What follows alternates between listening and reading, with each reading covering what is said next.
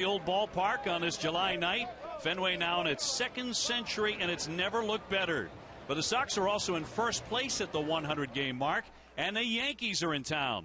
Boston leads the majors in offense right now, and behind Dustin Pedroia and David Ortiz, they have been scoring a ton of runs. They are counted, of course, by the Yankees all-star second baseman Robinson Cano.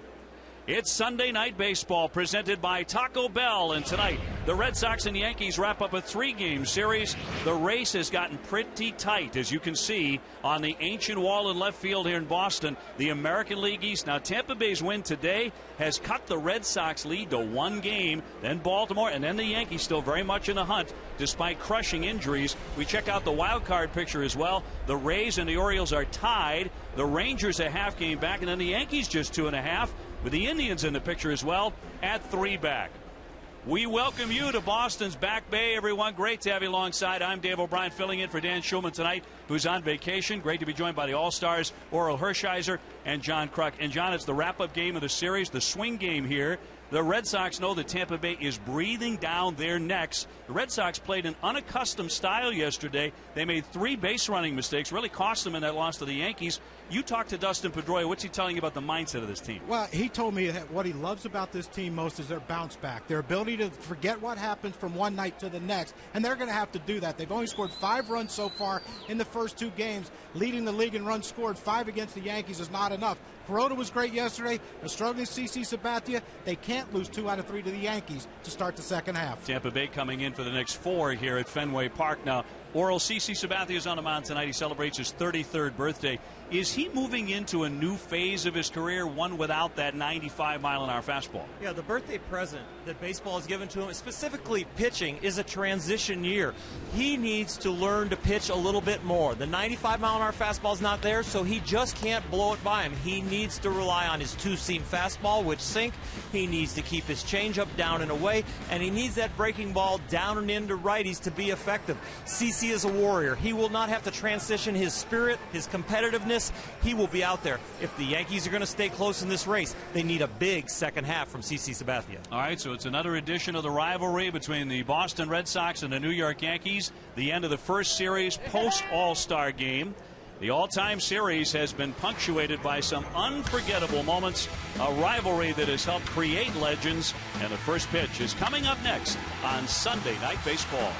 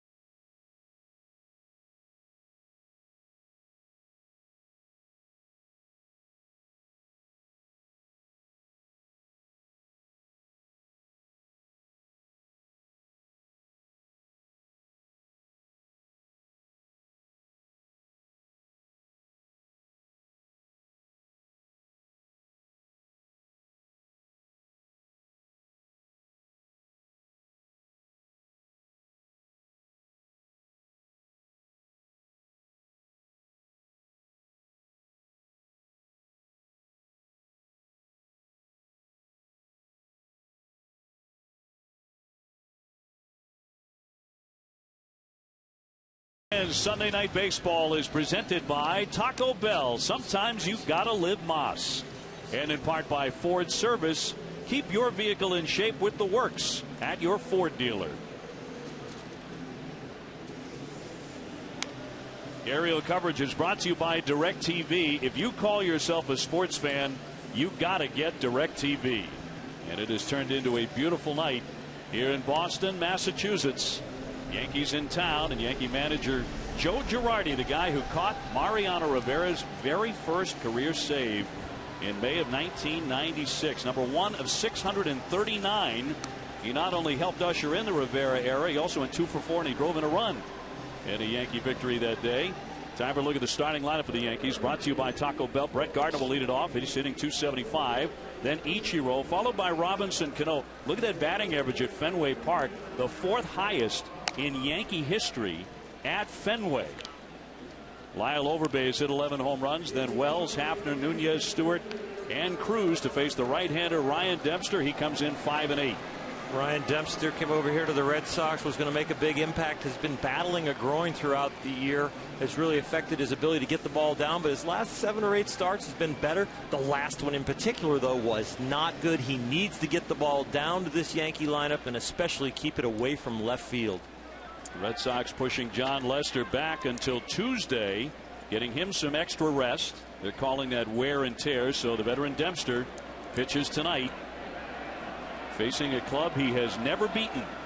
And we are set for the first pitch from Fenway. Gardner .275 with a little bit of power this season as well. He's hit 7 home runs. And ball 1 on Gardner. Ichiro on deck.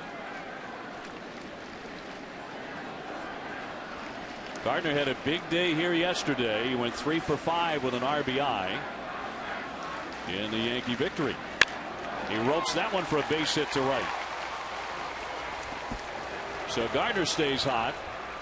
He's on quickly against Dempster, who is 0-5 lifetime against the Yankees with a 7.29 ERA. Well, and I think if you look at this lineup for the Yankees, what Joe Girardi's doing, he's stacking his lefties. But he's not only stacking his lefties, he's stacking his best hitters right now.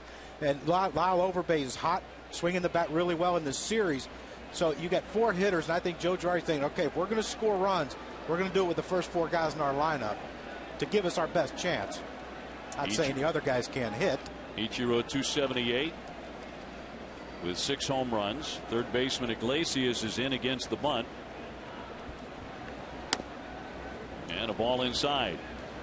You know, the running game is definitely in play here with Ichiro up and Gardner on first.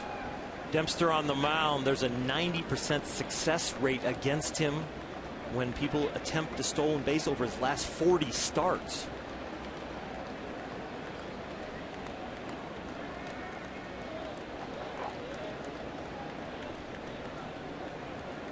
And the 1-0 from Dempster. Check swing and a roller foul. It was 72 degrees as we got started after a couple of brutally hot days. You sat in the stands. Yeah, I got a nice opportunity to talk to Dustin Pedroia yesterday in the stands with the lights on. Man, that was fun.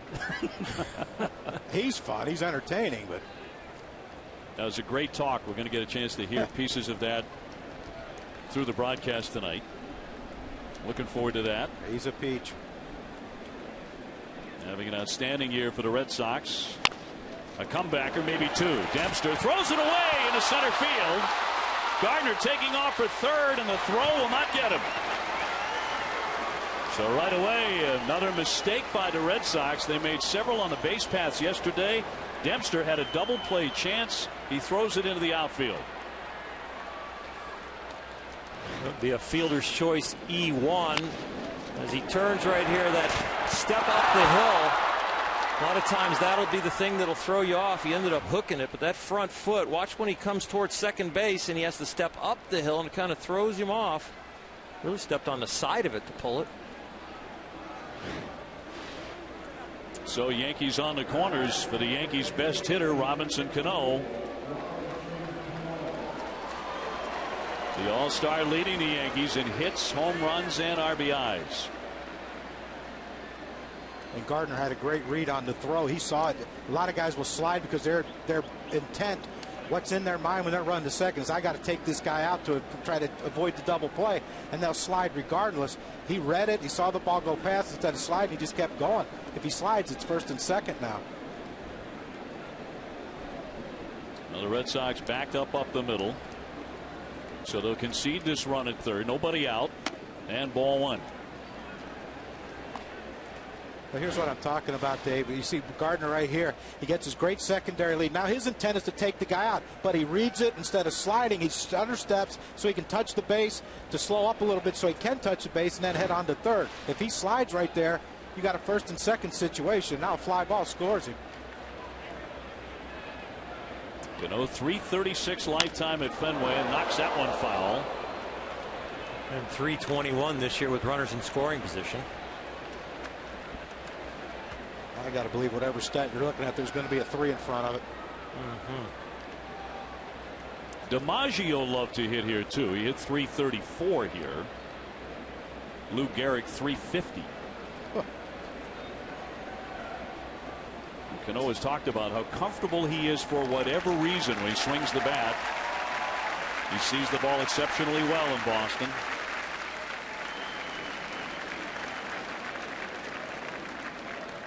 The 1-1, the runner at first breaking the pitch.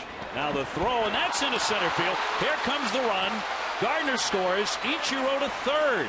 And the Red Sox are throwing it around early, and the Yankees benefit. They lead it 1-0. This is the way the Yankees have to play. They have to pressure. They're not that big home run hitting team like they have been the last few years. They have to put guys in motion, make things happen, and force the defense. And this is a play right here where Saltamaki comes up. He doesn't even look at third. My intent is to throw Ichiro out, but he lets it sail on him, and Drew couldn't get to it. Now you're in another situation where an out scores another run, scores a run. Throw almost nailing Ichiro. Well, good thing he's flexible. He's now at third, and popped up foul back out of play by Cano. So the Red Sox have committed their second error in the first inning.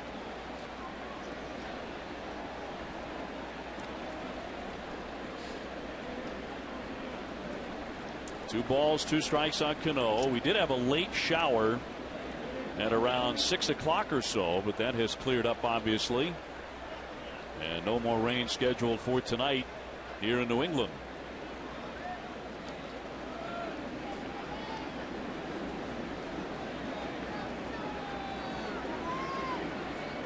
Dempster slowing everything down with a runner at third and high to make it 3-2 on Cano.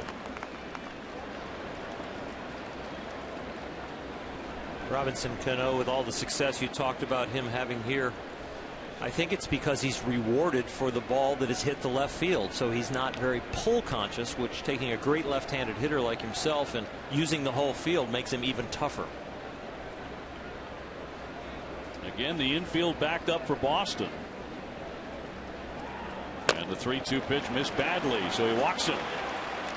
So Dempster has faced 3 Yankees. He still doesn't have anybody out. Here comes Lyle Overbay. The only other club that Dempster is winless against in his career is the Detroit Tigers.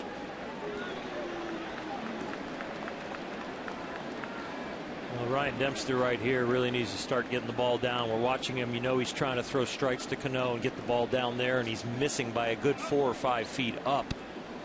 And with Overbay up there, doesn't run real well. He's looking for a double play just to start getting some outs here in the first inning. Of course, the Yankees often including the likes of Jeter and Teixeira and A-Rod. For Anderson, I mean,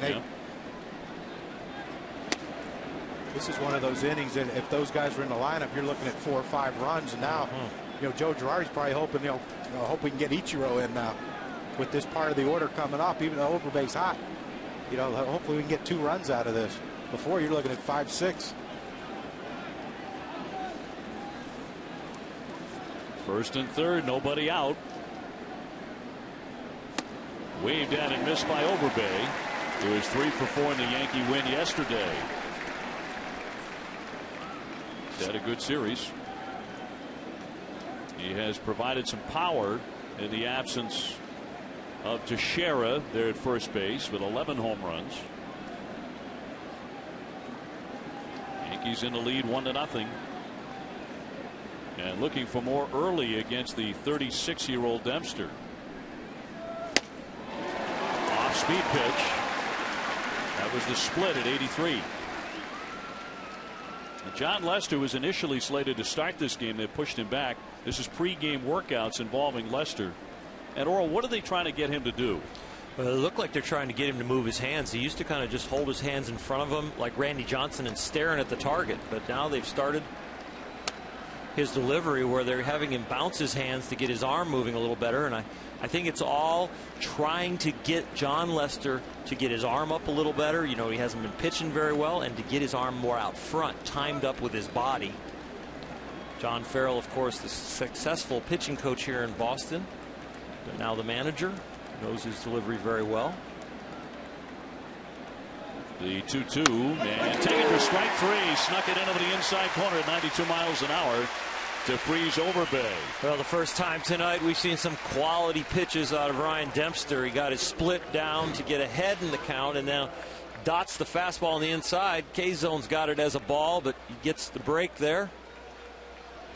Hit the target. Sometimes you get the borderline pitch there, John. Too close to take, though, with 2 strikes and runners in scoring position. That's, you got to be aggressive and know what's. Sometimes you have to know what's coming up behind you. And Vernon Wells been struggling, and Hafner's been struggling, so you might want to take a shot at that. Wells hitting just .239 as he gets in. 10 homers, 36 RBIs. With 2 men on and 1 man out here in the first inning.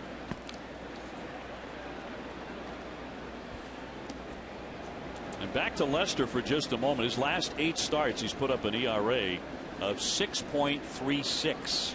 That's the concern over the left-handed ace in the Red Sox rotation.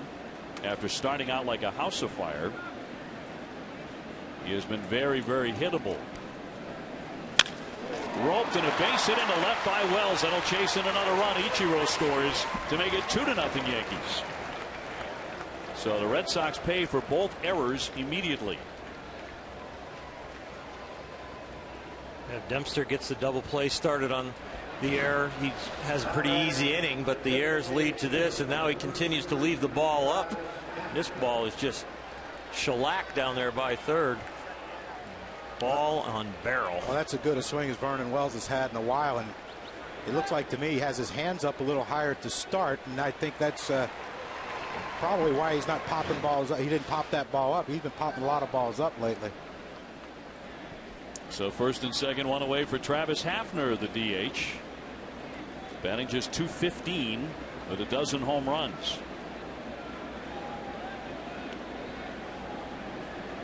The Yankees off to a great start here in the finale of this 3-game series. Right now 6 games behind the Red Sox in the division. Inside for ball 1. Hafner is in a 2 for 20 as he comes into play tonight. He's another fill-in Yankee who gave them some big early production, but very little lately.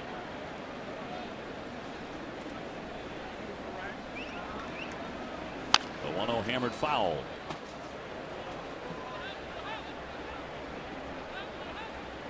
Yeah, I noticed watching the game yesterday, then watching that first swing of Travis Hafner. Looks like he's got that Walt Reniak whirlybird thing going. Charlie Lau and those those 2 hitting coaches who perfected that swing. Yesterday was the first I've ever seen him do it. He usually holds on with both hands until the swing's complete. 1-2.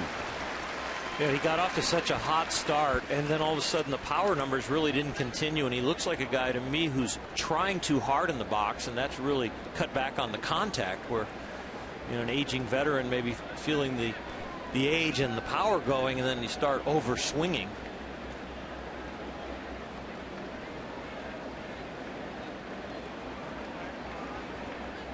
The 1-2.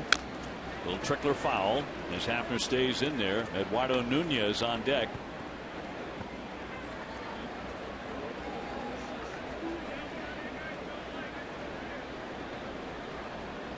Kind of a lengthy wait for CC Sabathia, but when they're scoring for you, you don't mind too much. Take a couple runs on your birthday.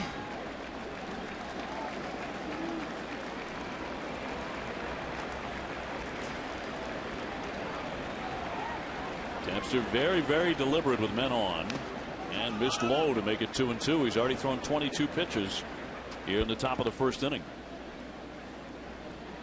I know Ryan Dempster is not hurt, but he does not look very explosive in the lower half. He has built himself an inning here with that pitch count at 22, but he has struggled with his groin throughout the year, and if there's anything wrong with your lower half, it's hard to throw strikes consistently and get the ball where you want to. He's had trouble with the home run ball. He's allowed 20. Bounce that one up there. The runners will hold. And 14 of those home runs, 14 of the 20, have come here at Fenway. Interesting situation here for Joe Girardi and the Yankees. 3-2. Hafner is a strikeout guy, but do you feel like he can make contact or be selective enough to take a pitch out of the zone for ball 4?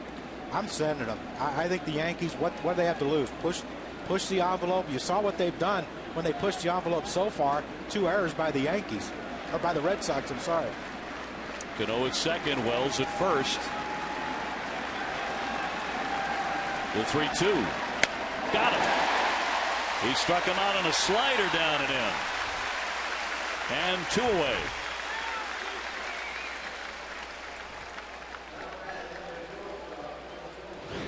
You watch one left-handed hitter get punched out on a fastball in, and then you come back with a slider 3-2 right there. So it's really a good pitch call by both Saltalamacchia and Dempster.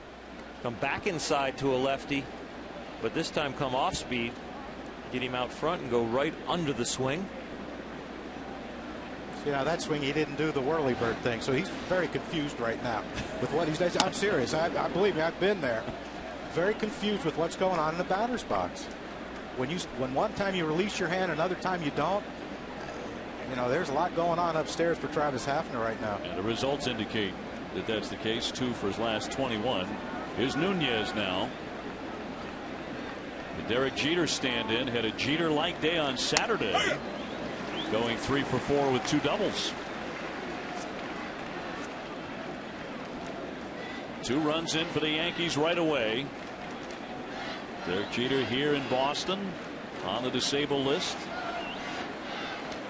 Trying to come back now from a rather mild thigh injury. 1-1. Saltalamacchia will keep the runners at bay.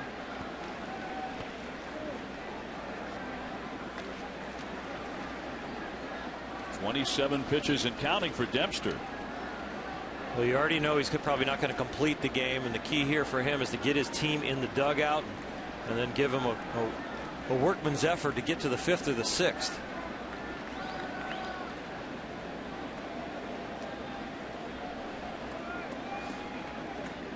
Of course, a huge series looming for the Red Sox, with Tampa Bay coming to town tomorrow. On the ground to second. Pedroia will have that and makes the play to first base to retire the side. But a rocky start for Boston. Dempster made one of the 2 errors committed by the Red Sox, and CC on his birthday has an early gift. 2-0 Yankees.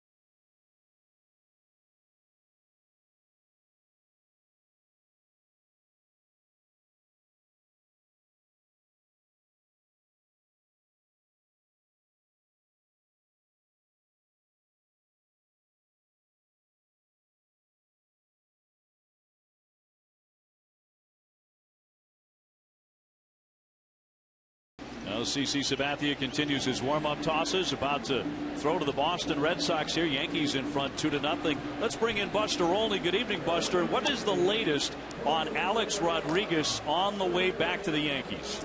Dave, the Yankees had thought that Alex Rodriguez was going to rejoin their lineup on Monday in Texas, but this evening, Rodriguez was diagnosed with a grade 1 quad strain. That's the exact same diagnosis that Derek Jeter got the other day. So Alex Rodriguez is not going to join the Yankees in Texas. He's going to go back to Tampa for some more rest and rehabilitation.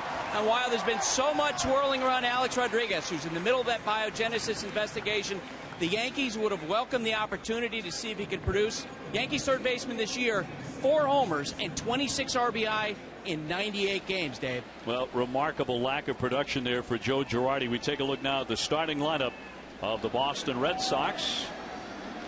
Jacoby Ellsbury will lead it off, then Shane Victorino and Dustin Pedroia. 1-2-3 against the Yankees. And Ellsbury's taking on the first one. He's hitting .305 with 4 homers, 34 runs batted in, and leading the majors with 36 stolen bases.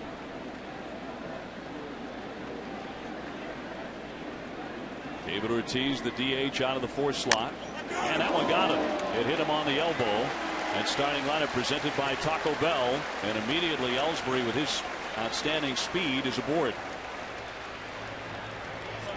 Well, this could be the same thing that the Yankees did to them in the first inning. Gardner gets on. You comebacker, force the issue with the speed. Ichiro steals a base. If Shane Victorino's healthy, that's what the Red Sox have in their arsenal with Jacoby when he gets on. CC 9-8.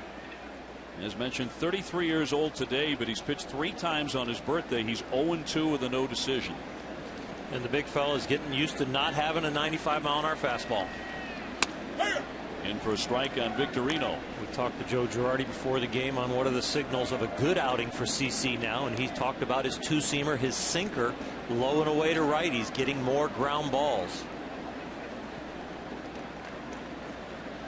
Victorino, when healthy, has given the Red Sox a lot of energy and outstanding defensive play in right field. And as you both know, it's among the toughest right fields to play in baseball.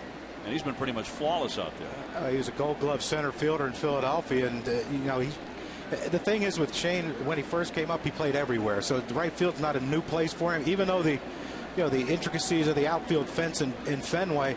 But he's a quick adapter and a good enough athlete. He'll figure it out. 0-2 fouled back. Well, one of the reasons he was a target for the Red Sox was his defense and how tough a defender he is in this right field. You almost need 2 center fielders, and that's what they definitely have when they have a healthy Victorino. You see the landscape out there. It's unbelievable how big it gets. You have to change your routes according to what portion of the fence you're running towards. Down he goes, swing and a miss for strike 3. So Sabathia puts him away. His first K tonight. Well, when a player comes off the DL, one of the first things you want to challenge him with is your breaking ball. This is not a good breaking ball, but it's really hard to simulate the big league experience and the big league breaking ball. If you watch CC, he's throwing a changeup right there, and that ball cut on him. Ended up looking like a slow, high slider.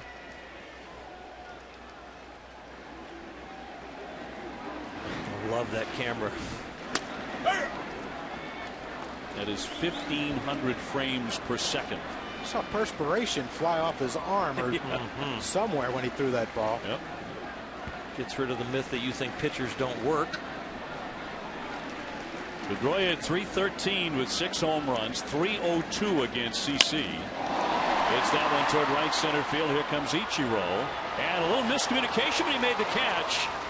Ellsbury back to first base. You saw the stutter step there. Ichiro must have thought Gardner was coming. Well, if the center fielder can get it, it's always the rule that he calls it, and you give in to the center fielder. The corner outfielders do, and it just seems like right there that there was some indecision. Gardner stopped on him, and Ichiro thought he was going to continue on. But again, like Oral said, basically 2 center fielders, a guy who can cover a ton of ground in Ichiro and Gardner. So Ichiro had the ability to make up for that miscommunication and make a catch. Like, yeah, he better get going. Make the play. Ichiro, one of the quietest big leaguers you'll ever see, too. You know, he doesn't do a lot of communicating with anybody. Here's Big Papi David Ortiz taking a strike, having a terrific year. 322, 19 homers, 65 runs batted in, but not much success against CC Sabathia. Just 212 his career average against the big left-hander. Fouled off his foot, and he yelped there. And a count 0-2 on Ortiz. Well, he's starting to move up the charts in a lot of those DH areas. All-time ranks now as a designated hitter. #1 in hits, homers, doubles, RBIs, runs, and slugging percentage. He's done an outstanding job continuing to produce. You know, people thought he was done 3-4 years ago. He made some adjustments. They thought maybe he's going to slow down even the last couple of years. No, he hasn't. Shift on here with Cano in short right. No bloopers in right field are going to drop, are they? Runner goes. Check swing and a foul. Ellsbury was off to the races. He'll have to return to first base.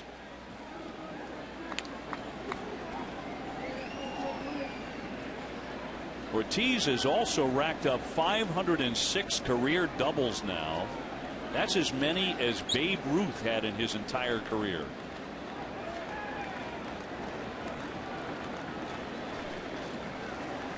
Red Sox looking for an extra base hit here, but Sabathia will throw to first base and chase back in Ellsbury.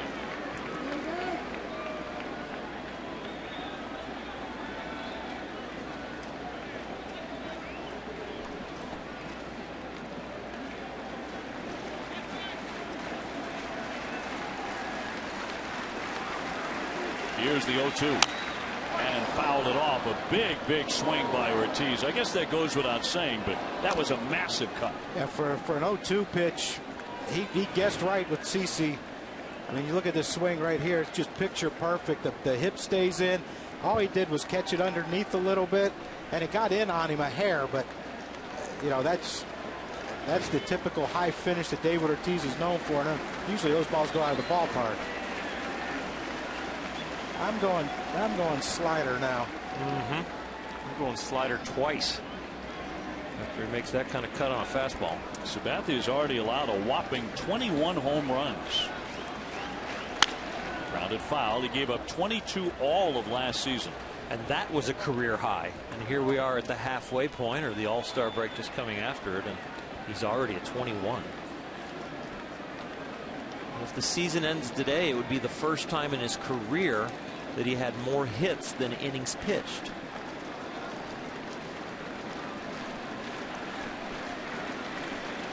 Two down, the man on. Yankees up by 2. Mike Napoli waiting on deck. So what you're trying to say is he's been pretty good for pretty long? He's been real good. He's thrown over 42,000 pitches since he debuted in 2001. Doing a good job with the running game. Runner takes off again. A chopper, and there's Cano backing up. An easy play for him to throw out Ortiz, and the side is retired. Sabathia hit the first batter he faced and got the next 3 in succession. Yankees on top 2-0.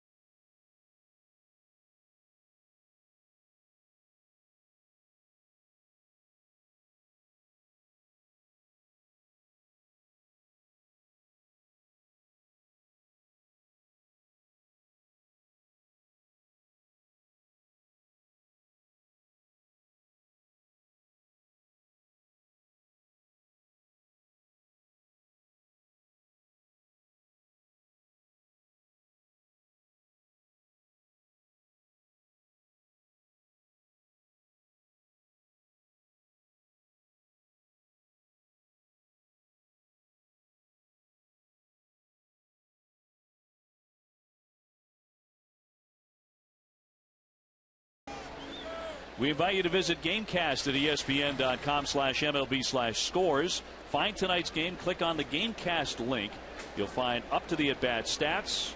Buster Olney is answering your Twitter questions. And John Kruk sits down with Dustin Pedroia. Terrific interview there. And you can chat about this game as well with the Yankees in front 2-0. Pedroia always a live wire, always moving, always on his toes, and very revealing in that interview exactly why he plays that way constantly. Do you want to give it away? Well, I probably shouldn't, but you know, you can see right here the little hop thing he does. I asked him about that. Gave me an answer I wasn't prepared for. Popped up foul. Napoli trying to range over, but off into the crowd off the bat of Chris Stewart. Yeah, he does this, but every single pitch he does it. He takes a couple steps in, and then the little hop right there. And when you hear the answer, you're going to find out it was something I never dreamt he would ever do. Yeah. It's another sport he played. Another sport he played. Won't say any more than that. As a youngster. But why he does this, as Stewart takes one off the outside. Chris Stewart made a sensational play yesterday going into the stands in the 8th inning on a Pedroia pop-up. Diving in to make a great play and then doubling up Daniel Nava, who took off for second base and was out. One of the better defensive plays you'll see from a catcher all season. Fantastic play, and Nava had that slight hesitation at first base before he took off running. That gave Stewart time to make a throw and catch and tag. 3-2, and he missed with it for ball 4, so Stewart is on. At the bottom of the 8th inning, runner at first base yesterday. Pedroia fouled one back. It looked like it was going to end up about 3 rows into the stands, but Stewart lunged into the seats. A spectacular catch here. Popped out of the stands and alertly caught Daniel Nava trying to advance for the double play, and that was with David Ortiz on deck. And that's the risky thing you take if you're trying to run. You got to know who's on deck. You better make sure you can make it. He did have the hesitation. The throw, though, from Stewart was a great throw. Skips off the grass, stayed low for Robinson Cano to just catch and wait for Nava to slide into it. Luis Cruz here hitting just .213, but he scored 3 runs yesterday. A rare big day for a Yankee third baseman, as Buster pointed out. It's been almost 2 months since a Yankee third baseman has hit a home run.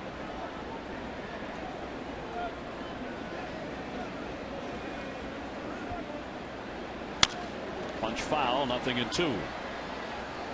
So light production, to put it mildly, from third baseman for the New York Yankees with A-Rod out. When you build a team, you think about power on the corners. Corner outfielders, corner infielders. The Yankees are getting zippo or very little at third. David Adams was the last man to hit one from third base for the Yankees on May 22nd. Another one fouled away by Cruz. Brett Gardner on deck. Well, when the team was built by Brian Cashman and the rest of the front office of the Yankees, there was plenty of power on the corners. Yeah, sure was. And in left. If Granderson was going to play left, move Gardner to center. There's plenty of power there, too. The 0-2. Little dribbler up the first base line. Napoli will lunge and get the out there. Down to second safely is Stewart. So it had the effect of a bunt. Cruz is out. Gardner coming up. Well, on Monday, July 15th, against the Reading Fighting Phils, A-Rod hit his first home run of his rehab assignment. After moving up to AAA, he homered again on Thursday night. He was scratched as a third baseman on Saturday, moved to DH. Then he had the MRI today revealing a grade 1 strain of his left quad. He'll return to Tampa for rest and treatment. So that saga continues. Yankees up 2-0, and here's Gardner, who started it in the first inning with a base hit. And then one of 2 Red Sox errors eventually brought him in, and that's in for strike 1.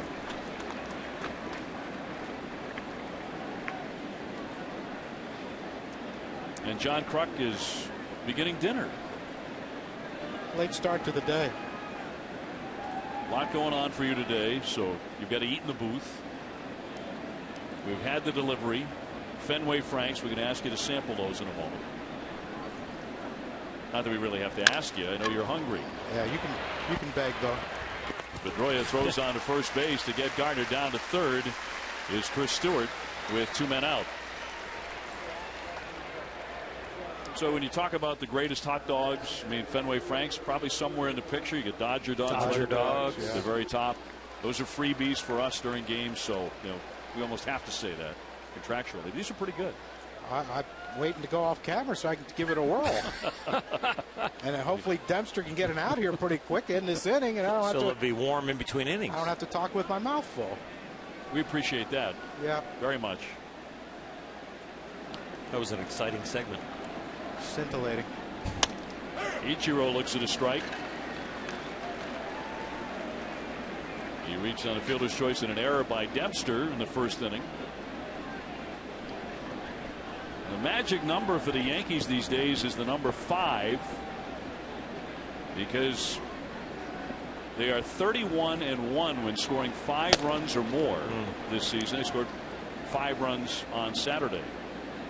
And that's a real indictment on their offense, because they haven't scored 5 runs very often, and 2 runs or less has been kind of the norm.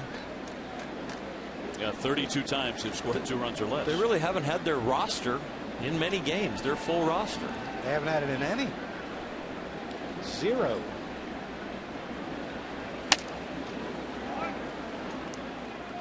Talking about those numbers, 5 runs or more for Joe Girardi's Yankees. Trying to get to that tonight because they simply don't lose except for one time when they score 5.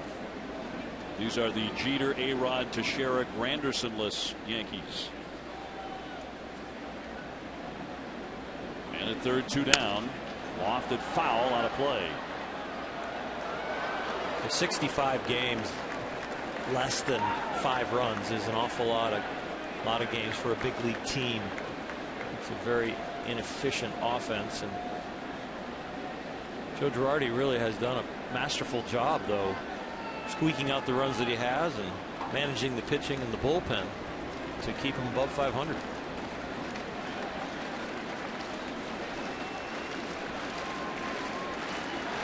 Two down and a 2-2, and another full count.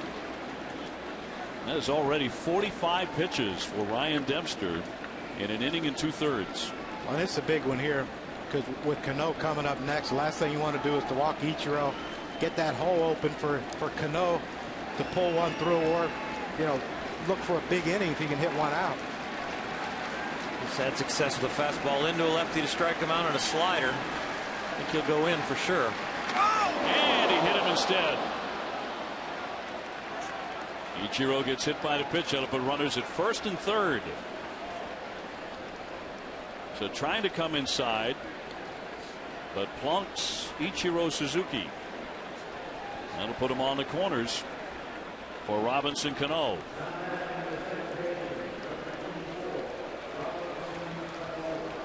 Cano took ball 4 in the first inning.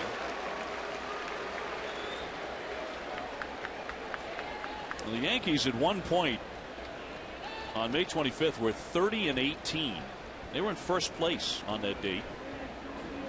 Look at their offensive woes, however. This is the biggest reason. Since then, they're 22-27. Yeah, I mean, when you see the lineups that Joe Girardi has to, dream up at night. He probably goes home every night thinking, oh my gosh, what can I do now? Today he decided, you know what, I'm going to stack my lefties and see if we can score with the first 4 or 5 guys in our lineup, first 4, and then Vernon Wells comes up with a big hit after Overbay struck out. But this is the way they have to play. Load them up against Dempster with the lefties and hope that it doesn't come down to a bullpen where they can bring in lefties to face all of them. Cano riding an 11-game hitting streak coming into tonight. Up the middle, make it 12 in a row, and another run is in. Stewart, who took ball 4, comes in to score. Ichiro, who is hit by a pitch, goes down to third. And Cano has driven in 68 runs. Well, Ryan Dempster is just feeling for it. He really can't execute pitch after pitch. He'll throw one quality pitch and come back with 2 pitches that are up or near the middle of the plate. Robinson Cano doesn't hit this all that hard. He just hits it away from the defense.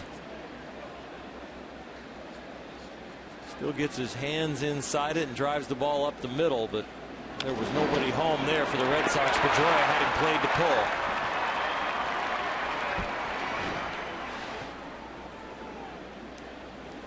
So Cano keeps the inning rolling here in front of Lyle Overbay, who struck out looking in the first. Yankees ahead 3-0.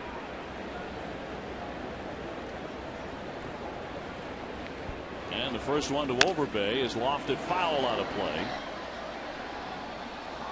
Well, we talked about the hop that Dustin Pedroia does, and a lot of times with the hop, you have to make a decision. You know, he's got the sign, okay, he's throwing a slider, he's throwing something slider. Look at his hop. He's hopping toward first base because he's anticipating Cano pulling that ball, and instead he hits it to where he vacated after he took the few hops toward first base. Oh, one pitch, another dribbler, this one back to Dempster, and that will retire the side. But the walk and the hit batsman did not help him, and the Yankees grab another run. Mike Napoli coming up for the Red Sox, down 3.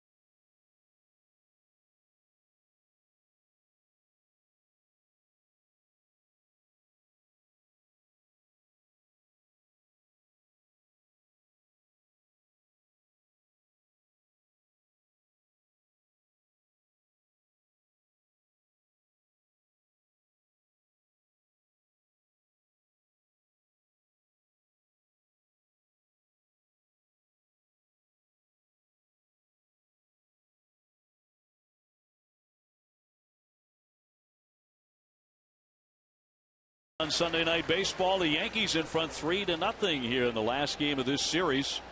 John Kruk, Oral Hershiser, Dave O'Brien, and Buster Olney with you. Red Sox lead has been cut to 1 game by surging Tampa Bay. The Rays won again today. And it's now 1 game in the East, and CC Sabathia chasing his 10th victory of the season, facing Mike Napoli here in the second. Yankees very much alive at 6 back. Baltimore right there, 3.5 out. Tampa, though, they're starting to get offense to go with all that great pitching they've had over the years. Will Myers has been hot. Fernando Rodney is back to himself now in midseason form. David Price is back from the DL with extra miles an hour on his fastball. You look at the teams. Baltimore looks like a complete team now with their starting pitching, or bullpen, and that great offense they have. Tampa's right there with them, though, as far as being a complete team. Boston's pitching staff's depleted. You know, because Buckholz, you don't know what's going to happen with him. He's getting a second opinion tomorrow. John Lester hasn't been pitching well. You know, they pushed his start back after the All-Star break. John Lackey is really throwing like an ace. He's just their best. Pitching in bad luck right now. And DeBron's been pretty good. He was pretty good in game 1. First game of this series.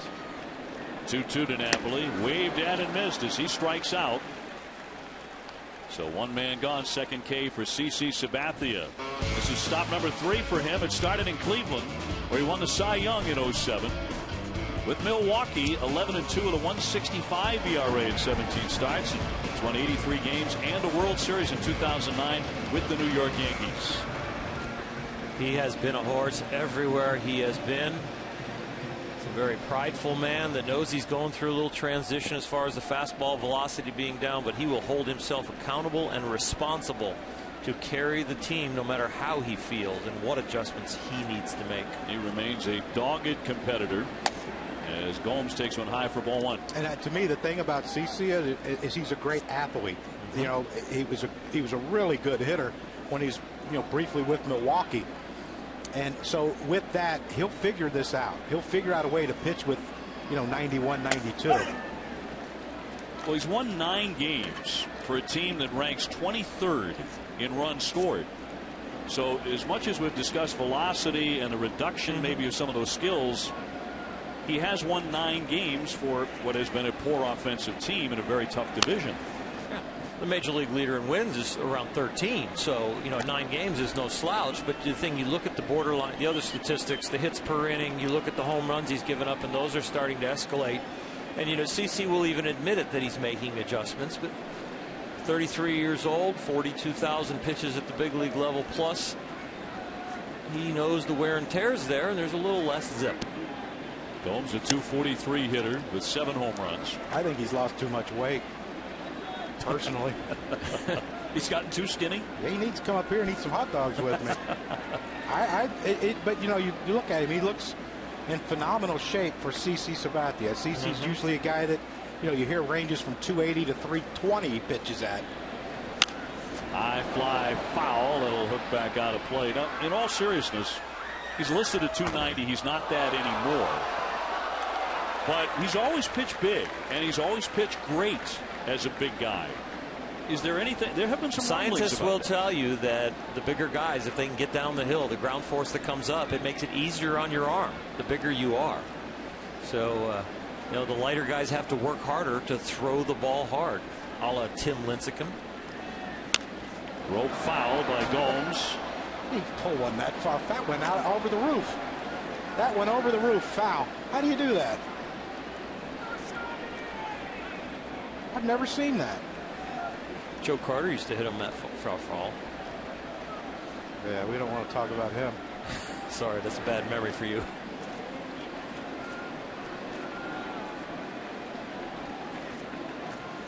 The 2-2 popped him up. Cano to center. Gardner coming behind him, but Cano will take it.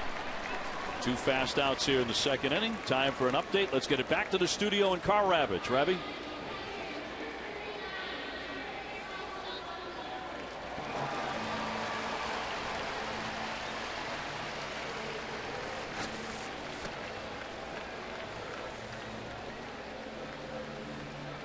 It's a downer when you see a Manny Machado highlight and it's not a double. Disappointing, really, Dave. 2 down. Here's Sabathia batting right-handed, the switch hitting catcher. Yankees ahead 3-0 early here at Fenway. He'll take a strike. Sabathia hitless in his last 4 games. He's 0 for his last 14. Salty thought that ball was down a little bit, if I got the right read on it.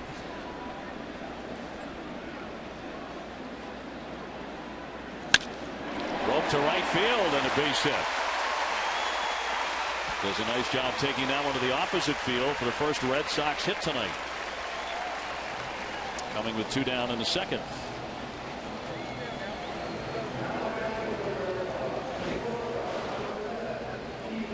Well, it looks like the 2-seamer by CC Sabathia trying to get that ball down, and Sabathia just went out and beat him on that pitch. It's a great piece of hit by Sabathia. After he argued the first pitch low and away that it was low, he went out there and covered that area and did a good job of it. Now, you saw the replay. You probably picked this up as he was throwing the pitch, but you just said 2-seamer on the base hit. How do you know that? He just saw the way it came out of his hand with spin. The kind of spin. Yeah, well, yeah, it had to be super slow-mo, though. I couldn't have seen it at home plate. Sabathia didn't see it. he just reacted to it. Could Ted Williams have known that was a two-seamer? Hey, he said he could. As opposed to a four-seamer? I'm gonna go with Ted Williams. If he says he can, he can. I never could. I never saw that little red dot unless I was absolutely taking a pitch, 3-0, whatever they, first, down a run or two in the ninth. So you consciously didn't read curveball, slider, two-seamer, four-seamer? All I read was out of his hand. If the ball went above his head when he released it, it was a breaking ball. When it didn't, it depended on how many pitches he had. That's why I had so much trouble with the split finger, because it never came out of the hand and went up. It always came out like a fastball, and that's why I struggled against Roger Craig's Giants all the time. Stephen Drew here, but a runner at first base and 2 men out. But on the replay, on the super slow-mo, you can identify that spin. Yeah, you can see it as a two-seam fastball. Yeah, I mean, you see right there. You see where the ball is. He's got his arm right on the two seams, and he releases it. And you see it now starting to tail away from Saltalamacchia. Yep. Cut on and missed by Drews, just coming back from the DL as of yesterday.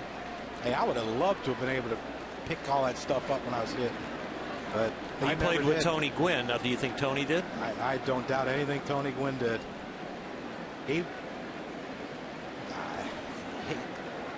He did tell me once he could see the spin off, the red dot or whatever on sliders. But there are hitters who have superior vision. You obviously had very, very good vision, but there are guys there are guys like Ted Williams who had that extraordinary, that fighter pilot kind of vision. And he might have saw it. The only time, like I said, the only time I saw it was when I was taking a pitch, and I just followed the ball the way in, and you can see it right at late. For me, it was late. But I couldn't see it. I couldn't have hit a slider. I've never hit a slider by seeing the dot. I just hit it because it was a bad one. 3-2, and he walked him. Couldn't get Drew to chase that. And the Red Sox have runners at first and second for the rookie, Jose Iglesias. So the Red Sox trying to build something. CC got the first 2 outs quickly on the strikeout on the pop-up. But now a base hit and a ball 4. Well, CC has got his mechanics tonight. He's repeating them pretty well, but not here. But he's been coming around a few pitches right there. It looks like, you see, the arm always follows through like that. Even if you're throwing a curveball, your arm always decels and turns in that direction. Pronate. Yes, sir. You got it right. I was afraid to drop that word on you. Let you do it. And for a strike on Iglesias. And the other way is supinate. Way to go. Iglesias 4 for 8 against Sabathia in a small sample. You walk in a guy, Stephen Drew, struggles against lefties, get to Iglesias, who's hitting 360, and this is where you ask for trouble. Hit hard, but foul off the barrier, and a noisy strike. Oh my goodness. That was close. Man, I tell you what, I wouldn't want anyone sitting down there I knew. Or get a glove. that ball's come up on you quick. It is a lyrical little bandbox of a ballpark, as John Updike once wrote. It's one of the few ballparks that'll ball down the line, the left field line, the shortstop comes out to get the carom. Yes. 2 strikes on Iglesias, who has cooled lately. 1 for his last 15. 2 on, 2 out.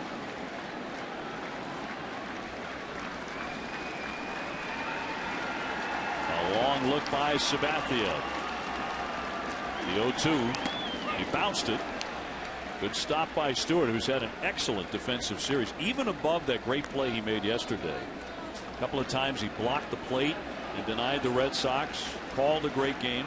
Went to the backstop to get a ball to throw to Kuroda to get it out on. Who was running? Karp was running. That's who right. got a bad secondary lead. Yep. Yeah, he was terrific. Very athletic behind the plate. 6'4". Well, you have to be. You got a guy like Kuroda who throws a lot of splits. You got a block ball. CC who bounces slider. Jammed in, a little pop-up, but foul, and no one will catch this one. Surprised Stewart didn't get to that one. He's had that kind of series.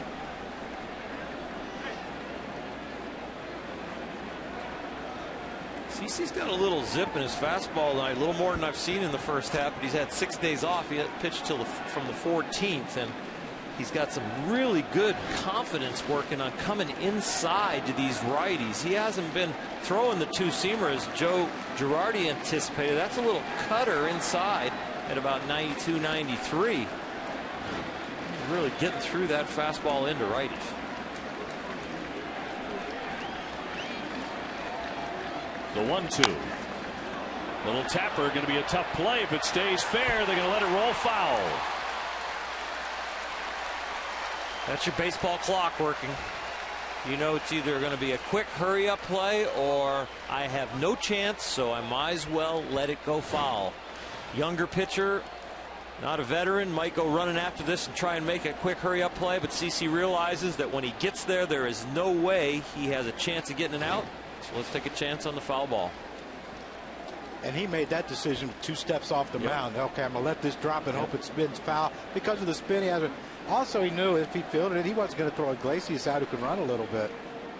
Iglesias has pounded out a lot of infield hits like that. That's how you hit 360. Leading All-American League rookies in batting average. Saltalamacchia at second, Drew at first. And a lefty's 1-2. Back to the mound, and Sabathia with it. Easy play for him, and the side is retired. He will strand 2. And after 2, it's still the Yankees in front here at Fenway, 3-0 on a Sunday night.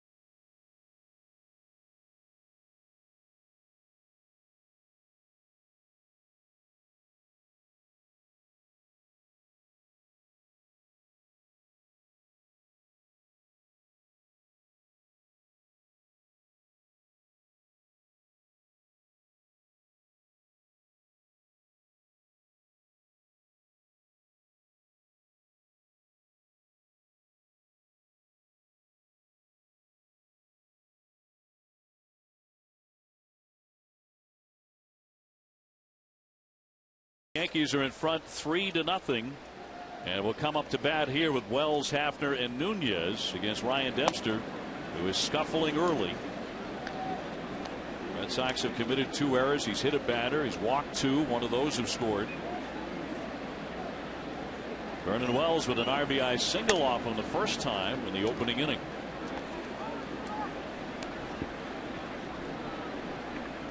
Well, Vernon's done something different, Davey. It looks like he's got his hands a little higher, a little closer to his body than he did the last couple games I've watched him play.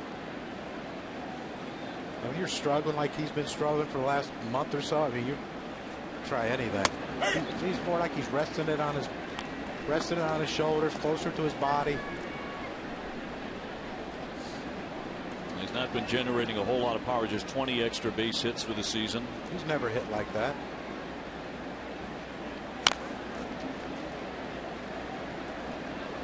He's never hit like that. Ryan Dempster has never pitched like this in a long time either. The glove waggle is gone.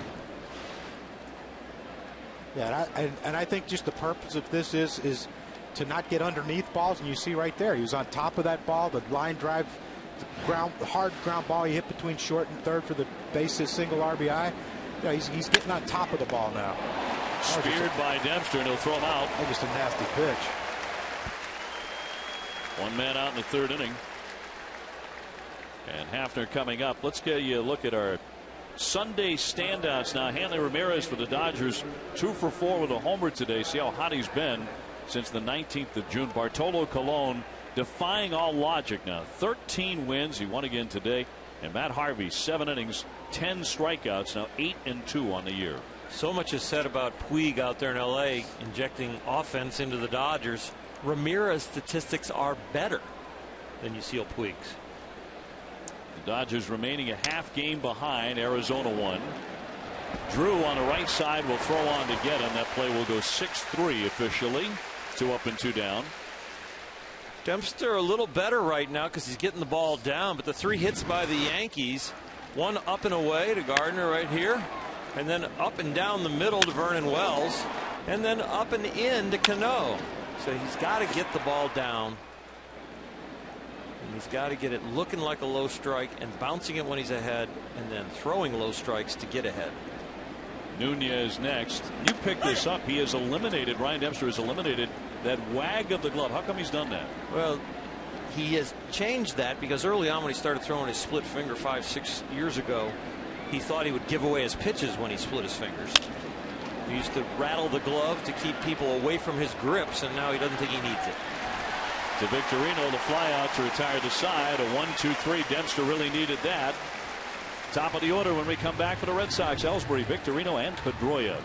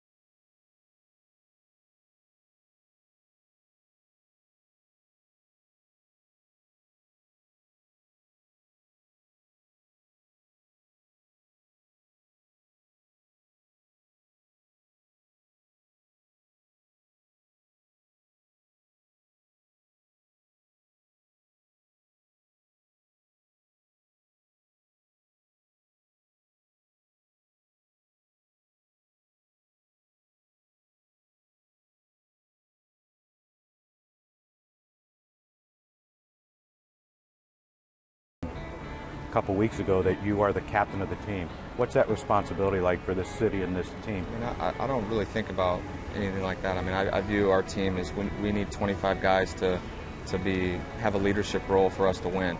I think our first thing when we walk in the door is we're focusing on winning the ball game, and that's what makes it fun. I mean, it seems like every night a different guy stepping up and getting a huge hit or making a play, and nobody wants to let anybody down around this city, and that's why it's been so special for us. Now Dustin Pedroia about to step up after a couple of hitters, and he talks about that responsibility. He's not been given a captaincy, but when John Farrell talks about him as the captain of the Red Sox, as Jeter is the captain of the Yankees, you got to figure if they re-sign him to this contract that they're talking about right now, that will happen. That'll be the next step. Yeah, it's no disrespect to David Ortiz and what he has meant to the Red Sox, but this is the guy they are going to build the Red Sox around. And Dustin Pedroia, he personifies what they want to be. The work ethic, the day in and day out taking ground balls out there, showing up early, busting his rear end every single play. Ellsbury hit by a pitch his first time, and he will take ball 1. And you heard when we were talking to John Farrell, he said, you know, when he comes ready to play when he shows up here at 12:30 for an 8 o'clock game. And, you know, that's a captain. That's a leader. A guy that's here, you know, when everyone else gets here, he's there to greet them. And hot smash, fair ball down the line. Down into the corner. Ellsbury taking off. Ichiro has to come in to get it. And Ellsbury will stop at second with a double. And that's how the third inning begins for the Red Sox, trailing by 3.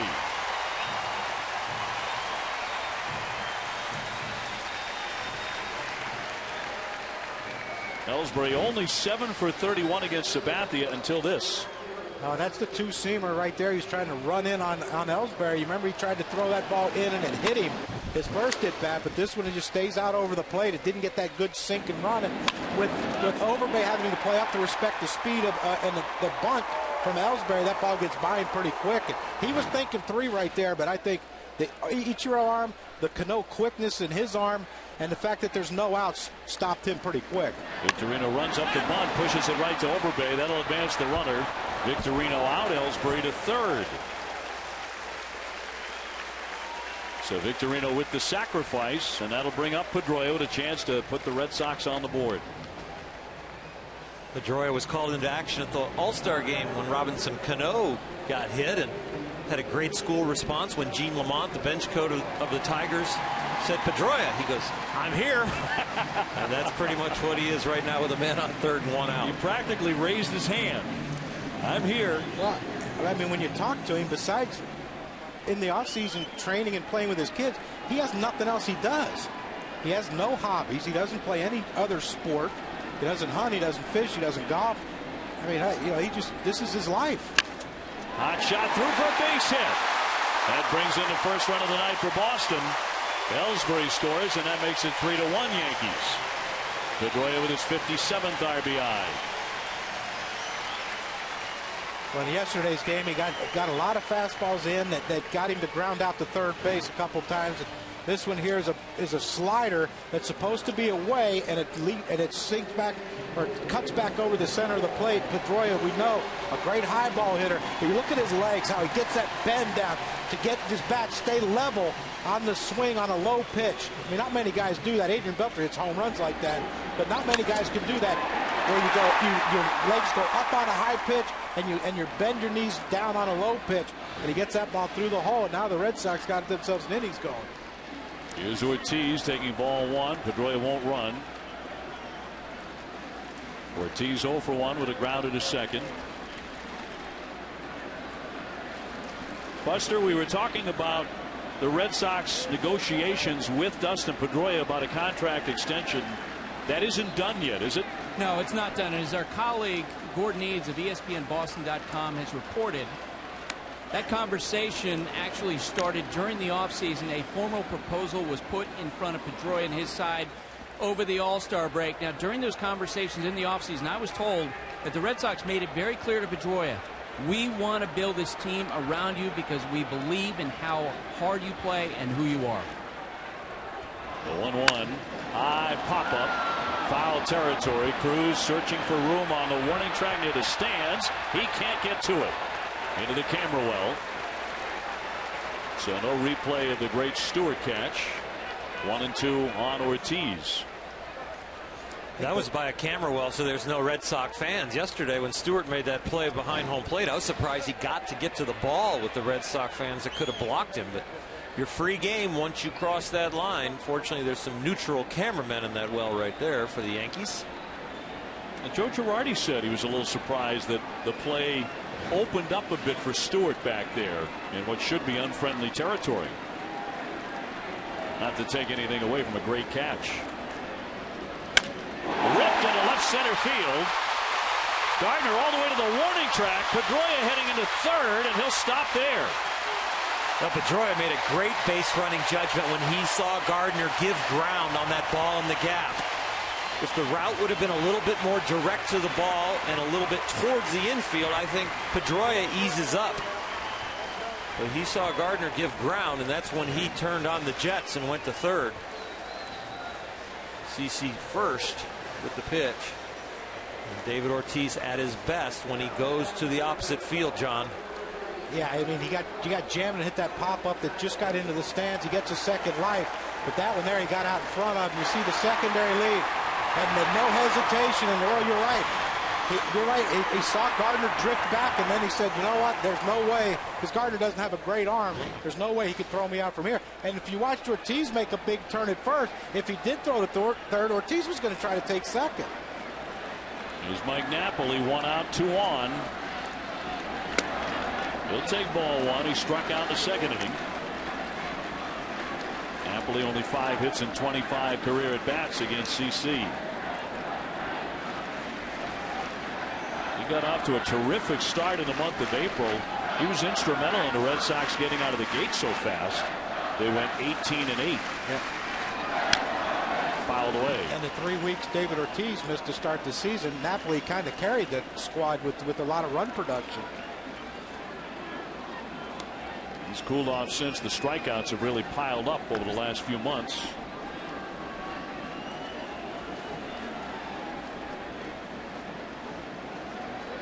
Pedroia at third, Ortiz at first, a run in for Boston. Red Sox have actually gone out in front in hits 4-3. Foul out of play to the right on a changeup.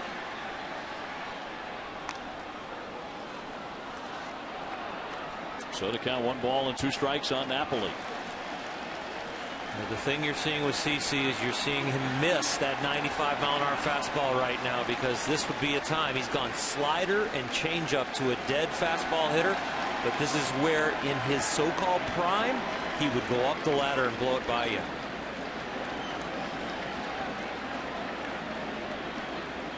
The 1-2. High deep drive. Forget about it. This one is gone.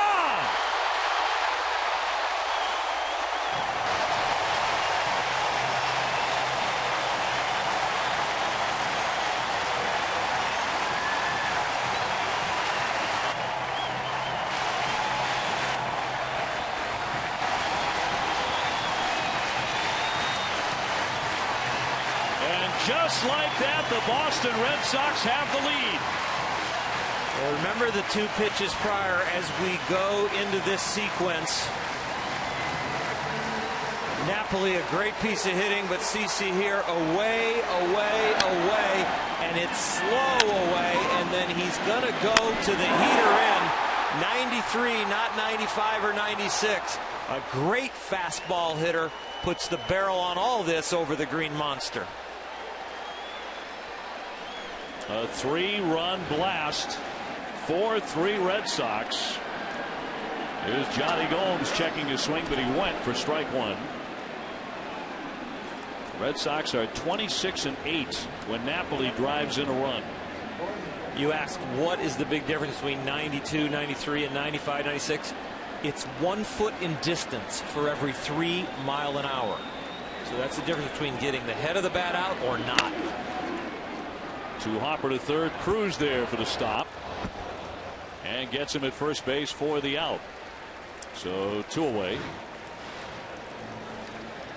Well, CC tried to get this 4-seamer in on Napoli, and to me, I think he wanted to get it in off the plate so he can go back away and try to get him to roll over for a double play. But it just stayed out over the plate just a little too much. Laurel, you said it. He's a dead fastball hitter, and you throw something a little bit up above the waist, he's going to take a whack at it. And he took a whack at that one and caught it perfectly. Oh, boy. That looked uncomfortable. Here's Saltalamacchia with 2 out. You know, one thing the guys do talk about on the Red Sox bench, of all the gamers, the baseball players, quote unquote, they brought in, is how quick the chemistry came together on this team, because they are all such like mind and cut of the same cloth. Coaching staff talks about how detail oriented this team is, and up and down the lineup, all through the dugout, they're constantly talking baseball moment to moment through the game.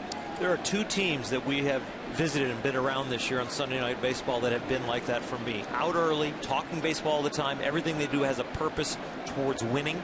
The Cardinals and the Red Sox. Cut on and missed for strike 3. So the side is retired, but Sabathia gets roughed up mainly by Mike Napoli. His 12th home run of the season. A fastball in, and he takes it out. A 3-run blast, and that lifts the Boston Red Sox into the lead, 4-3 after 3.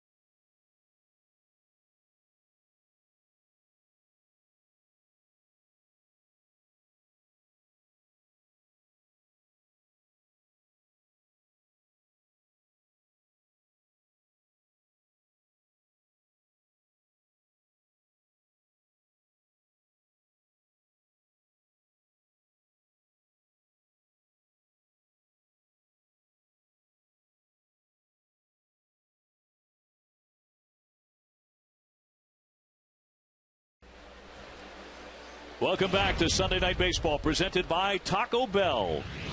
Very comfortable night here in Boston. The Red Sox feeling a lot better about themselves after 3 innings. They're now leading at 4-3. That one flipped to right field, coming on Victorino. He'll make the catch to put away Stewart on 1 pitch, 1 man out. Big League Baseball keeps rolling on ESPN. Monday at 7, the Yankees continue the road trip there in Arlington to square off against the Rangers. Then Wednesday at 7, the Rays travel here to Fenway to take on the Red Sox. And finally Sunday at 8, it's the Cardinals going south to take on the Braves. All games on ESPN, also live on Watch ESPN. Terrific schedule coming up this week. That's in for a strike on Luis Cruz, 0 for 1 tonight.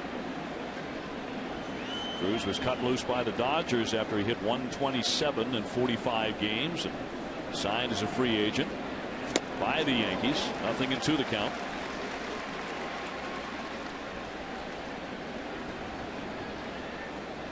Get the feeling Dempster is beginning to get rolling here. He has retired 5 in a row. And he strikes him out. Foul tipped into the mitt. Make it 6 straight. 2 fast outs here in the 4th. Aerial coverage is brought to you by DirecTV. And if you call yourself a sports fan, you got to get DirecTV. Terrific aerial shots tonight above Boston's back bay. Crucky, did you ever play here? You get a game in here? 3 games. Over. Did not get a hit here. Well, that's when I was going to plan on retiring after I got a hit and walk off the field like some of my White Sox teammates, but I just couldn't get one here. Outsmarted myself. Brett Gardner has 1 tonight. He's 1 for 2. I just thought since I was a natural opposite field hitter that they were going to try to jam me, so I pulled off everything and hit probably 10 grounders to the second baseman and then 1 back to the pitcher. That's how you go over, Dave. Ichiro on deck. Did the wall get you? Because it's right up in your grill there. Yeah, I just thought it would be so easy to hit one off that wall because that was my natural stroke. But then, you know, when my brain gets in the way, it's a complete mess. I swore they got to pitch me in because they know I can hit that wall. I couldn't hit that wall in BP after the swings I took in here. So not fun memories. Line the other way for a base hit. So Gardner's hit the ball hard twice tonight. He's on again with 2 out in the 4th inning. See, now this is how you do it. I should have learned from Brett Gardner. Of course, he probably wasn't born when I was here, but when you look at the perfect swing, the barrel comes through, the backhand lags a little bit late in the zone, and then just flips it out to left field for that patented Tony Gwynn single. And if I'm Gardner early, I'm stealing early.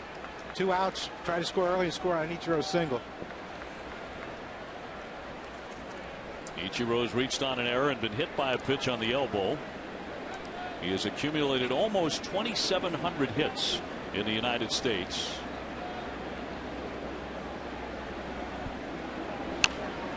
Fouled away.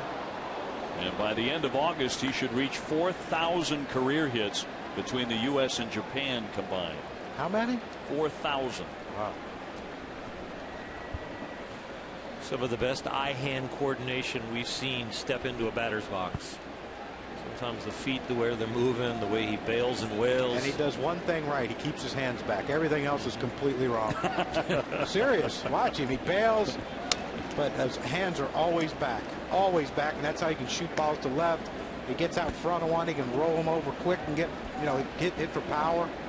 But everything else is wrong. He drifts. He bails. But he hits. He's got 9 million hits. So how do you fault that? You wouldn't teach it, Dave.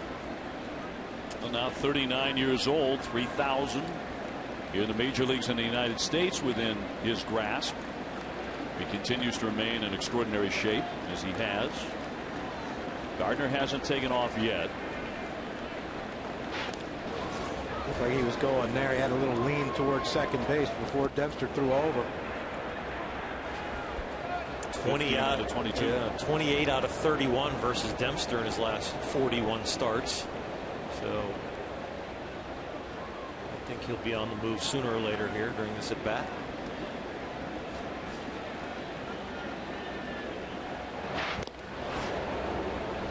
And as a hitter with 2 outs and you have a speedster on first base, you'd like for him to go early. That way you can still work the count. With 2 strikes, you know, then you're up there just trying to protect and battle. With 1 strike, you got a chance.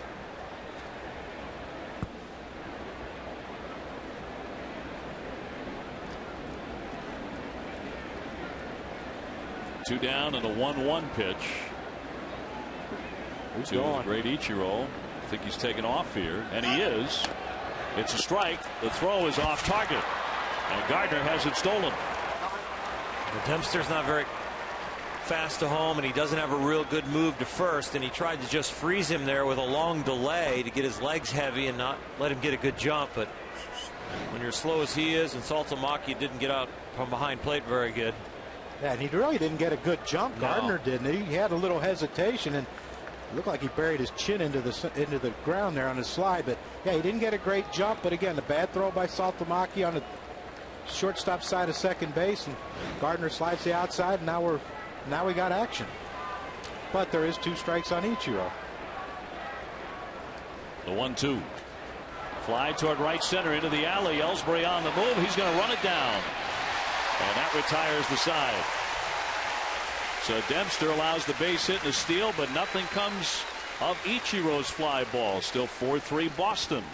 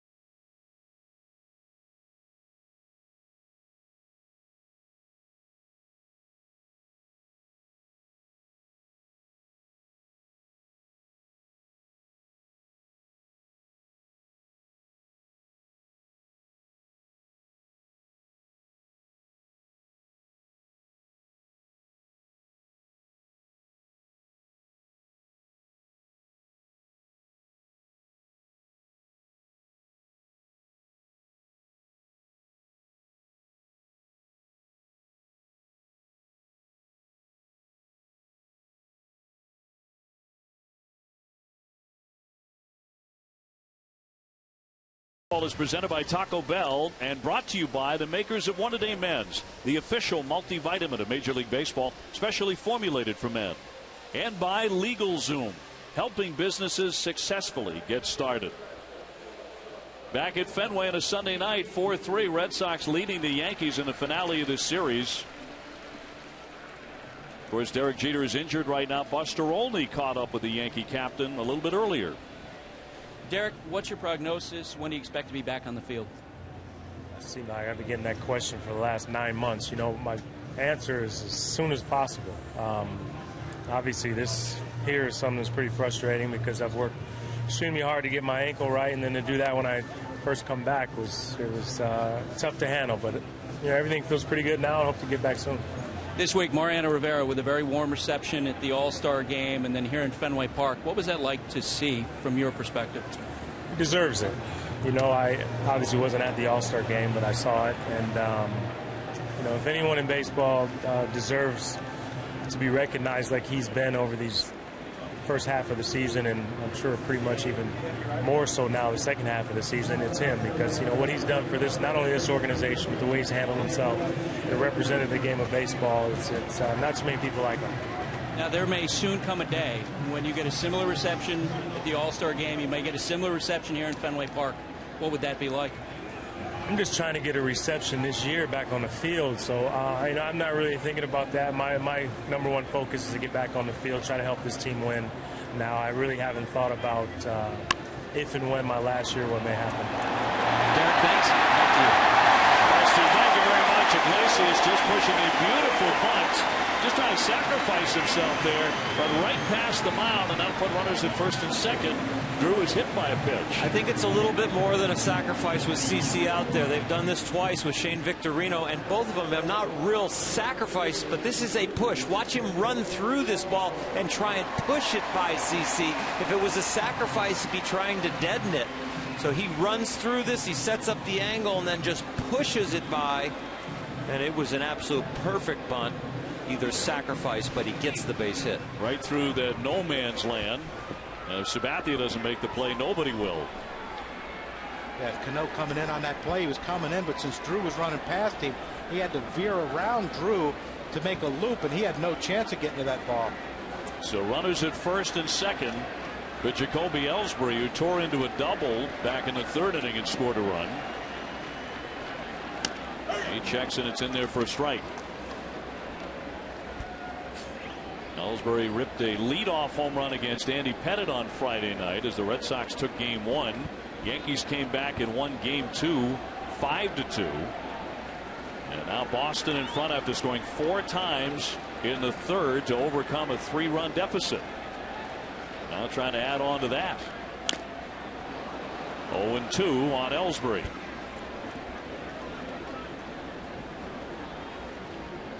Ellsbury with his 4th home run the other night off of Andy Pettitte. A no-doubter to right field. Yeah, that was just looked like a fastball that just didn't do anything but stay flat in the zone. Those are usually pretty good to hit. His first home run off a lefty since September 27th of 2011.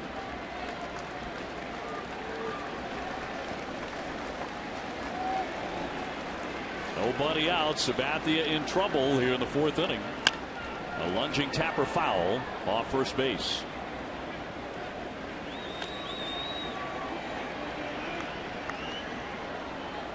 Well, the Red Sox leading baseball in many offensive categories, most notably runs scored, but also plate appearances with men in scoring position. Number 1 over Detroit and Cincinnati.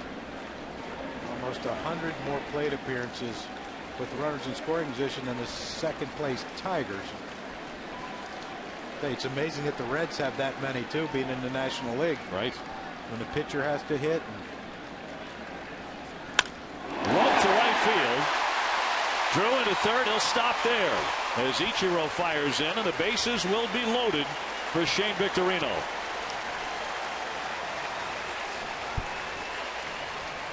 Ellsbury really has his swing in great order, has his 2nd hit tonight. Yeah, and Jacoby Ellsbury is basically a pull hitter, and CC Sabathia is playing right into that. hit him with the first time up, hit him with a pitch, and then he throws a ball in, he hits a double, and then it's another pitch that looks like he wanted to get it in. It stayed out over the plate, and he hits his ball. You know, for Red Sox fans, he hit it too hard. And with the Ichiro arm, you're not going to send Drew from second base, but this is setting up to be what looks like it could be a big inning. Now the bullpen's going to start getting active here for the Yankees. That is Preston Claiborne starting to throw. CC Sabathia started this game like he was going to get on a roll, looked well rested, the fastball looked crisp, but they have him on the ropes now. He has been up, and he hasn't been hitting his spots with his slider to get it down. Dempster took 50 pitches to get the first 6 outs, and then only 18 to get the next 6 outs. He's the one that looks like he's in control now for the Red Sox. Victorino 0 for 1 with a sacrifice bunt. He looks at a strike. Shane recently became the state of Hawaii's all-time Major League RBI leader. Something he's very proud of, and well, he should be. He hails from Maui, and naturally he spent his all-star break in Alaska. High chop over third, down the line. Another run is in. Drew scores. Here comes Iglesias. He scores. 2 runs home. Victorino with a high bounder. Cruz didn't even move at third. It was so high over his head. He had no play, and the Red Sox lead it 6-3.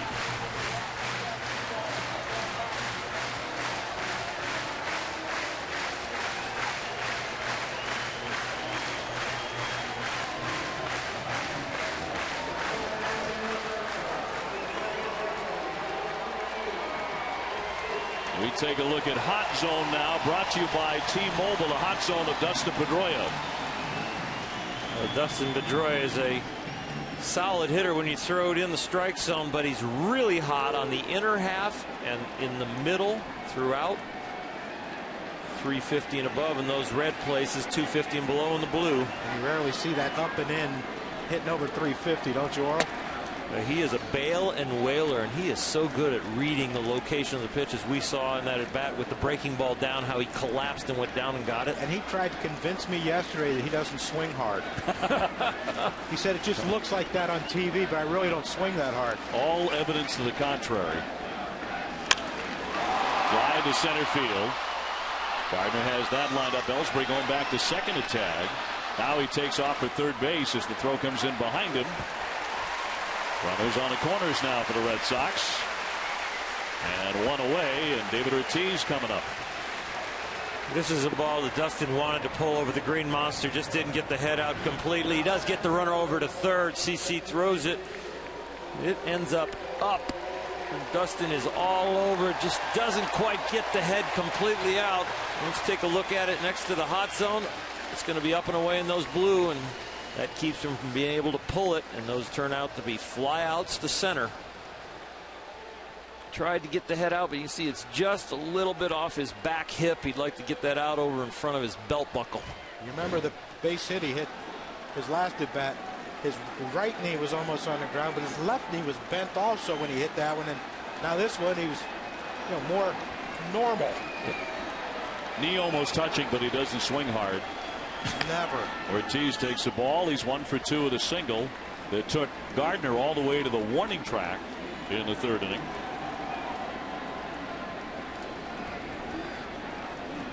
Sabathia has been hit hard the last 2 innings. He's allowed 7 hits in the last 2 frames. Popped up in foul territory. Cruz has room to make the play, and he's got it for the second out. So 2 down for Mike Napoli, who has launched a 3-run homer tonight. Red Sox in front 6-3. ESPN's groundbreaking 9 for 9 series continues on Tuesday with the inspirational yet tragic story of world-class free diver Audrey Mestre, whose attempt at a world record dive led to an untimely death. 9 for 9, no limits, Tuesday at 8 on ESPN, also live on Watch ESPN.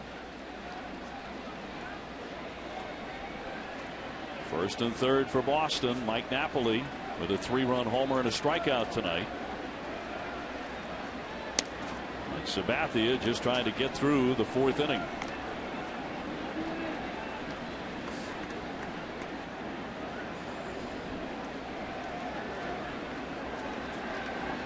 The inning started by Sabathia drilling Stephen Drew, and then Iglesias had the bunt hit.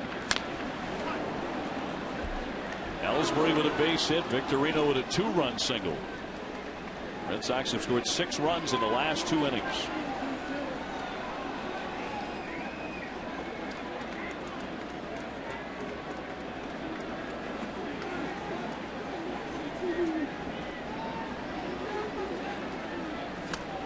Ellsbury at third, Victorino at first, so excellent speed out there for Boston, and that'll be low for a ball. 2-1.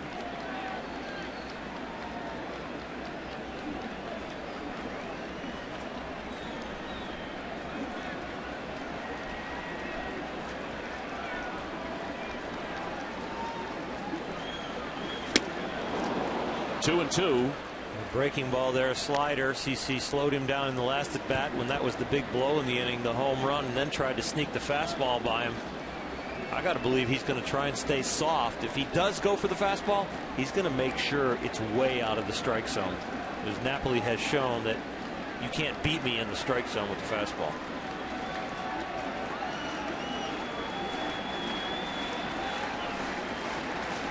The 2-2. Victorino runs. It's low, and a fake toss by Stewart. Stolen base for Victorino, and did not generate a throw. So now a base hit means 2 more runs for Boston. If you're Napoli and you hit a home run on a fastball and you're in a 3-2 count with the first base open, I got to sit off speed if I'm the hitter, because if I'm the pitcher, I'm not giving in with a fastball right here to this guy. I think he's going to go slider for CC is the best pitch, make it look like a strike, and go down and under a swing. Got him. He struck him out with that slider. 127th strikeout for Napoli. That's tied for the American League lead. But the Red Sox get 2. Shane Victorino driving it a pair with a high bounder over Cruz's head at third. And the Red Sox now have a comfortable 6-3 lead after 4.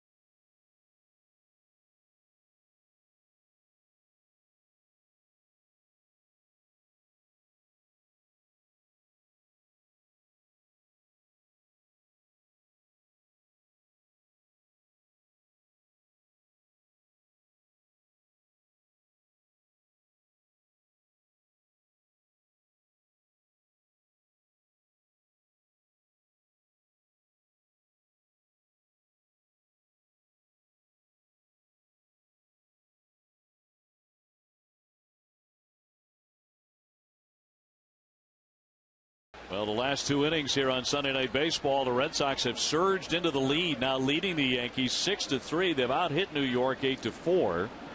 The big blow, the 3-run homer by Mike Napoli. So now the big overshift as Robinson Cano climbs in. He has walked and singled in a run for the Yankees tonight.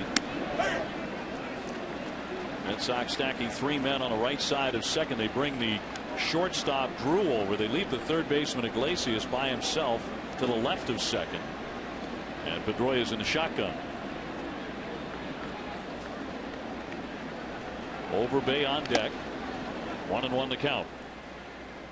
So Dempster has settled in here. He's retired 7 out of the last 8. At 36 years old, the 5th oldest pitcher in the American League. Maybe it took him a little time to get loose, get some timing. He's been much better the last couple innings, keeping the ball down.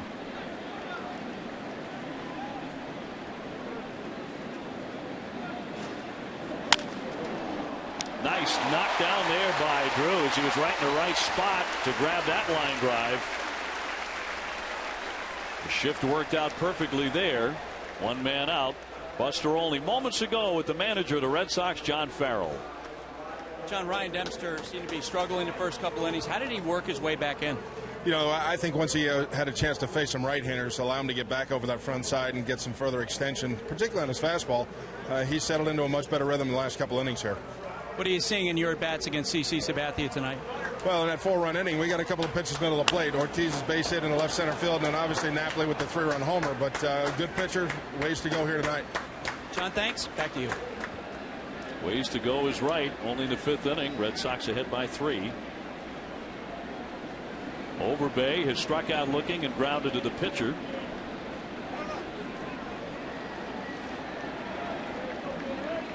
At one point, Overbay was a big run producer in his days with Toronto. 2006 with the Blue Jays, he hit 22 homers. He drove in 92 runs. Flies that one harmlessly to right center field. And Ellsbury puts that away. 2 down.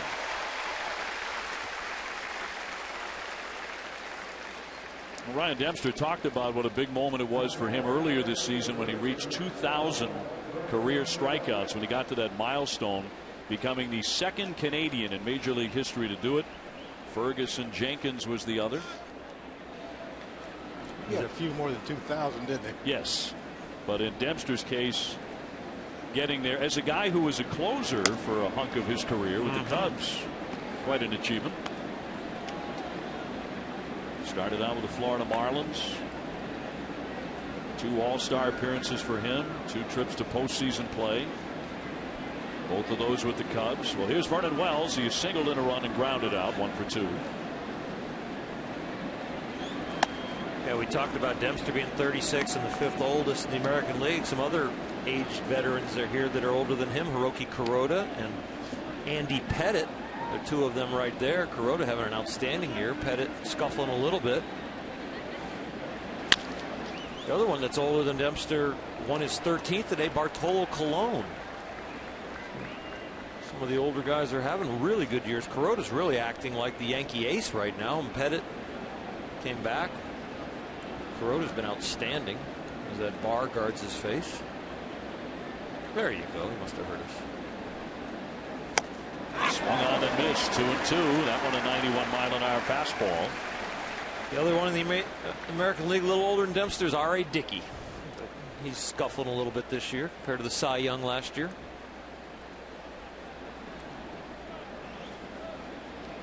Dempster, a talented magician and mimic as well. He might be the funniest guy in the Red Sox clubhouse. Yeah, Pedroia said that without question. He might be one of the funniest guys in the big leagues. He is. Hey, you should see Michael Kadire do some card tricks, though. He's fantastic. It's amazing the things he can do. 2-2. Bounce to the plate. Had a great showing in the All-Star and the Home Run Derby. Kadire did. Won by Yoenis Cespedes, who did something I had never seen before.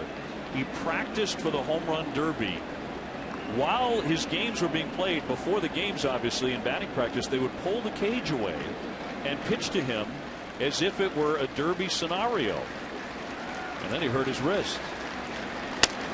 outside, and Wells is on with ball 4. And it comes with 2 men out here in the 5th inning. They make Sunday extra special by going out to the ballpark. Go to MLB.com/Sunday to find special ticket offers. MLB.TV is celebrating 11 years. You can watch every out-of-market regular season game live on your favorite supported mobile and connected devices with MLB.TV Premium. Visit MLB.TV for details.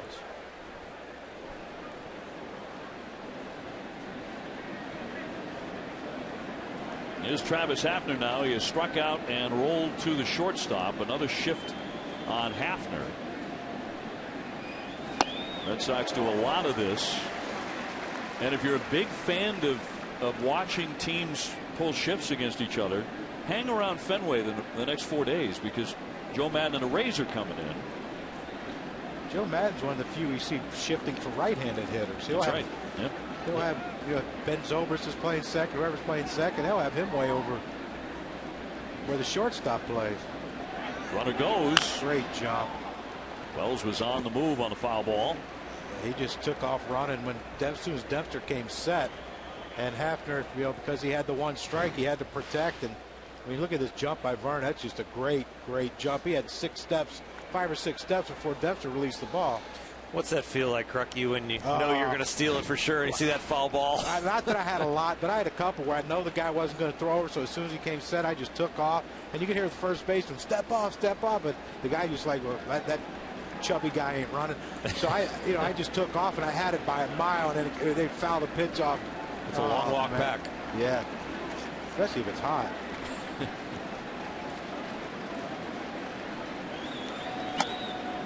1-2 on Hafner,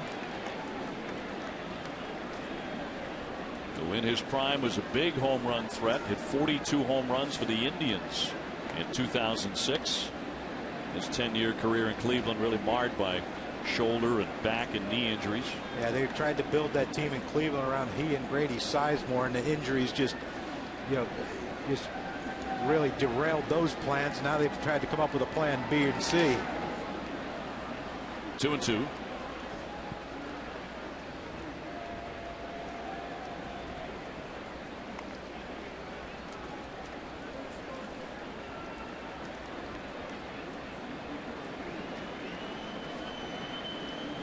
Hafner drove in 100 runs 4 times with Cleveland, and was one of the premier sluggers in the American League for several years. So far this season, 12 home runs for the Yankees.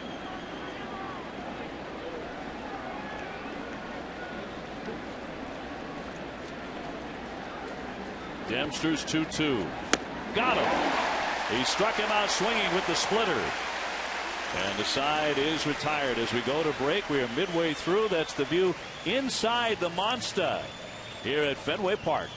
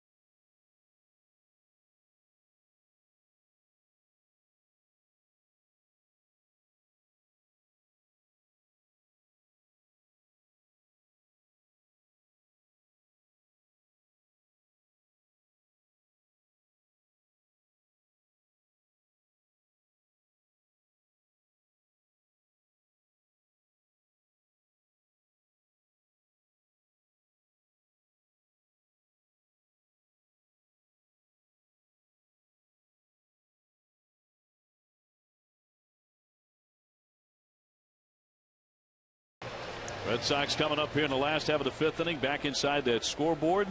A lot of autographs behind that wall. Many famous celebrities and ball players. All right, thanks to the scoreboard operator Christian to give us a look inside and then back toward the diamond. Ancient scoreboard there at Fenway Park, still hand operated. Johnny Gomes has popped up and grounded out. He is 0 for 2. He's really become the heart and soul guy in the Red Sox clubhouse. Johnny was quite eloquent with his comments following the incident here in Boston, of course, the marathon bombing, and a role that the ball club could play in healing the city.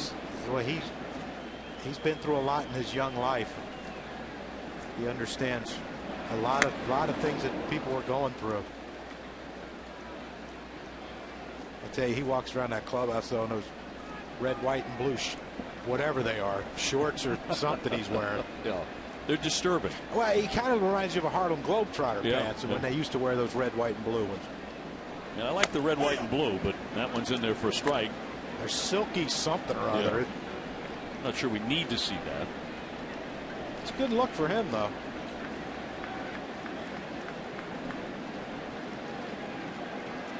It was his idea to hang the Red Sox jersey in their dugout with the 617, the Boston local area code on it. And he has twice won games with last swing home runs this season. You can see it back there, the 617. He had some great walk-off moments. The one was the punt to the helmet. Yes. The second one was the fake punt. Everyone looked up and he tucked and ran into him. He said, you never know what kind of defense you're going to encounter. And here goes another one. This one way back and into the light standard. Wow.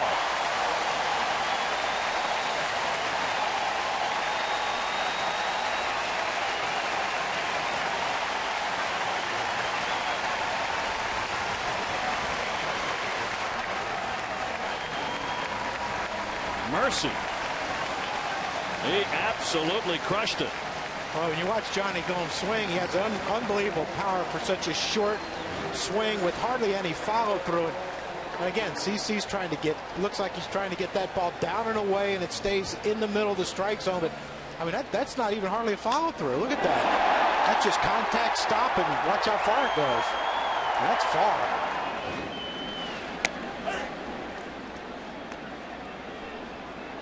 Yikes. Tell you what, they can score quick, can't they? Red Sox have scored 7 runs in the last 3 innings against Sabathia.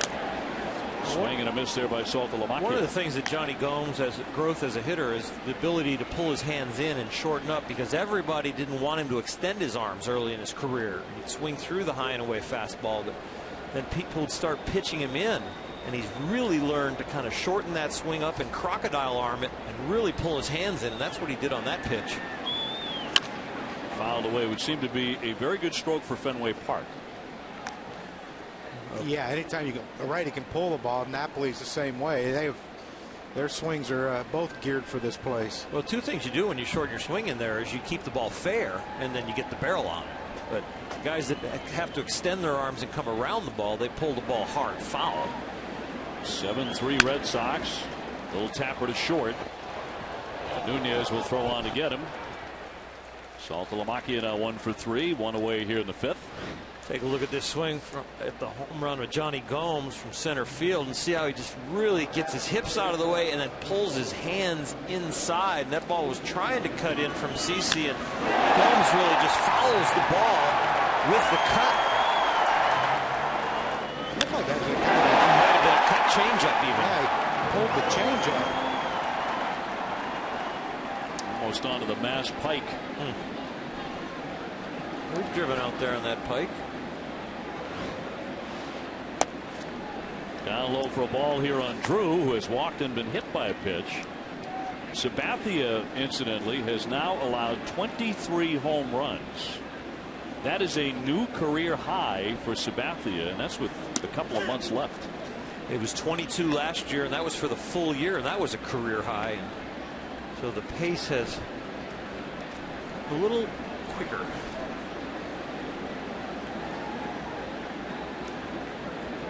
Only 1 man out. And pop foul out of play by Drew. J.D. Drew's brother, and he wears the number that J.D. wore here with the Red Sox at number 7.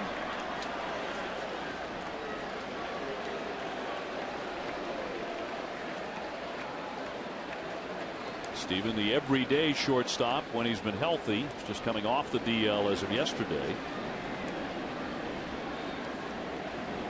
Hitting .231. And rolls over that one foul. Now the Red Sox with a chance to be at the end of the night 60-40 and delighted to be where they are in the 100th game of the season. They have buried their disastrous 2012 season. It was a team that was 11.5 games out after 100 games. Cut on and missed, and Stephen Drew strikes out, 2 away. What a tremendous job the organization has done putting that behind them. You know, you would think that you'd talk about a rebuilding year, manager coming in from Toronto and John Farrell. They had the trade for the new acquisitions for the clubhouse to change the chemistry, the pitching that was really shambles last year. And you think, okay, they got to give them a mulligan for a year to get it together, but it took them not even a half a season. And they brought in the right people. They brought in the right position players. They brought in those same guys, right guys in this clubhouse. And they needed it, because you heard all the stories about all the things in the past about the Red Sox. The clubhouse is divisive, and 2011, and the whole eating chicken thing, and all that junk that people were talking about. Now they have ball players. They have guys that their sole focus is to come in here and try to find a way to beat you. And that's what they've been doing.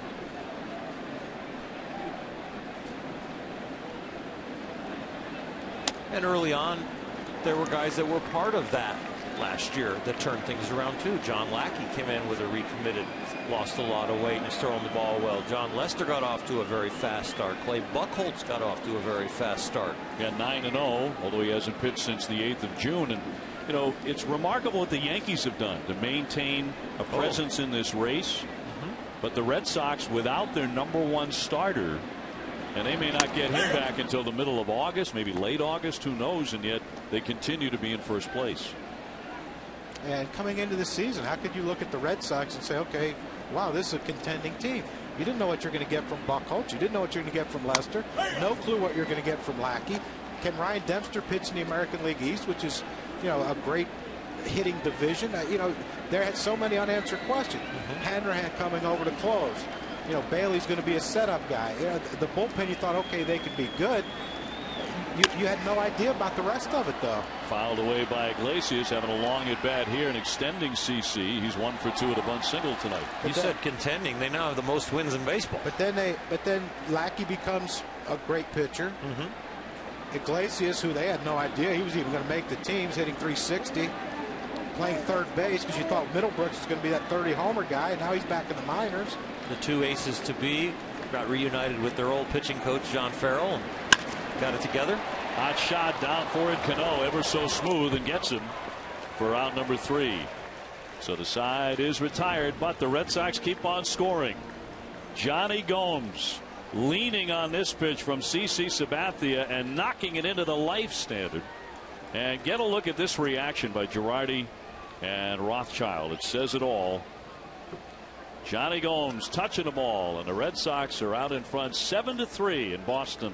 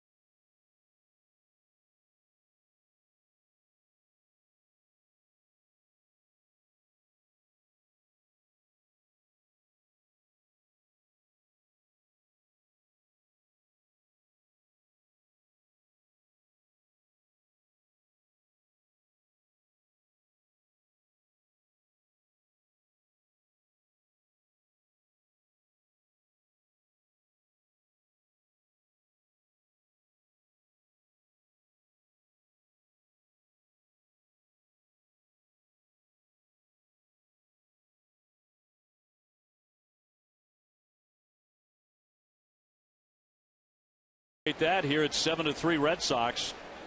As we give you a look at the standings now, at the moment, as Dempster goes to work and delivers low ball one on Nunez.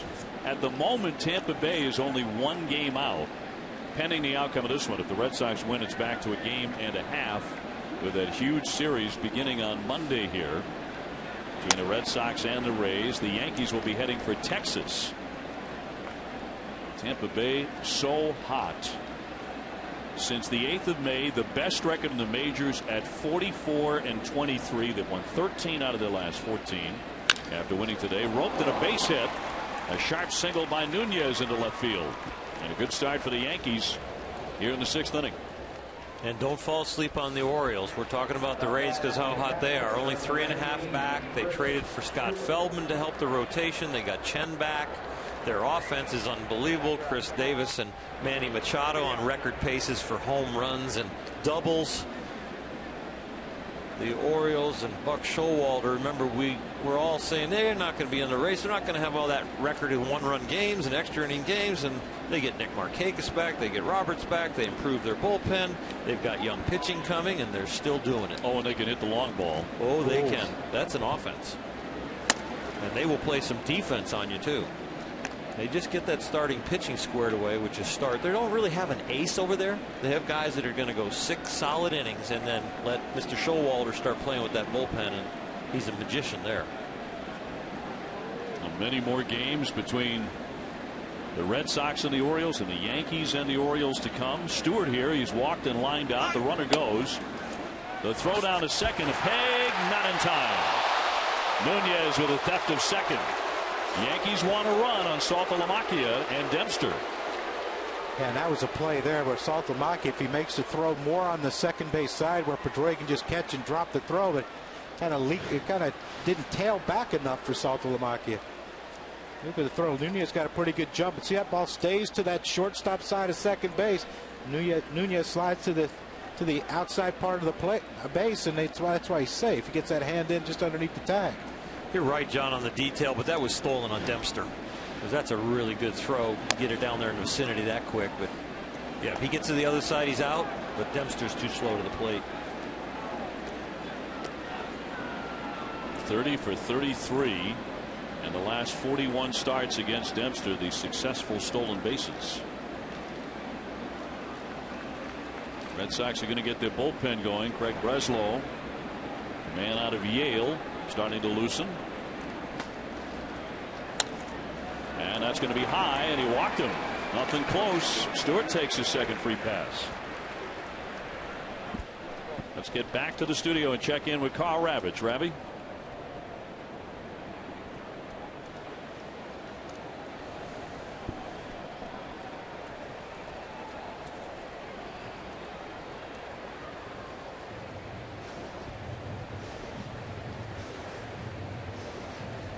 Now Jim Johnson there. So a nice win for Baltimore. They knock off Texas here tonight. Orioles now 56-43, and they've won 4 consecutive games. Interesting, it's not Jim Johnson, but I don't know the workload the last few days for Johnson. Buck Showalter might have just been giving him a day off. Dempster's workload, he's at 92 pitches, 53 for strikes. And when runners get on base, it slows down dramatically. As runners at first and second now for the 9-hitter Cruz, who has gone 0 for 2.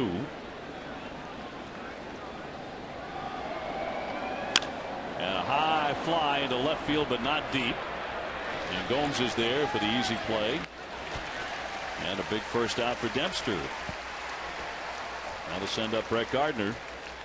Let's bring in Buster Olney now. Buster, we've talked about Clay Buchholz. We've talked about John Lester, who was supposed to start tonight. He's moved back to Tuesday. What are you hearing and what are you thinking about what the Red Sox might do for the trade deadline?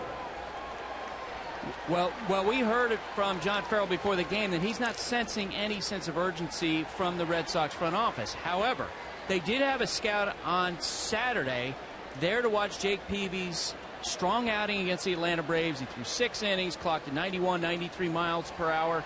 He's certainly someone who's available. He has a contract through next year at $14.5 million.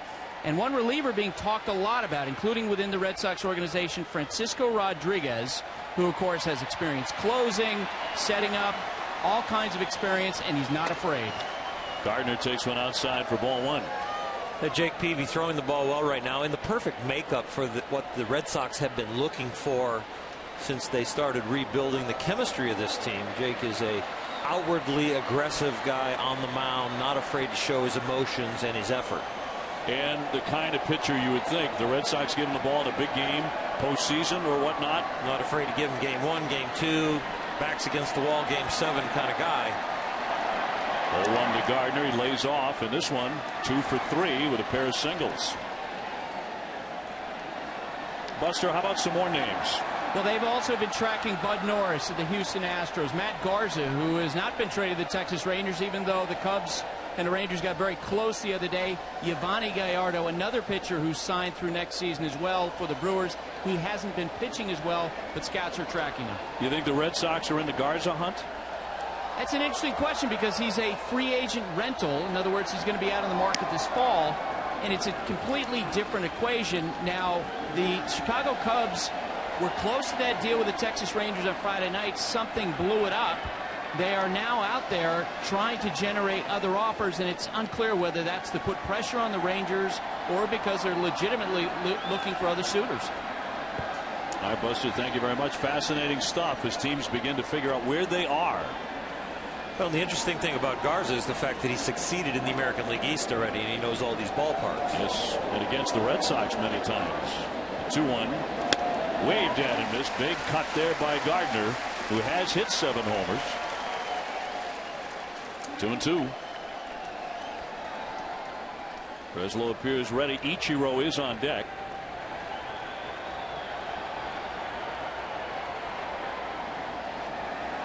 And then Cano to follow. First and second, one away. Whatever you've got left in the tank, if you're Ryan Dempster, you got to empty it. You're not trying to get to the end of the game. 97 pitches in a jam. You empty the tank right here and then give it to the bullpen. The 2-2 to right field. That's going to find a home down on the grass. Here comes a run. Nunez is in to score. That'll make it 7-4. Third hit of the ball game for Gardner. That's his second straight night of 3 hits for the Yankees. And here comes Farrell. And the night is done for Dempster. So he allows his second hit in the inning. He also walked a man. And Ryan Dempster will get the hook here. He pitches into the 6th inning. And Dempster is one of those guys, those character guys they brought in to remake their clubhouse. And he is in line for victory here tonight. Breslow coming out of the bullpen to take on Ichiro. We'll take the break as well and return to Fenway in a moment.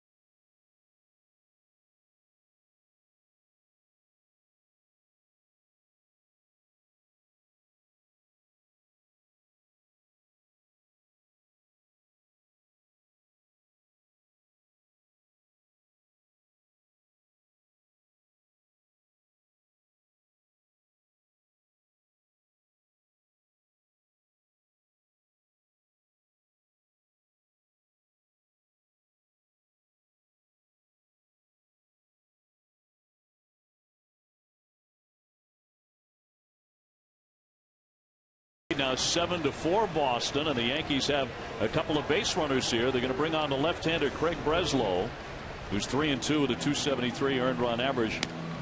Let's give you a look at the K-zone package here for Ryan Dempster. kind of tale of two nights for Dempster. It took him 50 pitches to get the first 6 outs and then only 18 to get the next 6 outs. It really looked like he was settling in, but when he was up, the Yankees were pounding him, and the thing that put the outing back in order was the fact when he got the ball down. And watch how much sharper the ball is when it's down. Much bigger break, later break, and down where the hitters can't only see the top of the ball. That's when he was successful. So Breslow coming on to take on Ichiro, and then Robinson Cano to follow. One man out here.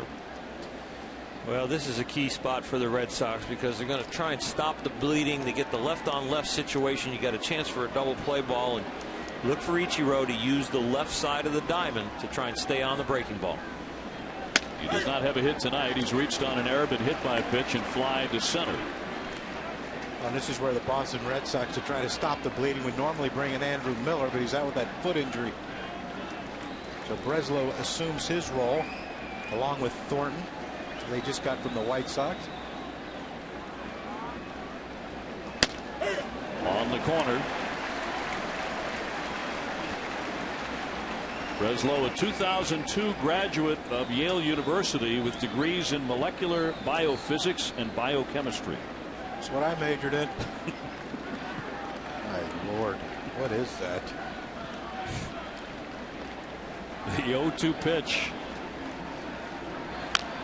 Little number foul. Now Ichiro is 6 for 14 against the left-hander in his career.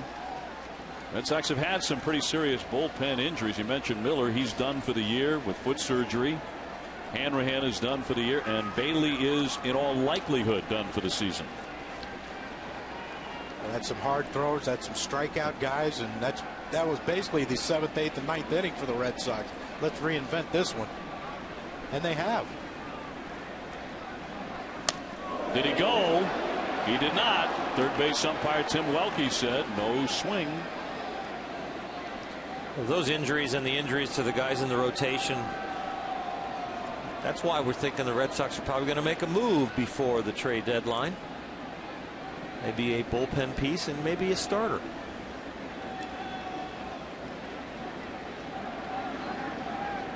Ichiro, a tough one to double up. Up the middle, base hit into center field.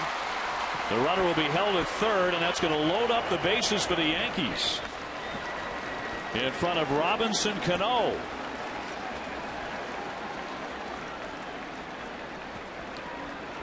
Well, on the 0-2 pitch, Breslow came up and in on Ichiro. Got that check swing, and sometimes you guess again, and you guess in, and he came in. Ball gets off the barrel of the bat, and he just shoots it over the head of Dustin Pedroia. But check out the footwork. Watch his footwork. Front foot hits the ground. Left foot's going to come and chase it here in a minute. Look at that.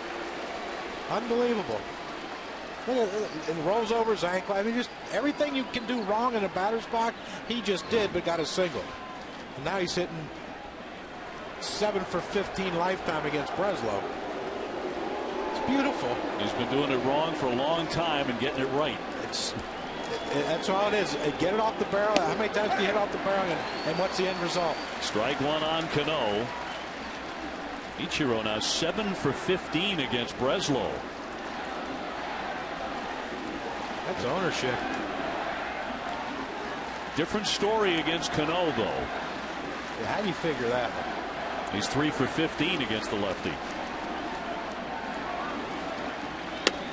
Down and in, 1-1.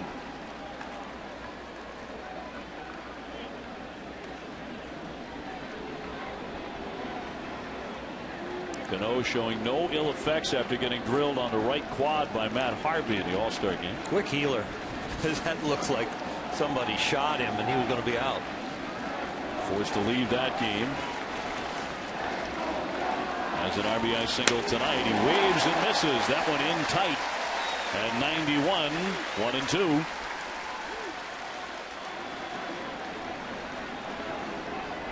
Golden chance for the Yankees here. The base is loaded. And this is what happens when you stack your lefties at the top of the order. Even though Ichiro got a hit, Breslow's got Cano, and then he's got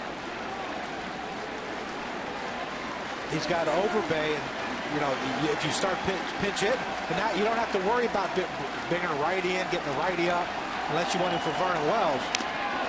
Got a piece of it, just fouled it away.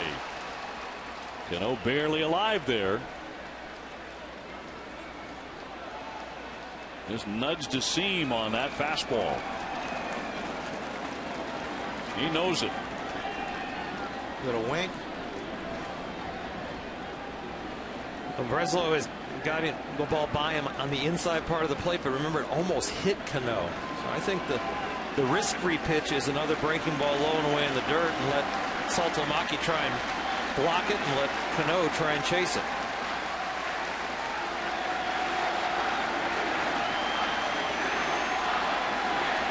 The 1-2. Line shot into left field and a base hit. Another run is in. Stewart scores. The throw home won't get him. That makes it 7-5, and the bases are reloaded for the Yankees. Robinson Cano, who just adores Fenway Park, has his second hit of tonight's game. Well, this is what makes Robinson Cano so dangerous a hitter, because with 2 strikes, he can just shorten up and try to shoot something the other way. That's a perfect pitch right there. Nothing to it. Okay, now he's coming in. Let's see if he's going to back it up in again. So now he thinks, okay, he's come in and in and in. He's going to go away. I'm going to foul it off. And then he throws something down in the zone. And that's not the ball. That's not a 2-0 swing. It's not a 3-0 swing. That's a 2-strike swing. Put it in play and hope we can get a run. Look at this balance, though. This is what makes him so good. Look at that balance. You know, like I said, that's perfect. Ichiro's unorthodox. Both of them got base hits.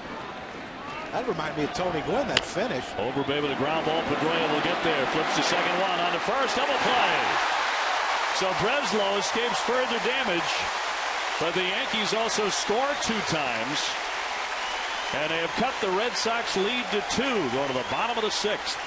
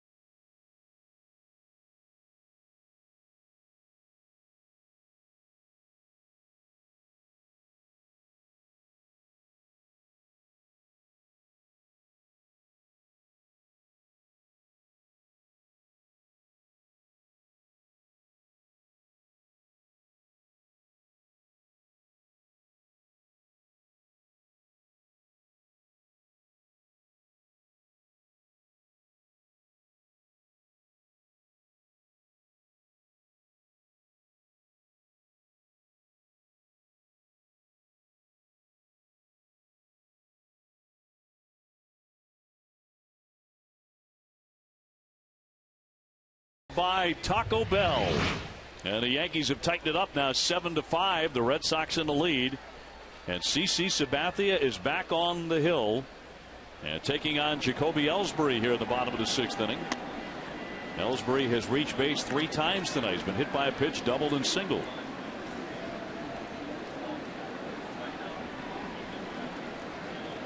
He'll be followed by Victorino and then Pedroia, and then if anybody reaches, David Ortiz.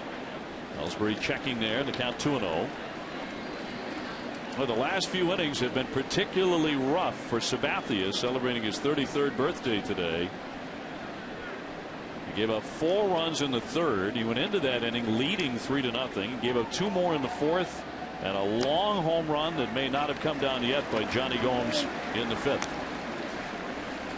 And Claiborne is up for the 2nd time in the Yankee bullpen.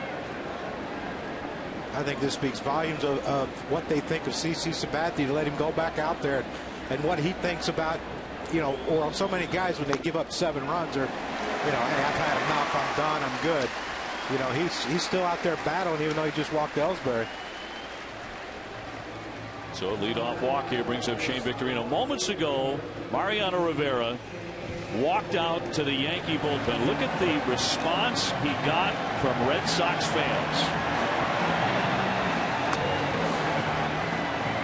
Since he got to Boston, it's been a Mariano love-in here. And I really believe that the reception he got at the All-Star game and the way Jim Leland orchestrated that by not having anybody on the field when he was warming up in the 8th has really taken the lid off of everyone's emotions to give them permission to applaud him now the rest of the season wherever he is. This was yesterday when he entered the game in the 9th inning. We'll get to that in just a moment. Sabathia is going to leave, and Claiborne is going to enter the fray after the walk of Jacoby Ellsbury. We'll take a break and be back with more in just a moment. 6th inning, Red Sox 7, Yankees 5 on Sunday Night Baseball.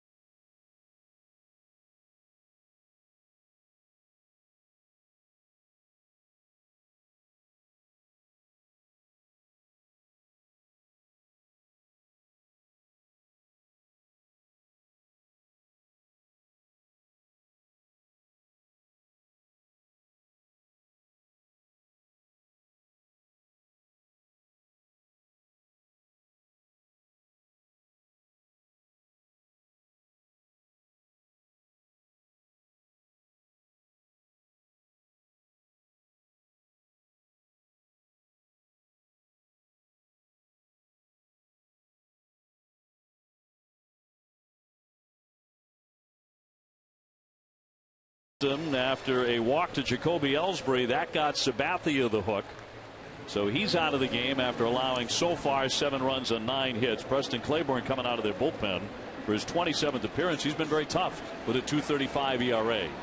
This Yankee bullpen has been outstanding this year. Some of the names we don't really know, but Claiborne has really done a good job throwing strikes. You look at the strikeout to walk ratio down there at 24-5, and been very effective when he comes in to face his first hitter. Victorino will turn over in bad left-handed and in for strike 1. Had a big 2-run hit in the 4th inning. He is 1 for 2 with a sacrifice bunt tonight, a switch hitter.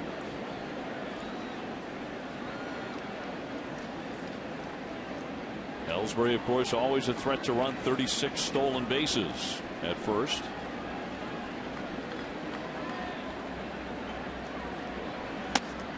One ball and 1 strike on Victorino.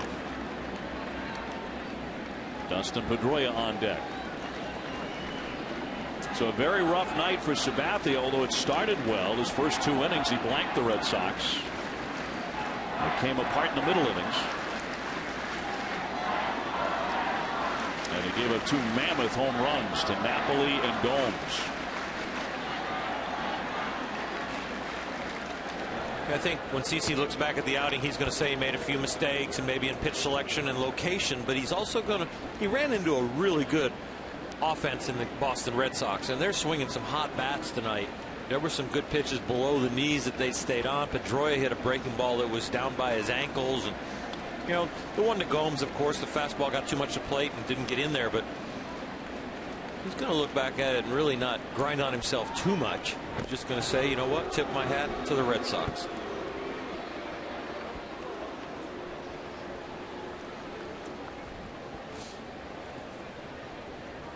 There's a little right foot stutter step by Ellsbury trying to get back to the base. It looked like he a little runnerish. Did you feel that when you're playing first base over there? Yeah, you could feel it. You could sense when a guy wanted to run. There he goes. The pitch low, the throw not in time, and on the wrong side of the bag. Number 37 for Jacoby Ellsbury. I don't think anybody's getting Ellsbury there. He was flying with a great jump. He had a great jump, and he's really good at staying down out of his crouch for the first few steps. Watch how he stays down. He doesn't raise up. See how he stays down in a sprinter's run? I mean, that's like, it looks like Ricky Henderson run to second base. How Ricky used to stay low and then rise up as he was going to second base before he slid.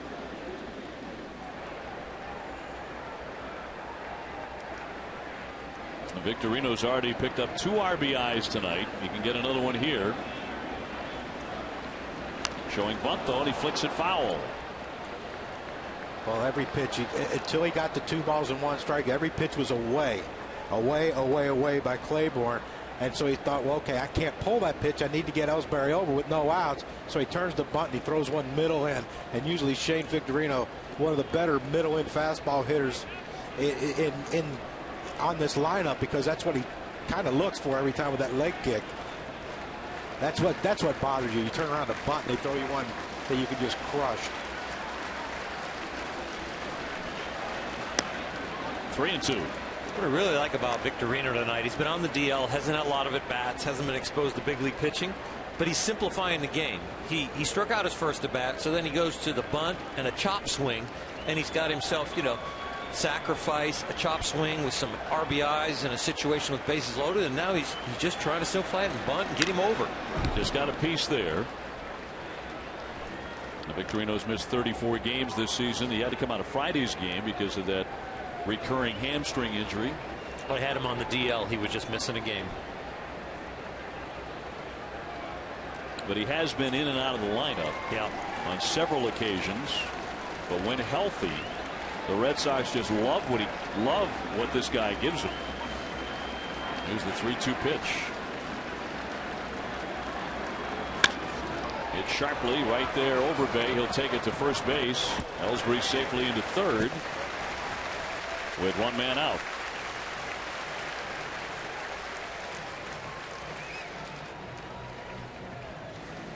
Well, Dustin Pedroia told me yesterday he's a dead high ball hitter, and you look at the blue zone down there where he hits below 250 on pitches down in the zone, but that was a slider. But look at the legs.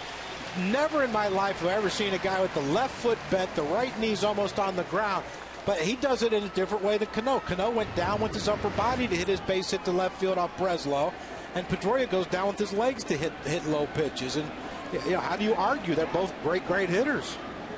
Well, the Yankees going to bring in the infield here for Pedroia, who's 1 for 3. And he'll take ball 1. Victorino got the man over. Ellsbury at third.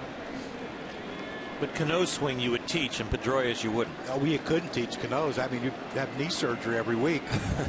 Instructed on that one.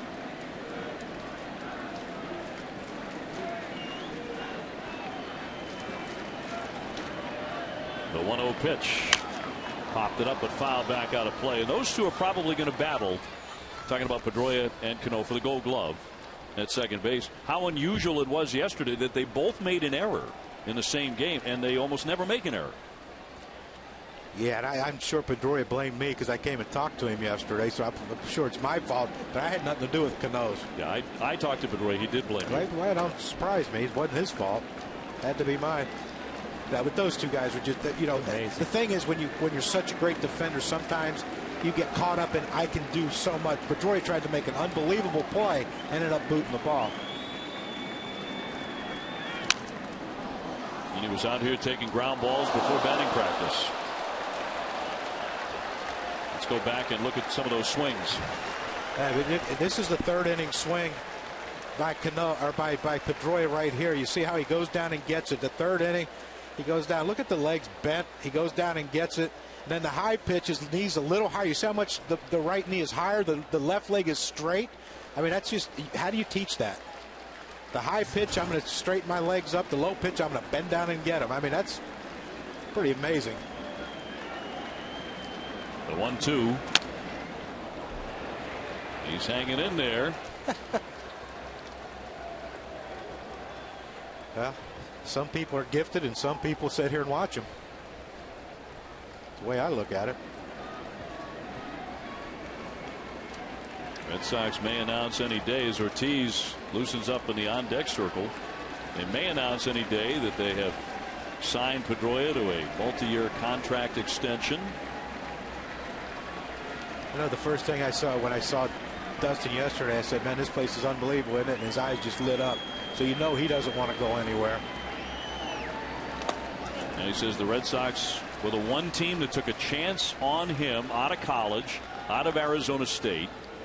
They believed in him as an undersized middle infielder. They thought he could have an outstanding career. He's won the Rookie of the Year. He's won the MVP. He's been a World Series champion. He's won a couple of Gold Gloves. Is that all? So far. Still young. And just got a piece to flick that one foul off Stewart. I got the feeling watching your conversation, which I enjoyed a great deal. We've had pieces played tonight, that you were a bit of a kindred spirit with Dustin Pedroia. You're a great admirer. Yeah, I think if he was 20 years older or I was 20 years younger, we could have had a lot of fun together as teammates. He just seems like that type of guy you want to come in and be around him just to hear what he's going to say. Because he will say anything, you know that. Yes. 2-2. He went. That's strike three. So he can't bring the run in. And out number two. Well, you chatted with Dustin Pedroia leading up to tonight's Sunday Night Baseball contest. It's really important to me. I mean, this is the only thing I know. I mean, the Red Sox took a chance on me out of college. You know, everyone probably got on him for drafting a guy that's not very big and I played shortstop at the time. So they're the only team that took a chance on me. So I want to make sure I do all I can to be here my whole career and help them win as many games as possible and hopefully more World Series. Ortiz will be intentionally walked here, so they won't mess with the Red Sox DH. They'll pitch to Napoli instead. The fact that he smiled when he said, "Be here my whole career," give me a little inkling on how long this contract might be. Yeah, it's not going to be a short one. I don't think and it's not going to be a cheap one. But, you know, when I asked him about it yesterday, he said, you know, he goes, I don't know how that got out because he said, look, he said, you know me. He said, I don't talk about it. I don't talk to the Red Sox about it. He said, that's why I have an agent. They'll sort it out, and at the end they'll come to me and say yes or no. Ortiz will take his walk. Buster, how close are they?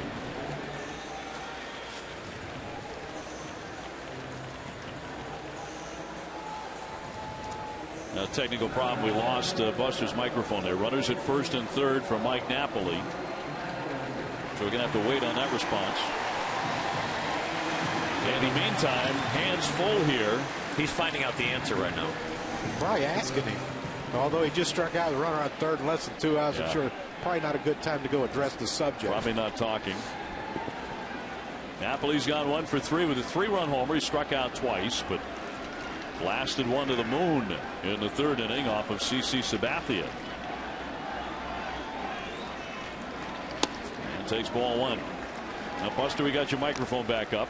Yeah, guys, they've been working on this contract negotiation for months, and typically when a formal offer is made, as was presented to Dustin Pedroia over the All-Star break, that usually means that they're getting pretty close. We thought they might announce it during this series, that's when that would come. It is not. In for a called strike, 1-1. I mean, he fits here. He fits in Boston. I couldn't see him in another uniform, just like I never could see Derek Jeter ever in another uniform. He fits this city. He's a grinder. He'll fight you, claw you, do whatever he can to beat you. And that's Boston. The 1-1 on the corner. Johnny Gomes on deck, but there are 2 out, 2 men on. Red Sox ahead 7-5 in the 6th.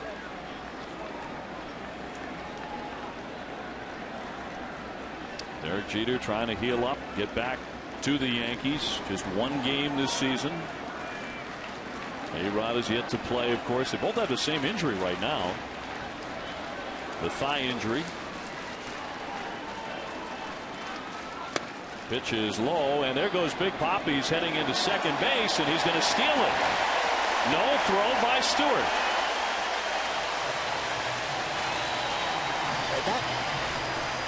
That's shocking to me that with David Ortiz running, you wouldn't take a shot at throwing him out. I mean, well, he was going to pull up and try and get a rundown and see if Ellsbury can go home and go for the double steal. The Yankees just gave it up. But the middle infield, Cano and Nunez both have great arms. So that's a tough play. Even though Ellsbury can run, that's still a tough for Ortiz to stay in a rundown that long to let Ellsbury score. You're right. That's the 4th stolen base this season, by the way, for David Ortiz. Standing up. How many has he got standing up? That's a good jump, if I say. I still would have thrown. 75 for the Red Sox to lead the American League. They used to be the Lead Sox. For years and years, the Red Sox were probably the slowest team in the league. Those days are over. Yeah, and that all started with when Johnny Damon got here, probably. They started running more and didn't rely so much on the home run. 2 World Championships later and a lot of home runs later, here they are. Dave Roberts' famous bag.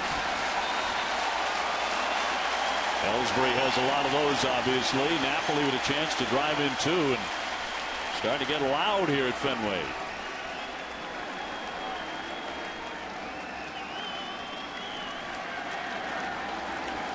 Red Sox, the #1 run scoring team in the majors. Swing and a miss, and down he goes, strike 3. Claiborne did some really good work there. Strikeouts of Pedroia and Napoli in the clutch. Still 7-5 Boston.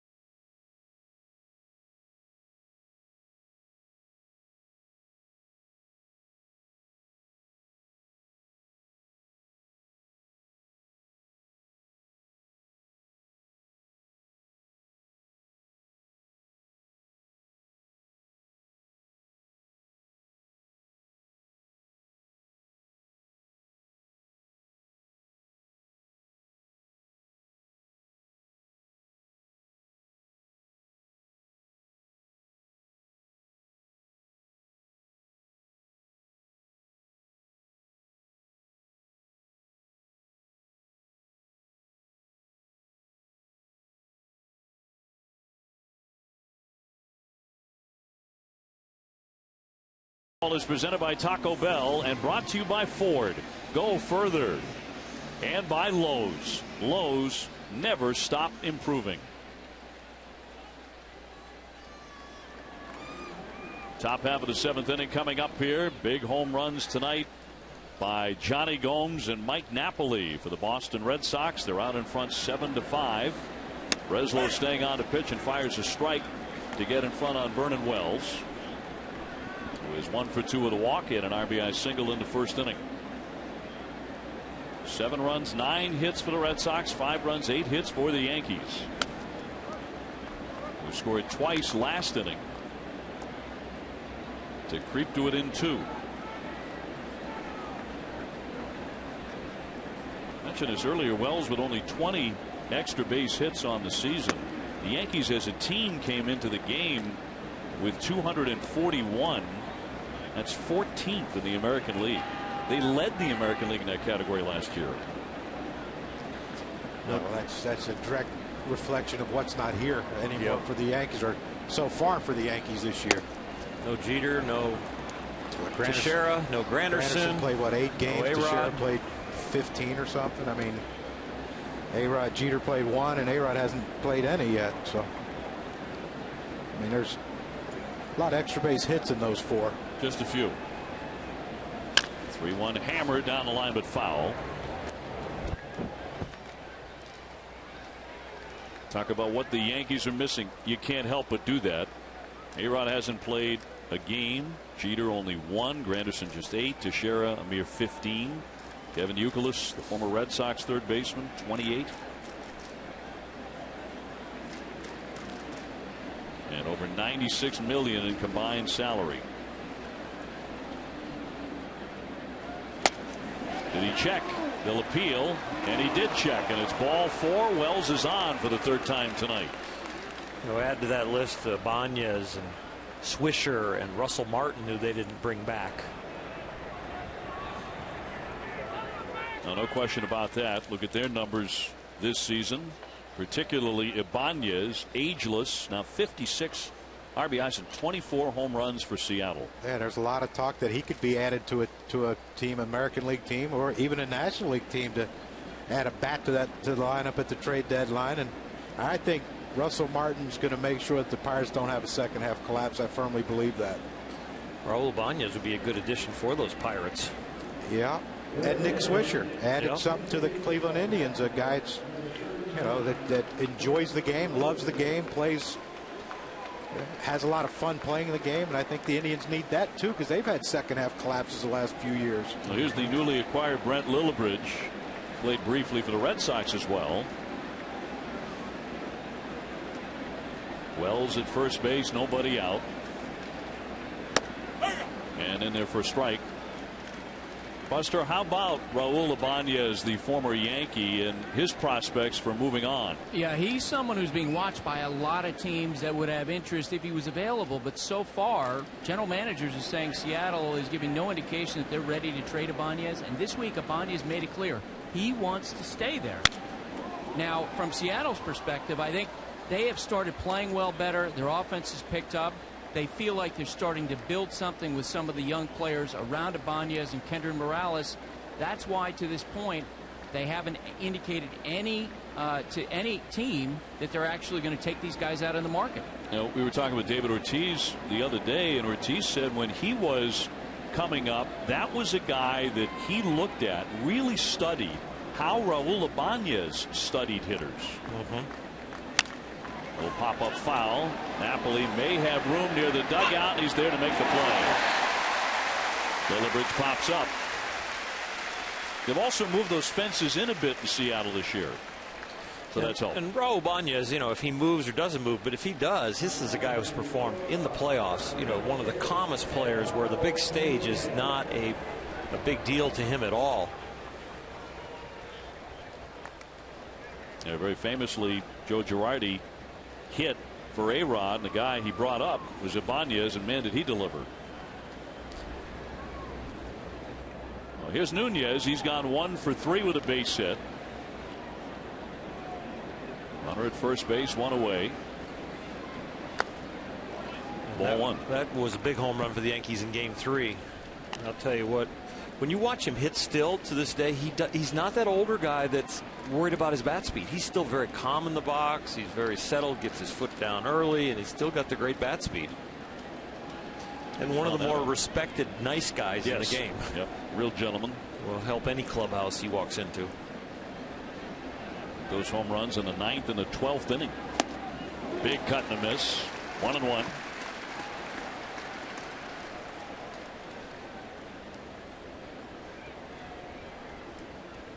Quite a battle here in the American League East. The Yankees are in 4th place. They're only 6 games back.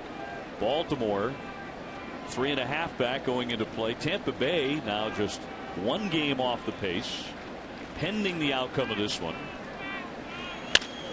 Punch toward right, base hit past the diving Pedroia. Wells up and into second. Nunez has another good at bat. He is 2 for 4 tonight. Well, you have the hole open because they're holding on Vernon Wells. Is Mike Napoli, and this is the first swing of the first strike swing was an overswing, trying to go deep. That's just one. Okay, now I need to put the ball in play. You see how he raises up a little bit. There's a lot of leg movement going on with these guys. Just under the reach of Pedroia. Now here come the Yankees. We'll put runners at first and second. Junichi Tozawa will be brought in. That's it for Breslow. And the Yankees keep on applying pressure. Still 7-5 Red Sox.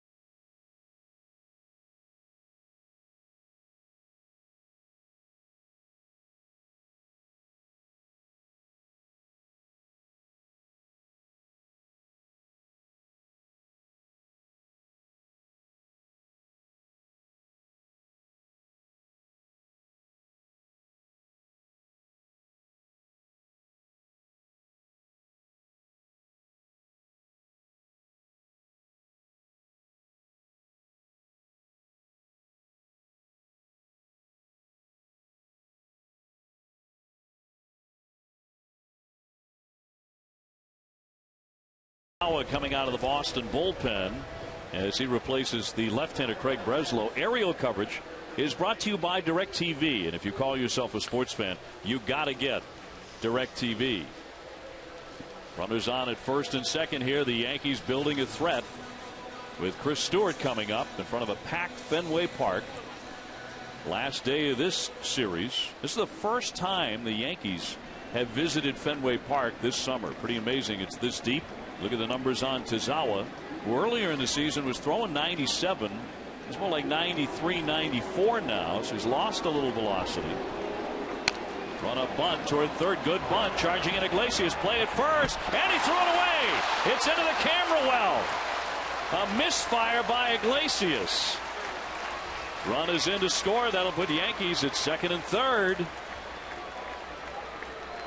Stewart with an outstanding bunt. Iglesias should have just stuck it in his back pocket. Well, he had a play on him if he makes a good throw. The problem is he did rush it a little bit and got underneath it and let it sail on him. I mean, this is pretty smart. The first pitch, you know, reliever's going to want to come in and throw strike one.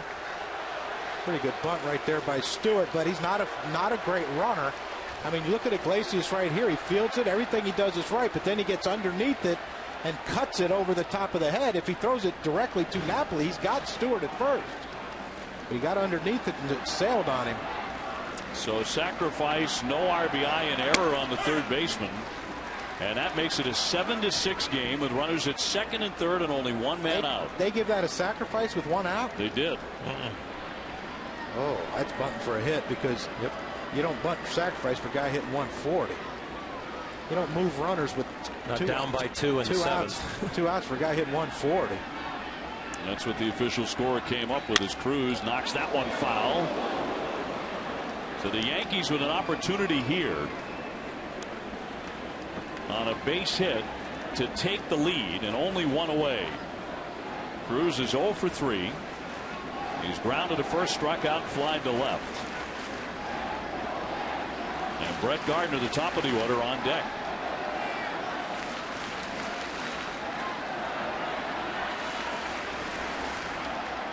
And Tazawa with the 0-2 pitch. On the infield, runner trying to score, picked up by Drew, will go to first and get the out, and the ball game is tied. The Yankees have tied it up and have a runner at third with 2 down as Nunez scores. Cruz will pick up the RBI. Well, errors have really hurt the Red Sox tonight. The first 2 runs off of Dempster were unearned from errors, and now that error comes back and hurts them. They made 3 errors in the ball game. And something that was overlooked right there is Stewart got to third base on the ground ball directly to Stephen Drew, had to charge it. Now a wild pitch, Tazawa bounces one past Saltalamacchia. You score another run and take a lead. Here's Brett Gardner, who's gone 3 for 4. Your instincts tell you on that, or what should happen is a ball hit in front of you, you go back to third base or go back to second base, and Stewart took off and got that extra 90 feet. Now a wild pitch can score him, or an infield single by Gardner.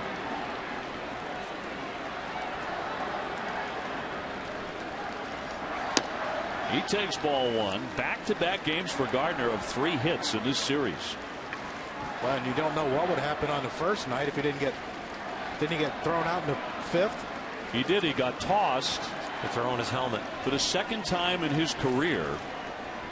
And both times he was ejected by an umpire working this series. Just twice in his career. Mike Everett and Paul Emmel, the pitch inside for ball.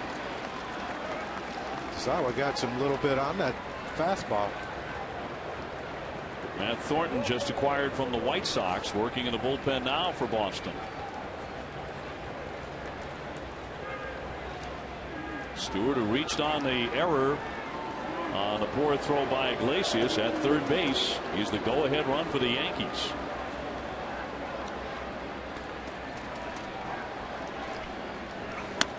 In for a called strike. I want to let you know that as we have just crossed 11 o'clock on the East Coast, that SportsCenter is currently airing on ESPN News. So if you're looking for SportsCenter, that's the place to be on ESPN News right now. SportsCenter will follow our game and we're done. But why would you leave?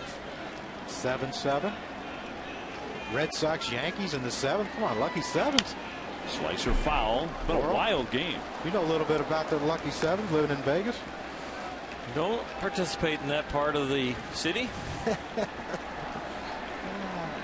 I lived there for 2 years. I didn't either.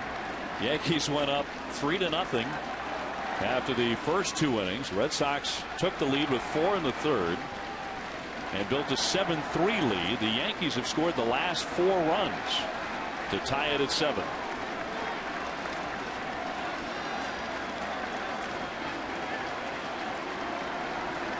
The 2-2 to Gardner. Fought it off foul.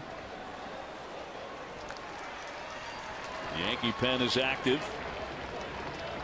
That is Boone Logan.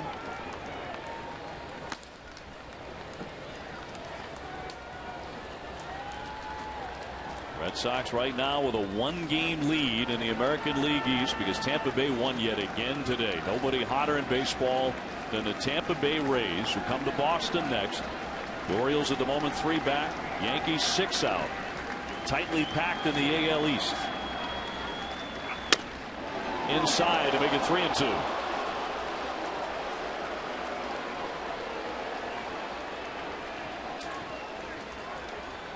Tazawa tonight is amped up here on Sunday Night Baseball. Maybe thought he had a strike there. 3-2.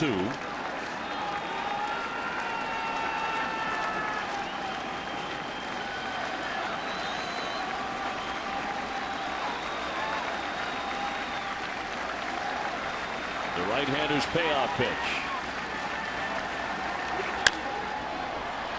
Down the left field line and fouled off into the crowd. Still 3-2.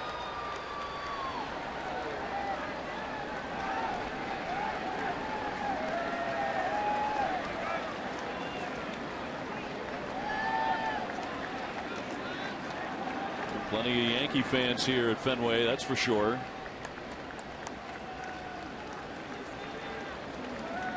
The weather broke after a heat wave. It's been a beautiful night. Temperatures in the 70s. These two teams travel well, their fans, don't they? Sure do. And they're everywhere. The 3-2 again. Just a piece of it.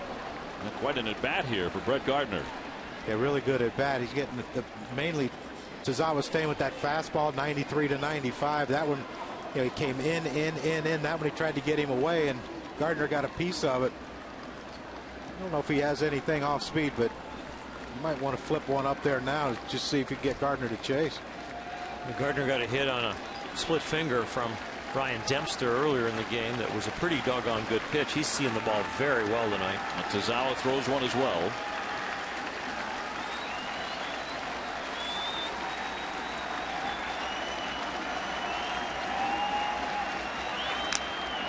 Again fought it off foul, and that was a fastball at 95. That was up too. He tried to get him to chase something up out of the zone. They got him to chase. He just got a piece. Yeah, that's a tough one. That's a tough pitch to get a piece of. It starts to get in your head when you're on the mound because you've thrown all your out pitches in the strike zone and out of the strike zone, and they're still getting a piece. I mean, you wonder now that he has thrown the fastball up, if he would throw something that would sink on him, on Gardner, see if he can swing over top of it. Here comes the 10th pitch. Or, I mean, you're throwing 95. You got to be pretty proud of it. 89. That's the split at 89, 6-mile-an-hour difference. But you see, on his splits, he's not really getting that one that buries down below the knees. He's leaving them up for strikes. I think if he gets one where he can start it at the knees and make it bounce slightly, it's a risky pitch with a man on 3rd and 2 outs. You really have to trust your catcher. Tied up 7-7. Yankees have scored twice here in the 7th inning. A base hit, and they retake the lead. The 3-2 again. Fought it off again. What a battle this is.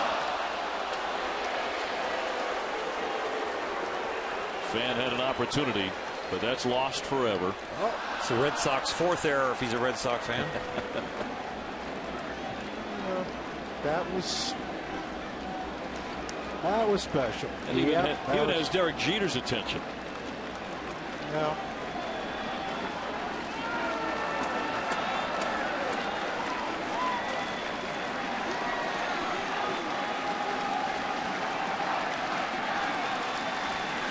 Here comes the 12th pitch of the at-bat between Tazawa and Gardner. Another one blew foul. The people that went over to Sports Center could come back now and solve all Sports Center, and Gardner still be up. They'll probably think they're watching another run of Sports Center, just showing Gardner's at bat. Early in the game, they don't. How can someone be up here this long? I mean, eventually, you got to get tired of swinging, don't you? You got to wonder, does Tazawa have the confidence to get this guy out? He's shown him what he has several times now. And here comes the 13th pitch of this at bat.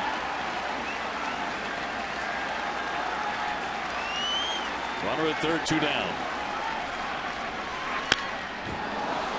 Number 14 coming.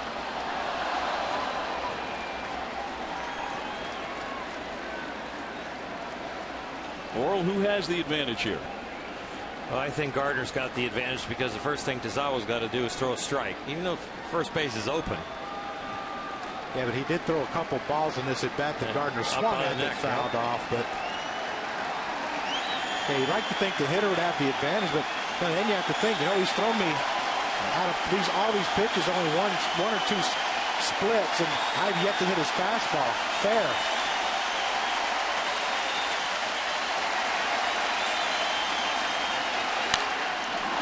They battle on and on and on. Next will be the 15th pitch of the at-bat. 8 consecutive foul balls on a 3-2 count. Low and in, up and away, up and out of the zone, away, middle. Wow.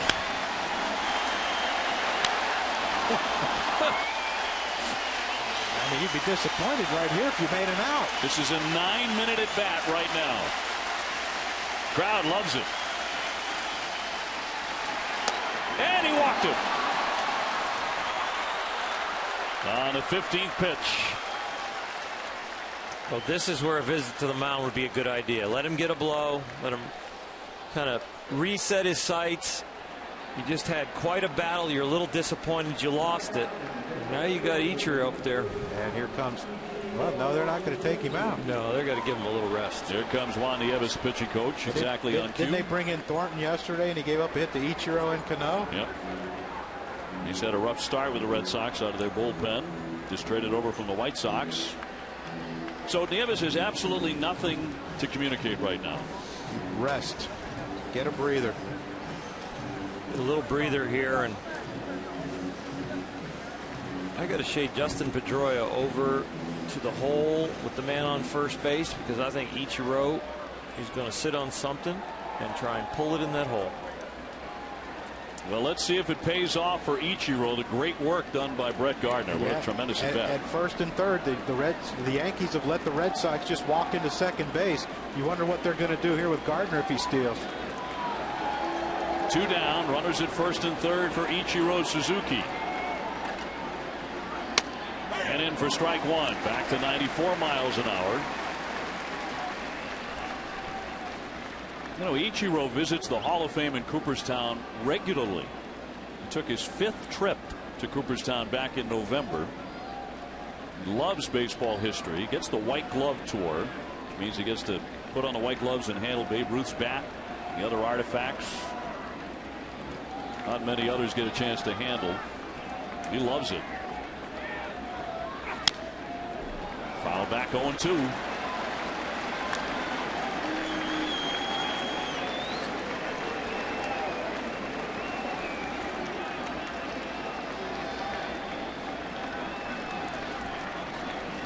Stewart has been standing at third base forever.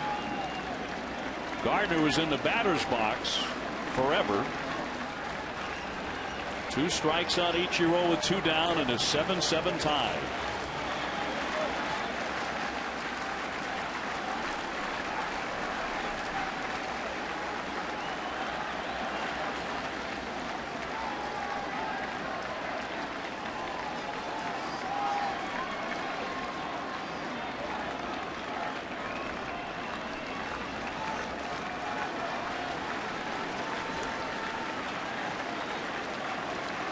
Let's see if Tazawa can put Ichiro away.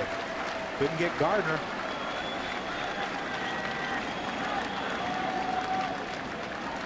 The 0-2 pitch. Comebacker. Tazawa makes quick work of him. Well, there was an epic at bat in there. But before that, the Yankees scored twice to tie it. We go to the bottom of the 7th. It's all 7s.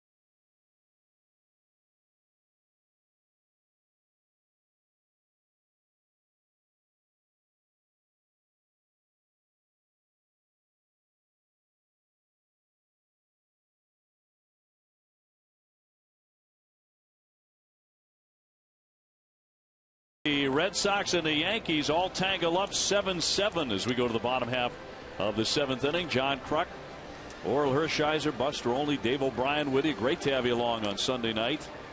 Been a very, very entertaining ball game, and as is the habit of the Red Sox and Yankees, they're playing deep into the evening with no resolution in sight. Red Sox will send up Gomes, Saltalamacchia, and Drew. Johnny Gomes, one of the 2 Red Sox who blasted a home run in this one. Mike Napoli, the other one. For the Yankees, were certainly not down and out. They came back from a 7-3 deficit and scored the last 4 runs to tie up this ball game. Yeah, and a lot of those runs were gifts from poor defense from the Boston Red Sox. And I don't know if there's any room for concern, but the last 2 games they haven't been exactly textbook, Red Sox baseball like they've been playing the whole season. Iglesias moved over to third base with Drew coming back. Normally a shortstop. They're working hard with him to get him better at third base. Pedroia made a rare error yesterday. A pitcher, Ryan Dempster, made another one today. Yeah, tonight it's been the physical errors. Yeah, yesterday was the mental. The base running, the mental mistakes on the bases in particular. And you would think second game off the All-Star break you'd be as mentally sharp as they're going to be the rest of the season. Because you had most of the guys had those 3 days off, 4 days off, or whatever. Claiborne staying on to pitch to Johnny Gomes here. Gomes has gone 1 for 3 with that home run. CC Sabathia got the start tonight for the Yankees. He'll have no decision. Ryan Dempster will have no decision. He went 5 1/3 innings. Claiborne, a guy who throws hard, and he throws strikes. But he's fallen behind here. 2-0 on Gomes. And this is dangerous. 2-0 Johnny Gomes, because he will cheat on a fastball middle in on this count. Try to hit another one over that monster. Right down the chute at 93. Took a little something off it to get it through there. Yankees have gone ahead in the hit category 10-9. Red Sox have made all 3 of the errors committed in the game. Off the outside to make it 3-1. Working really hard on the outer half of the plate to guard against the green monster, against the dead pull hitter.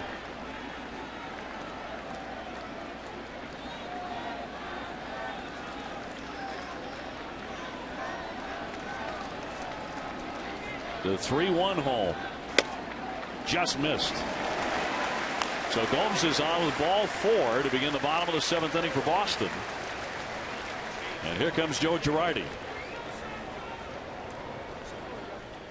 Saltalamacchia, the switch hitting catcher, is due up next.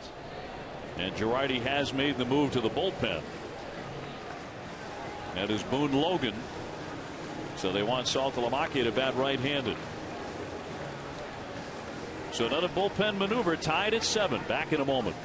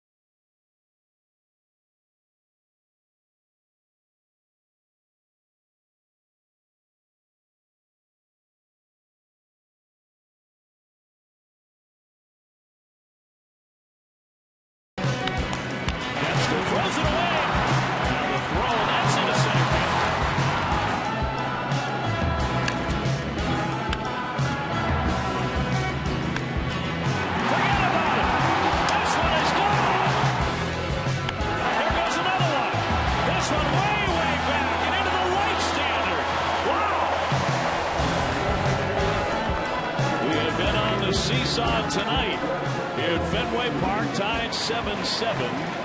The Yankees will bring on the 6'5" lefty Boone Logan out of San Antonio, Texas. Right after Johnny Gomes took ball 4, and that'll send up Jared Saltalamacchia. 2.13 ERA for the southpaw. Now, Boone Logan has had some success against Saltalamacchia, 2 for 11. Maybe John Farrell thinking about bunning Saltalamacchia here. See whether they turn him around.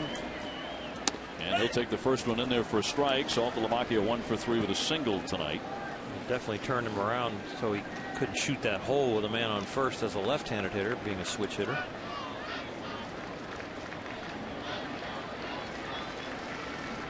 Earlier tonight, Saltalamacchia broke an 0 for 14 with a second inning single off of Sabathia. Yankees also thinking about a bunt, maybe.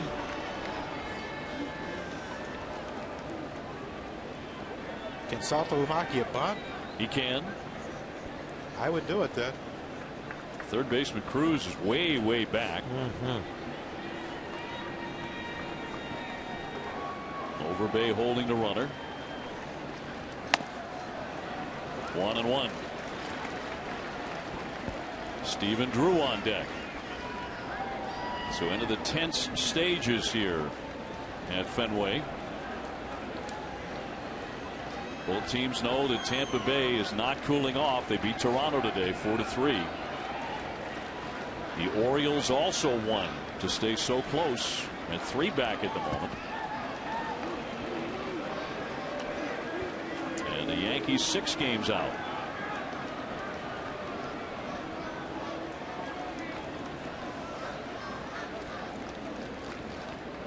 Joe Girardi found out earlier tonight that he will not get Alex Rodriguez back.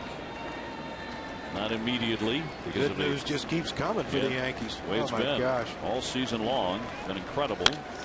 Fouled back, now 1-2.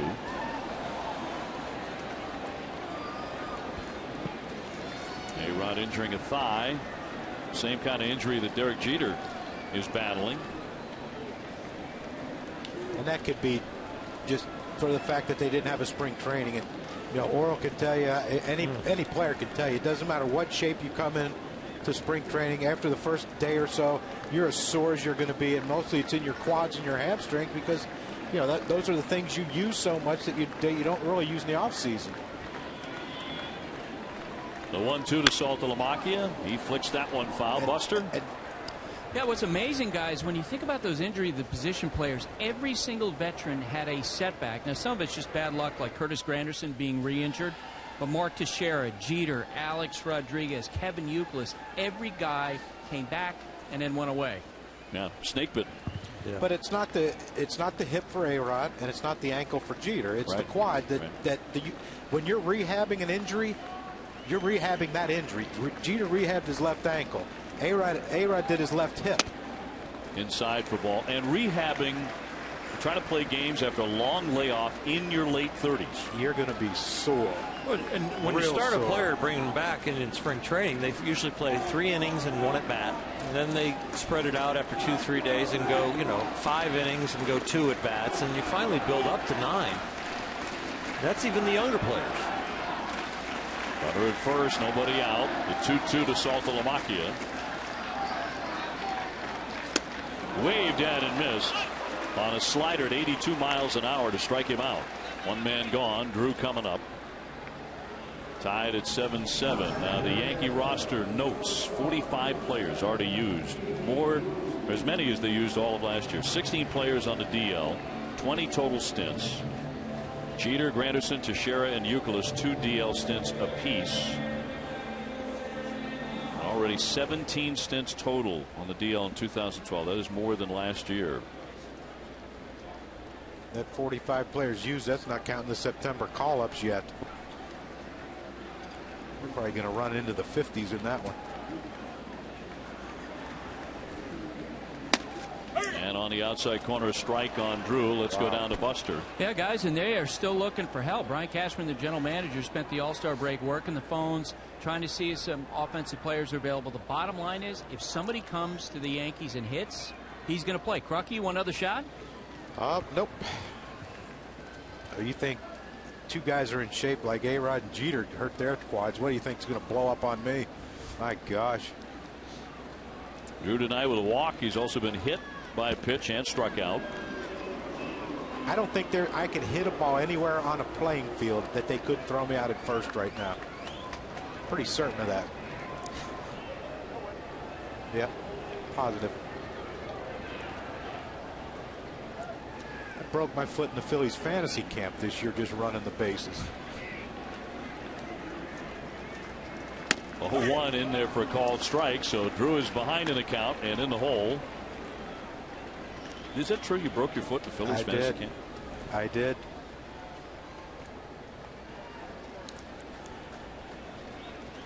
I thought I could leg a double out. What? Well, we know that's stupid.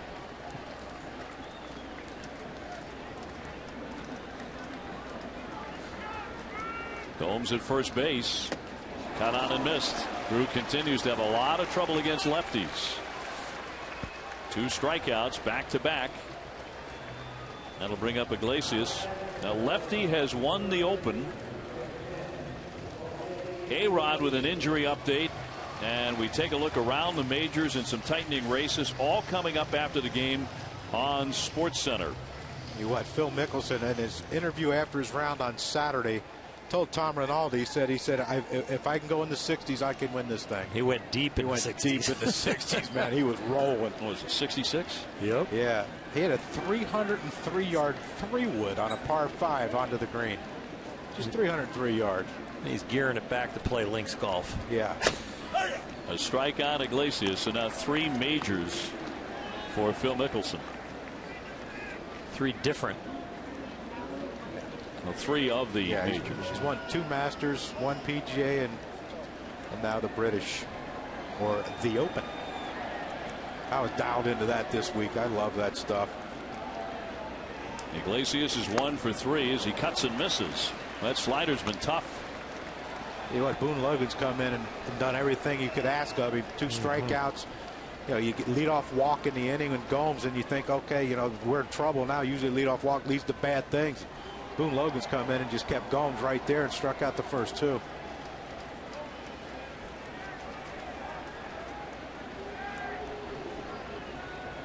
The 0-2 will not be made as Gomes gets back in. Crowd tonight here at Fenway, 38,138. That is the biggest crowd of the season at Fenway Park. They just all came to see Oral. That's all. Of course. To glimpse the Bulldog. That's enough out of you two. 0-2 popped up foul out of play. Ellsbury would hit next if given the opportunity. Tied up 7-7. He will be given the opportunity. We just don't know if it's this inning. He's had a good night too. He's not made an out.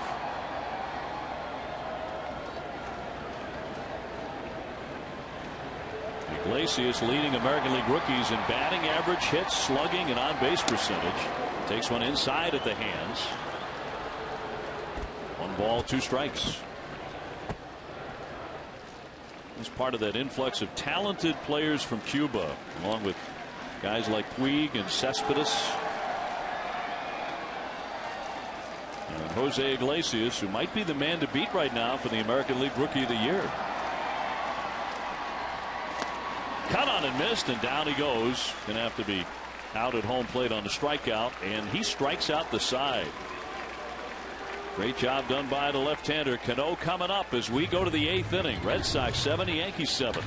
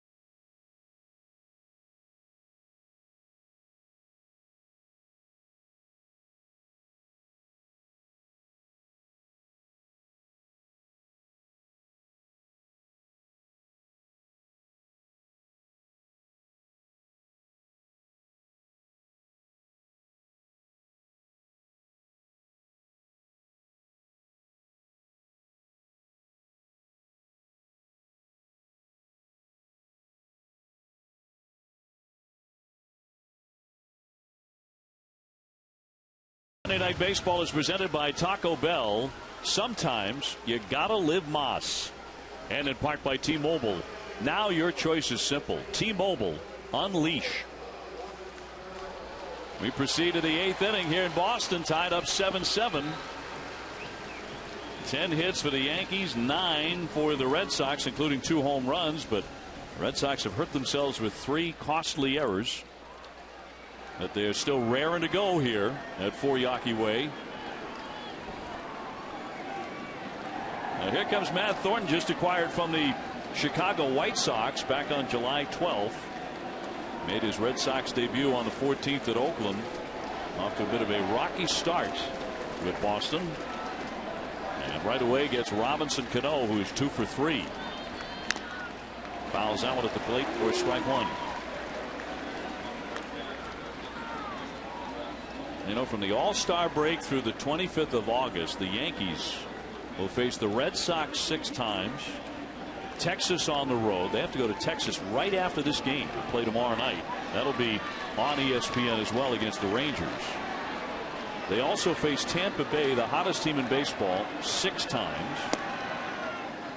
They face Detroit and the surging Los Angeles Dodgers in LA, all between the All-Star break and August 25. Can they hang in there? They're going to run the gauntlet. It's going to be tough with what they're running out there on a daily basis until some guys get healthy.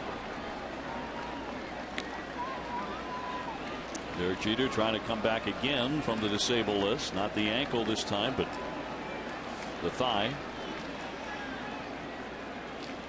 They were hoping they were going to get Alex Rodriguez back tomorrow after his rehab. That is not going to happen. In fact, when we were in Joe Girardi's office a couple hours before the game, he was hoping to get the result on the examination of Alex Rodriguez. He said they were examining him probably at that time. And it was when this game got underway he found out that A-Rod would not be available on Monday in Arlington. So on it goes for the Yankees. And yet they can take 2 out of 3 here in Boston.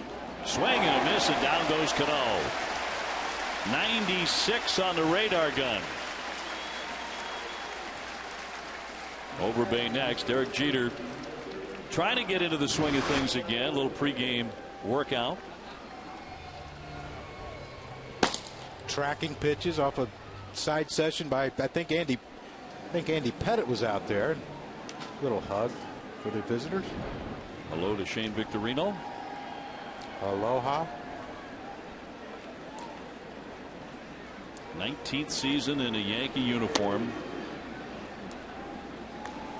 And that Buster asked him a great question as Overbay hits here. You know, comparing what Jeter's done and Mariano Rivera's done and the response that Rivera is getting here at the end of his career, knowing he's done. And even in places where fans have supposedly hated him for 20 years, like Boston, and yet a tremendous, a very classy ovation by the Red Sox fans here yesterday. They did it again tonight when he went out to the bullpen. Well, you remember Chipper Jones last year. They did it a lot around there, and even Chase or Citi Field, but in New York, where he named one of his kids Shea for Shea Stadium because he owned the Mets. I mean, even they gave, because you know why? They all 3 of them, Mariano, Derek, and Chipper, they played the game the right way. They played hard. They weren't showboats. They weren't hot dogs. They didn't show people up. They just played the game the right way. And whether you like them or not, you like the Yankees, you like Chipper Jones or whatever, you have to respect them.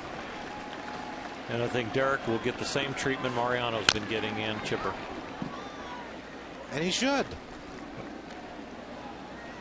But he didn't want to even think about retiring. He just wants to get back and play and help the team win. You know, Rivera didn't acknowledge yesterday. He said, honestly, I didn't notice it. I had a job to do. He said the All-Star game's one thing. He said, but I was coming in to save a regular season game yesterday, and I really didn't know much about it, the response, until afterwards. But he was so focused, so tunnel vision. But this is on Saturday. Red Sox fans rising all around Fenway. And standing and applauding Mariano Rivera. Well, that's the thing with the closer. You don't know if he's. I know they're coming back here a couple more times, but you don't know if he's going to get in a game. Right. I'm sure if there's a blowout, Joe Girardi will bring him in if he thinks he's going to get an ovation and deserved, and let the Red Sox fans see him one more time. But you never know. 3-2 check in there for strike 3. Caught the corner. Over Bay fans, 2 up, 2 down. Both bullpens are active. Pedro Beato and Robertson for the Yankees, looking for a bridge to the great Rivera, but trying to get on top here in the 8th inning.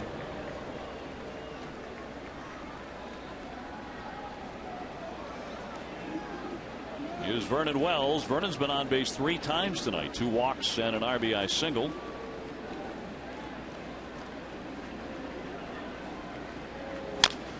Mariano ate at a very popular restaurant downtown Boston, Abe and Louie's, where I know you've both been many times. And after last night's game, and when he went into the restaurant, he got a standing O, and when he left, he got a standing O. Measure of his appreciation here in Boston. But would they have given him a standing O if he got a save and pumped his fist and looked in the Red Sox dugout and made gestures? No, he wouldn't have. That's right. They would have hated him, and he deservedly hated him. But he's a class human being. He's not that way. This is my job. I do it, and it's done, and let's go home. Beautiful. Better than anybody ever in that job. Yes, he is. And when he announced his retirement, saying this was going to be his last year, I wonder if he thought he'd have this good a year. 31 saves right now. Yeah. Sure. He might end up with 55 saves. Well, we asked him a hypothetical. Remember when we were in Anaheim doing it? Was it Anaheim? Where were we? Last time we did a Yankee game. And, you asked him, said if they gave you $50 million and they just said, come back and get ready in September, pitch for us in the postseason. He said, I wouldn't do it. I said, what if you could just close the home games? He said, no. No. And you believe him because it's Rivera. Yep. He checked his swing and the slider missed. The count 3-2 on Wells. Maybe want to dust off the old cutter.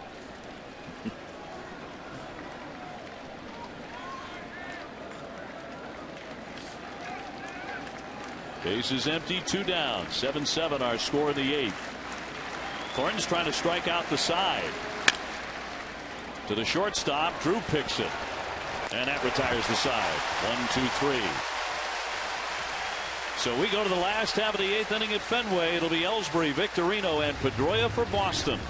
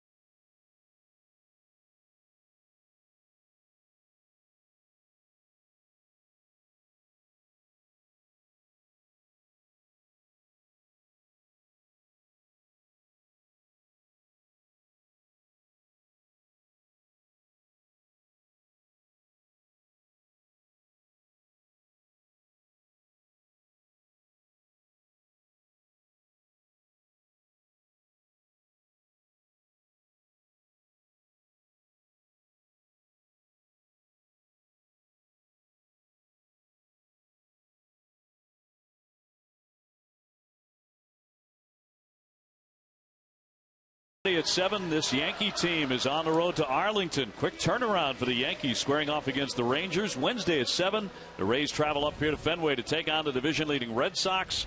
And then Sunday at 8, the Cardinals go south to battle the NL East leading Atlanta Braves. All games on ESPN and also live on Watch ESPN.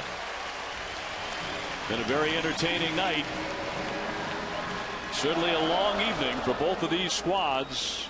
Red Sox get to stay home. The Yankees have to get on a charter and fly all the way to Texas. They're going to bring on David Robertson, who's had an outstanding season again. 4-1, a 2.06 ERA. John Wetland handed the ball to Mariano Rivera when they did the job. This might be the next closer when Mariano leaves the Yankees. He'll get the top of the order.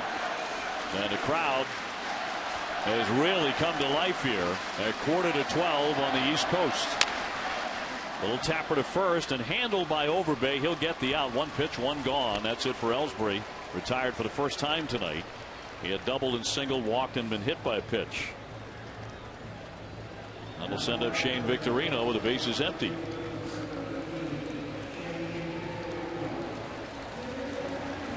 We've talked about Clay Buchholz a bit tonight. He is seeking a second opinion from Dr. James Andrews. This is the second time I can remember the Red Sox sending one of their pitchers for an additional opinion to Dr. Andrews under similar circumstances. The other was Josh Beckett. Of course, Buchholz is 9-0, an all-star, but hasn't pitched since early June. You get the feeling this is almost sort of a mental health checkup.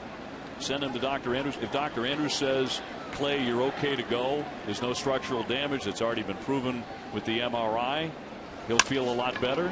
Bounder up the middle, and that'll be a base hit for Victorino. Takes a wide turn before scooting back to first base. A 1-out single in the 8th.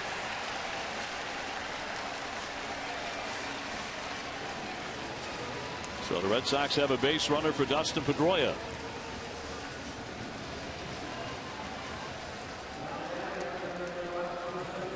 Pedroia tonight is 1 for 4. He drove in a run with a base hit in the 3rd inning against Sabathia.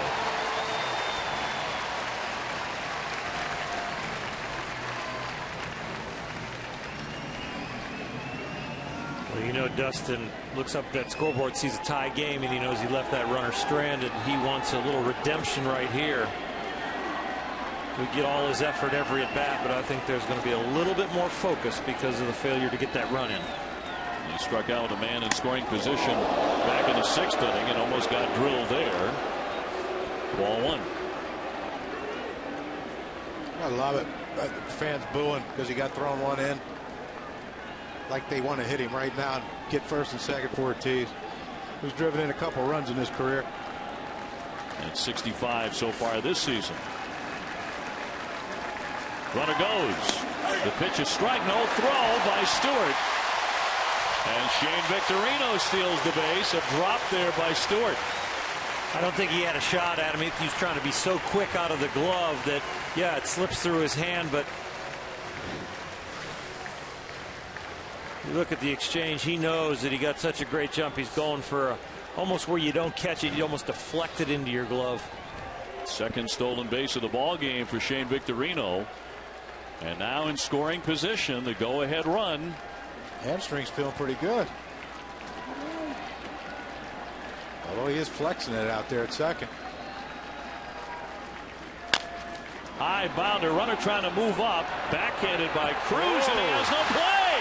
Why didn't he throw the ball? I think Shane Victorino coming behind him. He thought maybe I could go make a tag, and then he couldn't get a good grip in his hand.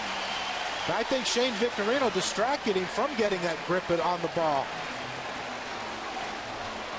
So they're safe on the corners with 1 down, and David Ortiz about to dig in.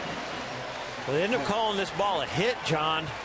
But I think as high as it is there, Pedroia running, maybe laying back, but you're right. I think he loses the exchange right there. He took his eye. If he wanted to see where Victorino was, little did he know he was running behind him. Yep. Similar play in yesterday's game with Robinson Cano, but he thought Victorino was staying at the base. He thought, I'm looking back before I throw to first. And when he looked, he saw Victorino. That's when the exchange from glove to hand occurred, and that's where he bobbled it. So David Ortiz with a chance to put the Red Sox back in the lead against Robertson in his career 3 for 11 with 6 strikeouts. And they're going to pitch to him with a runner at third base. They will not walk him. They walked him back in the 6th inning intentionally. Not here in the 8th. And he takes ball 1. Well, it's not only going to be an intentional walk, but I guarantee you David Ortiz is going to have to expand the strike zone if he wants to put a ball in play. They're going to hope he does, gets over aggressive, wants to be the hero, drive in the go-ahead run here in the 8th. But if I was David Robertson, I wouldn't even think about throwing in a strike. Here comes Larry Rothschild out for a conversation. He wants to ice the foul shooter.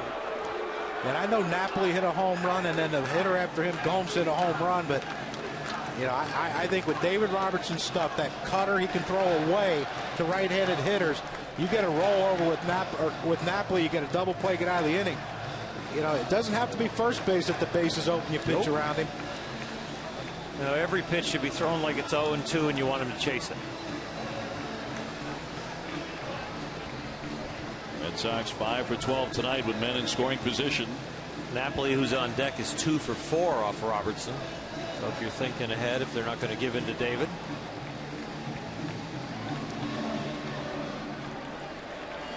Victorino at third base. His speed got him there. Pedroia at first base. After his single was mishandled by Cruz. 1 man out. Robertson's 1-0. Around the outside. 2-0.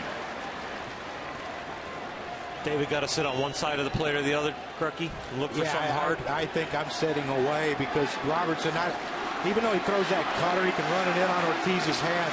You know, the safest place to pitch is away. Ball 3. I would go 4 right here because he's swinging. Why not just put him on? He will swing at 3-0. And he don't even look down for a sign. He knows what he's doing.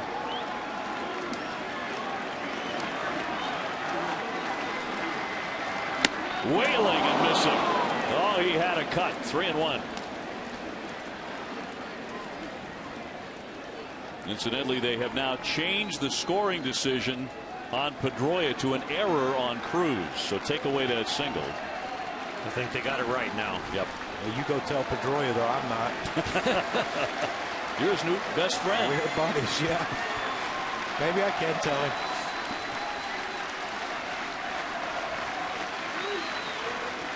The 3-1. Foul away. Well, now it's interesting. Boy, is it. Swing on a 3-0 through a cutter that was low ball 4. Swing on a 3-1 that's an up pitch that he couldn't wait to hit off the green monster. Now Robertson's in a count where he's like, okay, I had a visit from the pitching coach to pitch around him, but I got a chance to get him out now. But Ortiz has forced him into this. He's forced him to pitch to him by swinging at that what would have been ball 4.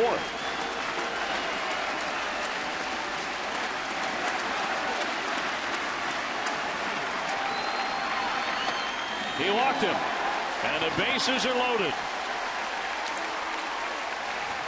Bases jammed with 1 man out, and Mike Napoli about to come up again. He's only made contact once tonight, but that was the swing he did it on in the 3rd inning. A 3-run blast, and that put the Red Sox in the lead. They had been trailing 3-0. Got a run and then got 3 on that swing to jump in front 4-3. The other 3 times he's been up, he has struck out. And look at his numbers this season with the bases loaded. Third base, Victorino. Second base, Pedroia. Ortiz at first. Well, this is where David Ortiz has to get a bigger lead because Overbay's playing way over. And then try to get a great secondary lead to try to disrupt the double play ball if Napoli hits a grounder.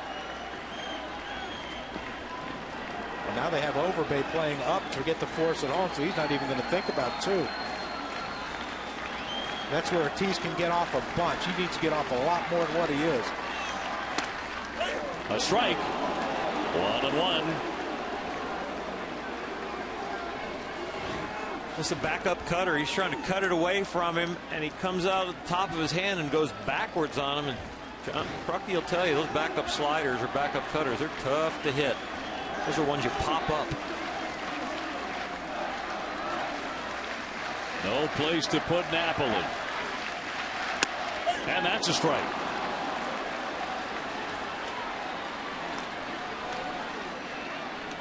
I don't know what Napoli was looking for right there.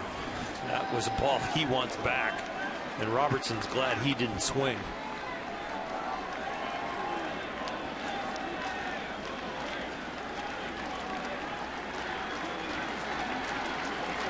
Here's the 1-2 pitch.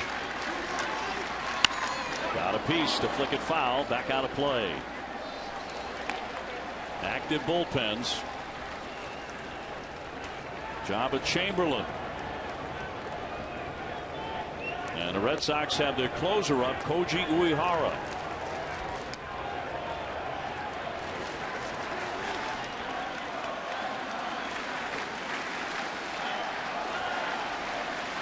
One ball, 2 strikes, bases loaded, 1 out. Tied at 7.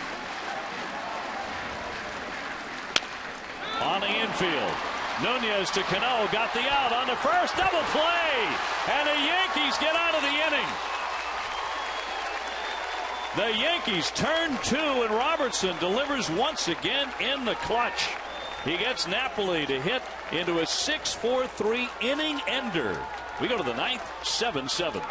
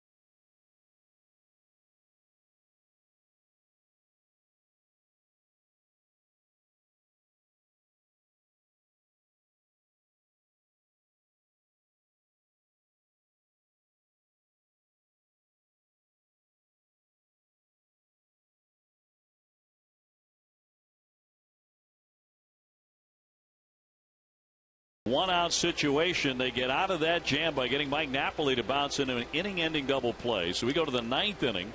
Koji Uehara coming on, the Red Sox closer, about to square off against Lillibridge, Nunez, and Stewart at 6, 7, and 8. A golden chance, though, for Boston. They had Napoli up there with a chance to put them in front, and he did not deliver. Uehara has, with a 166 earned run average, he has been outstanding. Let's go back to the double play. I mean, that pitch is up in the strike zone, and that's usually a ball you just, all you got to do is put a barrel on it, and you can hit it to the outfield. But a great turn, of course, by Cano, who has some of the best hands in the world. And Robertson's very, very happy about it. And Shane's like, okay, my first game back here. Let me just see if we can go extras. So that sends up Lillibridge, who's had 1 at bat tonight. He's popped up.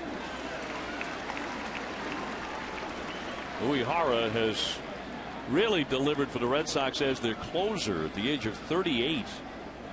Rather unexpectedly pressed into that duty. Red Sox have had several others attempt that job. and have lost it either because of injury or ineffectiveness. And he's a guy, Oral, who does not throw hard. He's 89, maybe 90. He's a guy who has a lot of poise, continues to throw strikes even in pressure situations. I don't care if it's the 7th inning or the 9th inning, save or a win on the line. You can trust him to compete.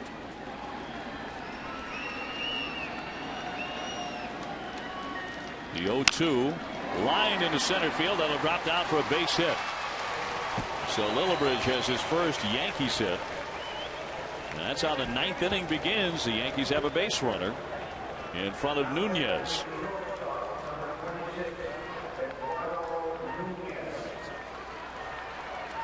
Normally this is a bunt situation, but Nunez's last 2 at-bats, he's gotten hits. And then you have Stewart and Cruz coming up behind you if you take the bat out of Nunez's hand. And Nunez with 2 singles his last 2 trips. He's 2 for 4 tonight. I think you got to let him swing right here. I know all the strategy calls for a bunt right here to get the go-ahead run into second base, but now that toss over to first base intended to try and see if the Yankees would tip it off. No indication there by Nunez if he was going to bunt.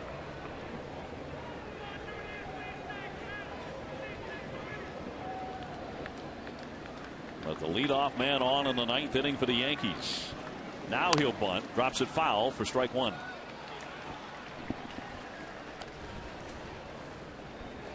Not a real good attempt if that's a sacrifice bunt, not a push bunt. He's got to get squared around maybe a little earlier and get the bat out front and deaden the ball.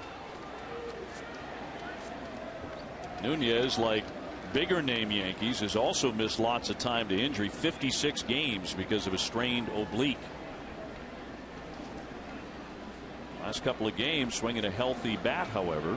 He was 3 for 4 yesterday. Swinging away here and fouls it. It's 0-2.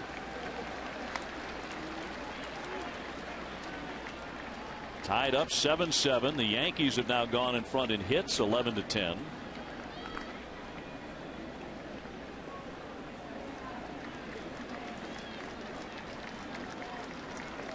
Nunez in the hole 0-2. With Lillibridge at first. Cut on and missed. He got him with a 90-mile-an-hour fastball in. But it was spotted perfectly, right in under the hands. And beat him to the spot. You got to respect the off-speed stuff of Uehara. He got ahead there after the poor bunt attempt and a foul ball. And here he comes in with the 90 on the hands and just hits that perfect K zone up and in. Four-seamer.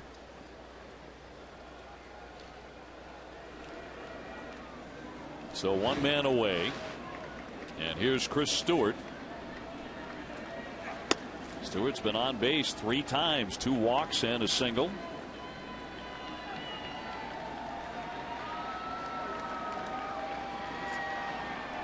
And he has scored 2 of the 7 Yankee runs tonight.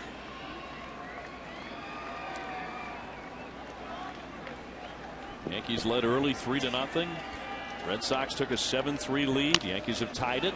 This one popped up on the left side. Iglesias and Drew there, and Iglesias right behind the bag puts it away.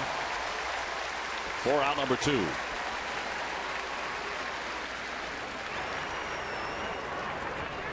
Red Sox have due up in the bottom of the 9th inning. Gomes, Saltalamacchia, and Drew.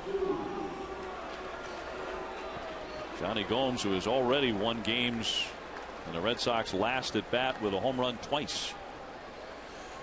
Watch out right here on the first pitch to Cruz. He likes to swing early in the count. Just can't think 2 outs. We're going to get in the dugout early. Easy. Up and in for ball 1. He's 0 for 4 tonight.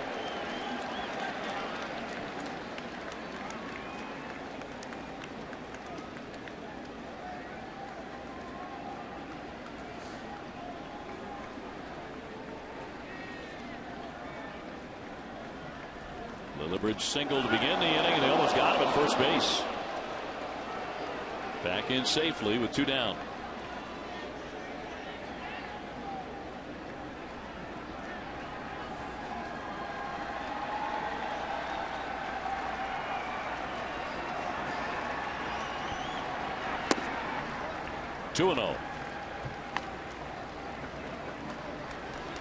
Amato, what happens tonight when this game ends in 9 innings or goes to extra innings and ends then? The Yankees are going to arrive in Arlington, Texas in the wee hours of the morning. Very quick turnaround. The blue foul back out of play, and they'll be facing none other than Yu Darvish on ESPN Monday night. And it will be warm there in Texas also, to add to a little bit of the pain of arriving in the middle of the morning and facing Mr. Darvish. He'll arrive there today. Yeah, we are now into Monday morning. So good morning. Well, it's only 11 in Texas. True enough. Flick foul, 2-2.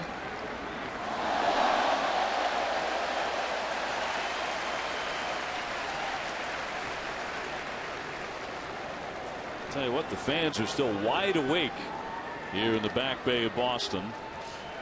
They have not left. Sunday night, everything's closed. Stay here. The 2-2. Cut on a miss. He got him at the splitter. Side retired. No runs. 1 hit. 1 man left. Johnny Gomes has been the hero in Boston a couple of times already this season.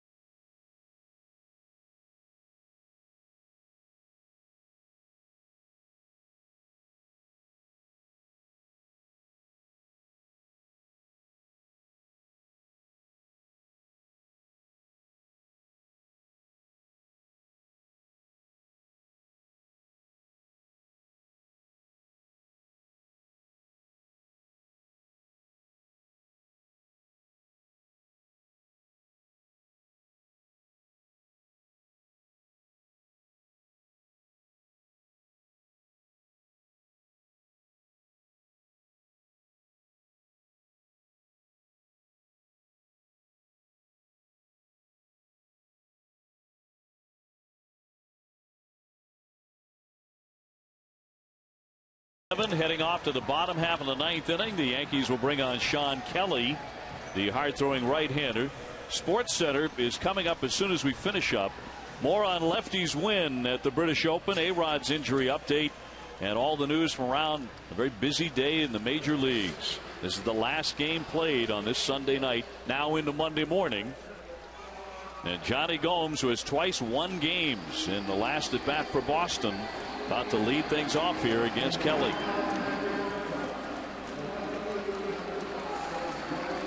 Gomes has already belted a long home run tonight. That was back in the 5th.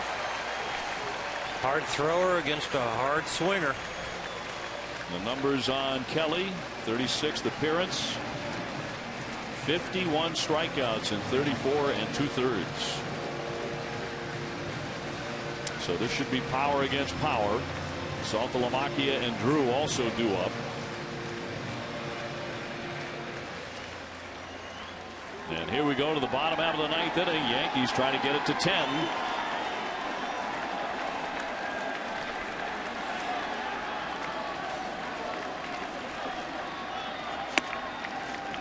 Outside for ball 1. Gomes with a pinch hit home run to lead off the 9th inning July 3rd against the Padres to win it.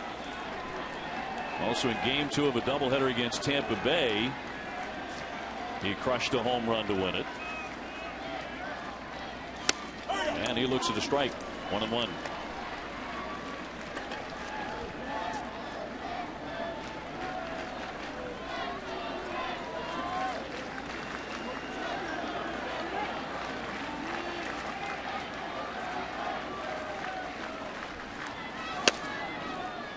Ball outside at 94 miles an hour. 2-1.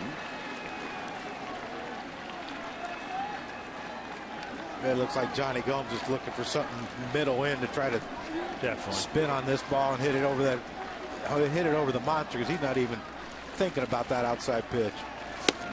Nope. 3-1. He's spitting on everything away and sitting in her half. That means if you do come in, you got to come in off the plate.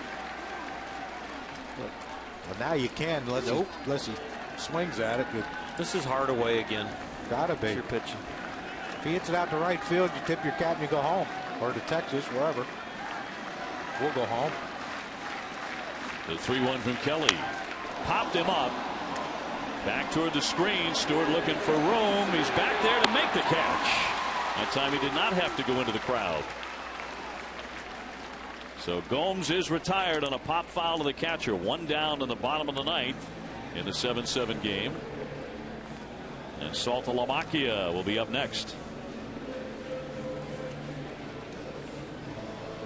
He's 1 for 4 in this one with a base hit. He's also struck out twice.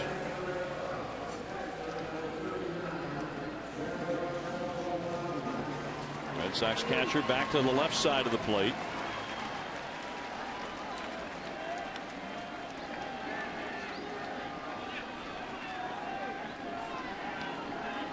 First baseman Overbay over near that line behind the bag. They'll play him to pull on the first one. Well, he went for the downs there. He has hit 8 home runs. 0-1 on Saltalamacchia.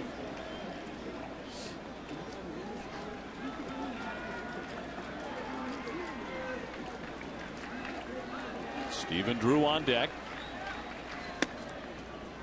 1-1.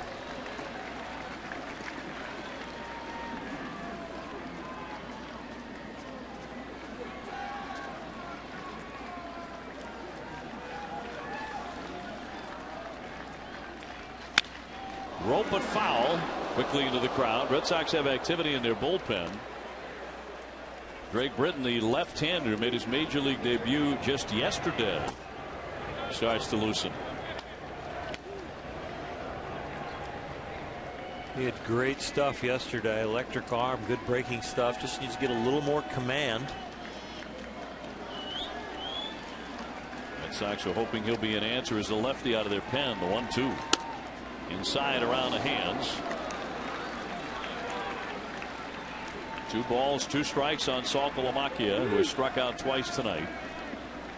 Won't be surprised if they don't go to the high fastball right here.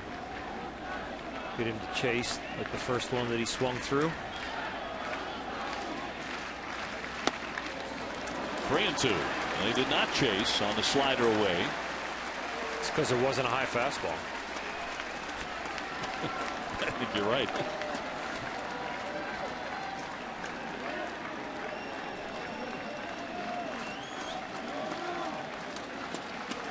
Here's the payoff pitch.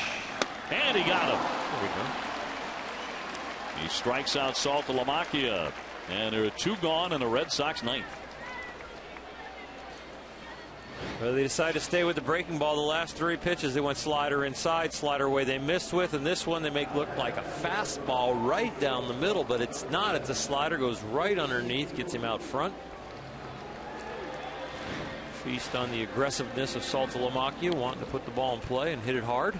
Yeah, that's it. I'm going to hit a home run to win this game 3-2. He's going to throw me a fastball, and I'm swinging no matter what at bats. Brings up Stephen Drew, who's been on base twice tonight. He's walked and been hit by a pitch. He's also struck out twice. But he is facing a right-hander. So he's yet to put the ball in play, is what you're trying to say. That is true. He looks at one downstairs to make it 2-0. Iglesias would be next.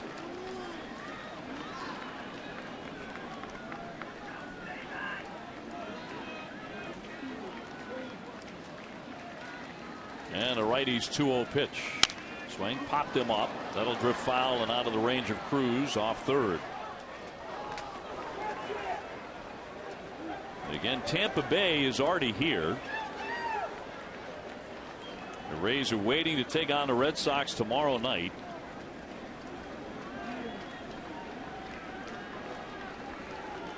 They finished up in Toronto many hours ago. Big series starting on Monday. Swing and a miss by Drew. Now 2-2. The Yankee bullpen has been clutch. What will that Red Sox lead be when Game 1 gets underway here tomorrow night? Baltimore won earlier. Right now the Orioles are actually 3 games out. In there, strike 3, got him looking. Drew fans for the 3rd time in the game. And we are going to 10 innings at Fenway. Not done yet on a Sunday, tied at 7.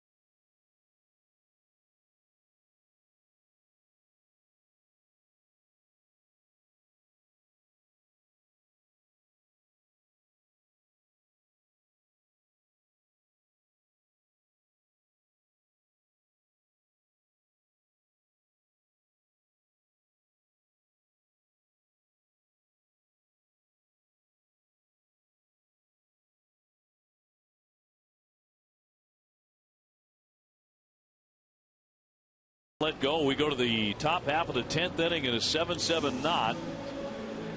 The Red Sox beginning to empty out their bullpen. They're going to bring on the left-hander Drake Britton, who just made his major league debut yesterday. Turned 24 years old back in May. He's out of Waco, Texas. And Oral, I know you like his stuff. He's got an electric arm, unbelievable stuff. And he can channel the emotions and get it in the strike zone. He's going to be very, very successful, not only possibly tonight, but for a very long career. Well, he'll square off against the top of the Yankee order: Gardner, Ichiro, and then Robinson, Cano. Look at the extra innings for both sides. Yankees 3-3. Red Sox are 5-4. And teeing up another one on into the 10th inning. Gardner's had a very good night at the plate. He has 3 hits and a walk. He has scored a run. He's stolen a base.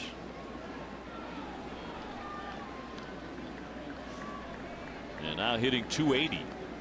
He's one Yankee who's enjoyed a solid, healthy season. He takes ball 1. Well, he and Cano have been about as reliable to Joe Girardi as anyone this year. Pencil him in and let him go play. 2-0. Yesterday they brought Britton in the game and it was 4-1. Red Sox were losing, and this is a little different animal, bringing him in the 10th inning of a tie game with the top of the order coming up. And the Yankees and all that implies here at Fenway Park, and now he's gone to 3-0 on him.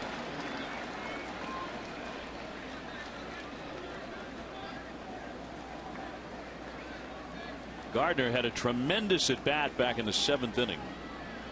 against Junichi Tozawa that went 15 pitches before he took ball 4, fouling off pitch after pitch after pitch. It took 9 minutes and resulted in a walk.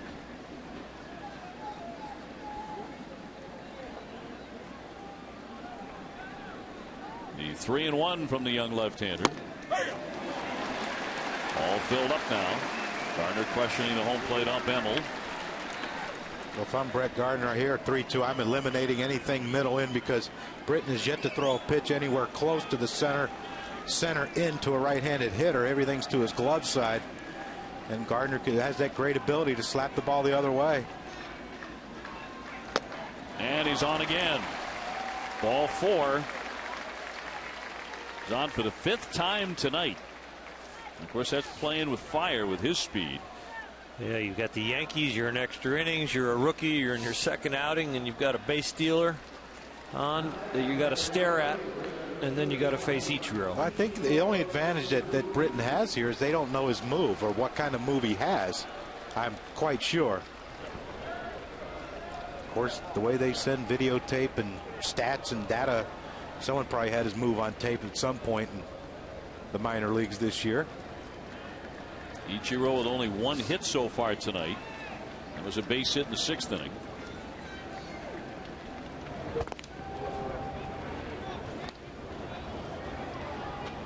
Gardner stole a base back in the 4th. He scored the first run of this contest. Ichiro scored the second.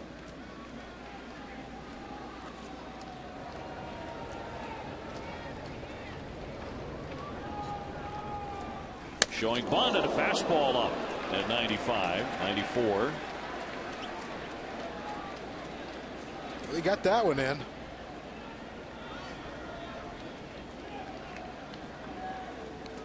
The world is moving fast for him out now. He's got a lot of things going on with his eyes. He's got Gardner at first worrying about him, and then he turns his head towards Ichiro, and Ichiro goes to square around the bunt.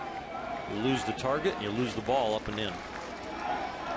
Ichiro's looking forward to turning around here and butting again. He threw that one up high. Napoli had to jump up and snare it.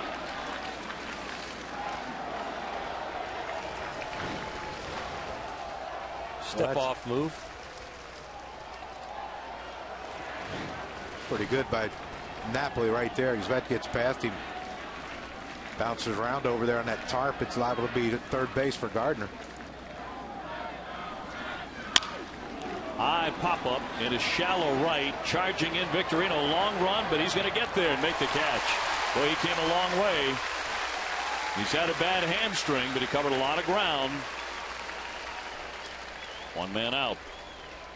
So Ichiro cannot advance the runner. And that will bring up Robinson Cano. Cano 2 for 4. In a ballpark he loves to swing the bat in. He started the night a career .336 hitter at Fenway Park.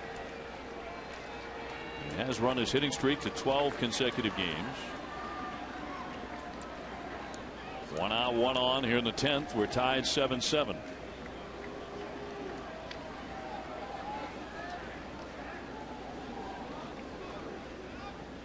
And a lefty from Waco delivers, and that's low, ball 1.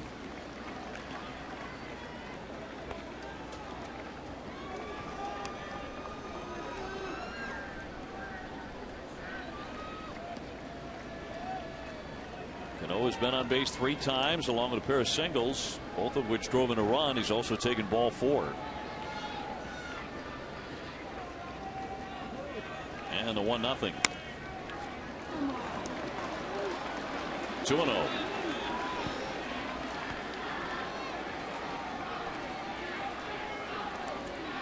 I think Cano's might be trying to bait the young man. His first 2 pitches he was taking all the way. Granted, they were both balls, but he was taken as soon as it left his hand. This is where he say, okay, if he's taken again, I'm throwing down the middle. Cano might jump him. He took it right. 94-mile-an-hour fastball and knocked the gear right off Saltalamacchia's head. He was taken as soon as the ball came out of his hand before. He was lifting his leg before the ball came out of his hand on that swing.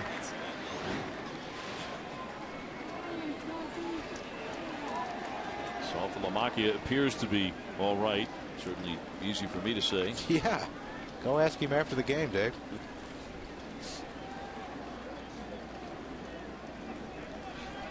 Cano takes his time climbing back in. 2 balls, 1 strike.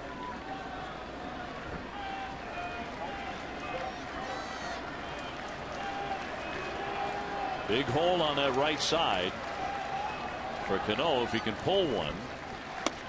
That's a strike on the outside corner. What a good pitch. That was paint. 2-2. Yeah, that's the first really good away hard pitch that he has thrown to left-handers. He's been pulling the ball over there wide. It's either been up and down the middle, good hitting pitches, but nothing on that outside corner.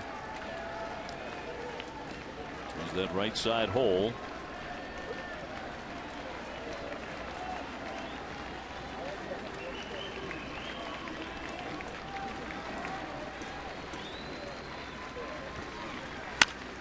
He shoots it the other way for a base hit.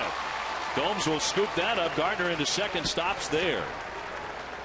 Cano with his 3rd hit of the ball game.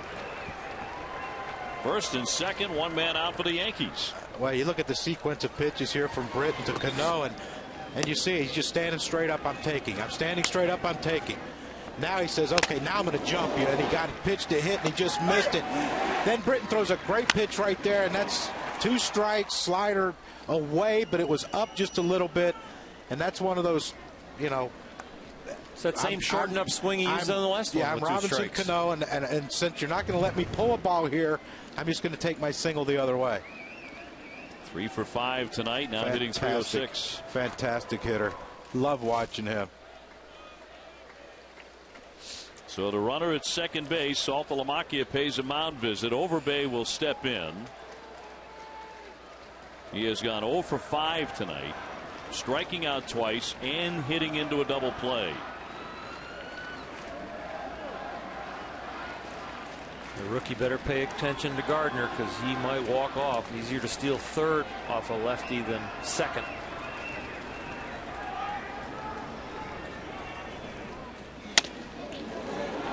Inside, apparently, for ball 1.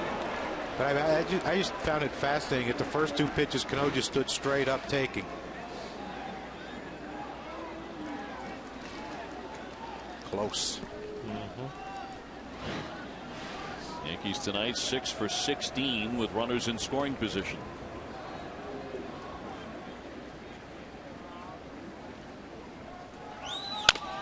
On the infield, charged by Pedroia. Flips for 1 on the first double play. Side retired. So this time the Red Sox get a major double play turned. And they hold. We go to the bottom of the 10th. Still tied 7-7 at Fenway.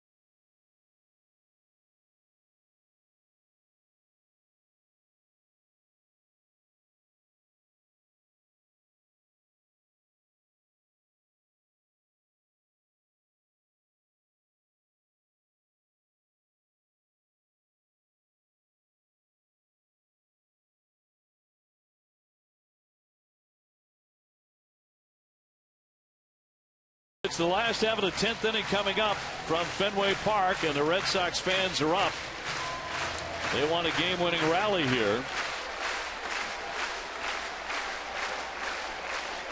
Leadoff man will be Jose Iglesias.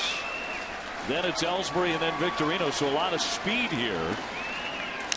And a foul for strike one on a big cut by Iglesias, who's gone 1 for 4 with a bunt single. John, you get an extra innings, you fight the feeling of trying to win it on one swing. Yeah, you want to be the hero, but I mean, Iglesias has 1 home run this year, so a double would be great if you're a Red Sox fan. A strike, and it's 0-2. That'll remove the bunt possibility, so they back up on the corners.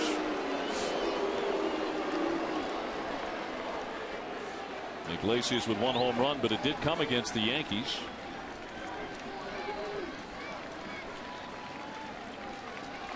And the 0-2 pitch from Kelly.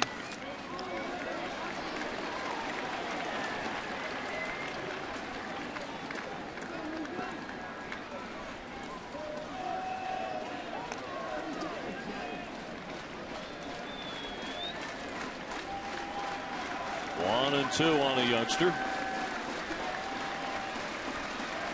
Iglesias has beaten out a ton of infield hits to get to a .358 batting average.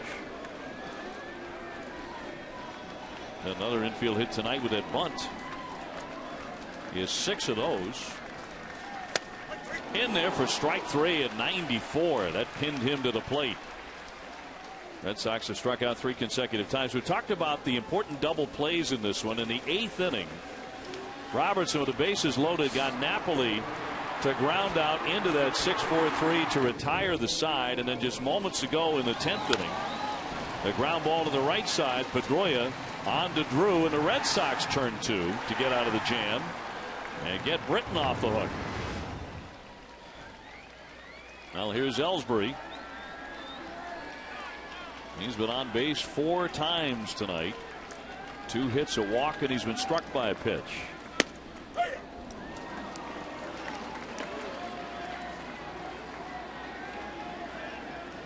Ellsbury will be a free agent at the end of the season. Red Sox principal owner John Henry recently said on WEEI radio here in town that the Red Sox want very much to bring him back, to re-sign Jacoby as the long-term center fielder here. He's a very good player. He brings a lot of energy, covers a lot of ground out there. Just as far as long-term, you just got to worry about health. Yeah, that's the big issue. You sign him to a 5 or 6 year deal. He's been hurt the last couple years. When he plays, he's fantastic. When he plays continuously. Well, tonight stealing his 37th base. That leads the majors. Can give you some power as well. Although he didn't hit for much power for a couple of months, he now has 4 homers.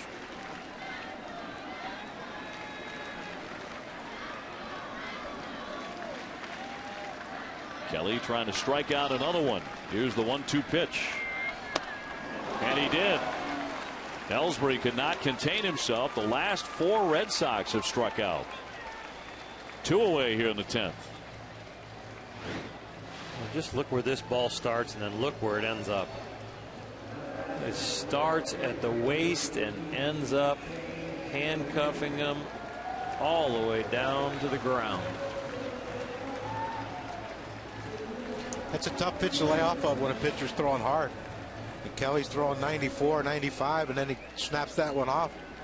It's hard to stop the swing, especially let that ball coming down at your feet. Here's Shane Victorino. He's driven in 2 runs tonight. He has a pair of hits. And he waves and misses for strike 1. Now Shane's a dead fastball hitter with that. He times everything with that leg kick, but he times everything off the fastball with the leg kick, and you can trick him. I mean, that's the way to pitch him, is slower, slower, and slower. Punch foul, 0-2. So Kelly a strike away from striking out the side here in the 10th.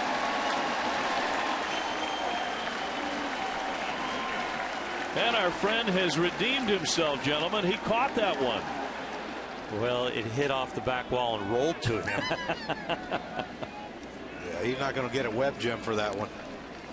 The 0-2. You guys are tough. It's hard enough to get one foul ball and get one opportunity, but to get two? He can't hear us either. 1-2 on Victorino. Base is empty. Pedroia on deck, hoping for a chance to bat in this inning. He got him. He struck him out. What a job by Kelly. He strikes out the side. He gets Iglesias, Ellsbury, and Victorino. The Yankee bullpen continues to do outstanding work tonight as we go to the 11th.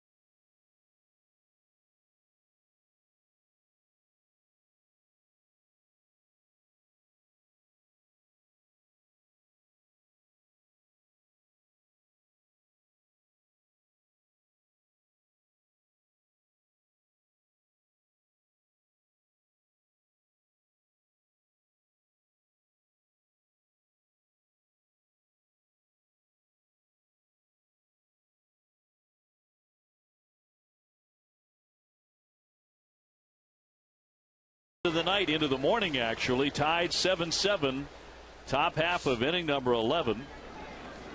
The Red Sox are going to bring on a new reliever, Pedro Beato, the right-hander.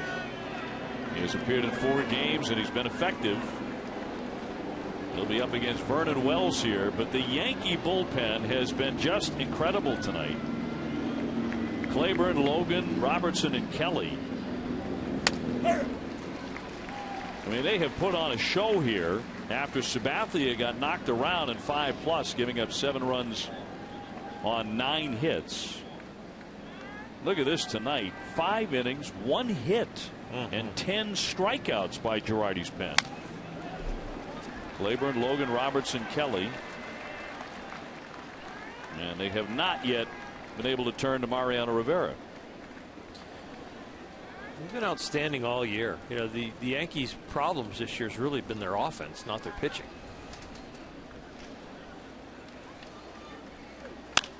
Wells pops that one up into right center. Out goes Pedroia. Victorino, and Victorino wants to take it. And you really can't blame the offense because they haven't had the roster. Right. So they've really battled to be where they're at 52 and 45. Well, their pen has done it tonight, and Adam Warren, the right-hander, is now up for the Yankees. One man out here for Brent Lillibridge. Scoreboard flipping over, starting over. The 1 for inning number 11. Popped him up into right. On the first pitch, Lillibridge will be put away by Victorino. 2 up, 2 down. Eduardo Nunez next.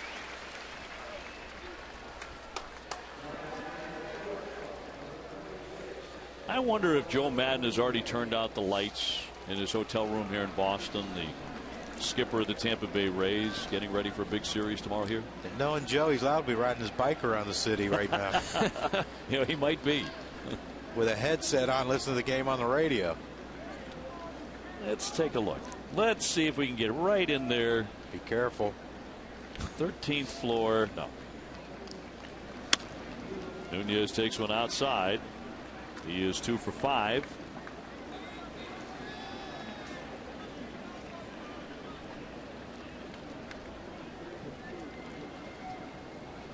Red Sox playing no doubles on the corners. Wow. What a swing on the splitter. That splitter disappeared. Throwing the high fastballs, getting the pop-ups to right field. Take a look at this pitch. That was late down movement, too. That was really late at 87 miles an hour.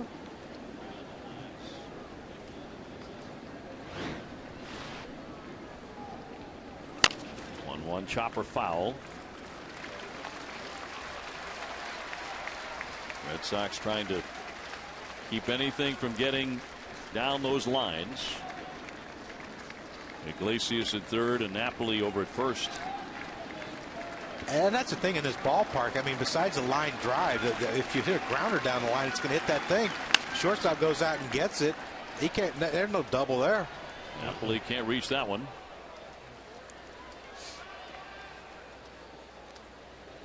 Tied up 7-7. Yankees with 12 hits. Red Sox have 10. Yankees have committed 1 error. Boston has made 3.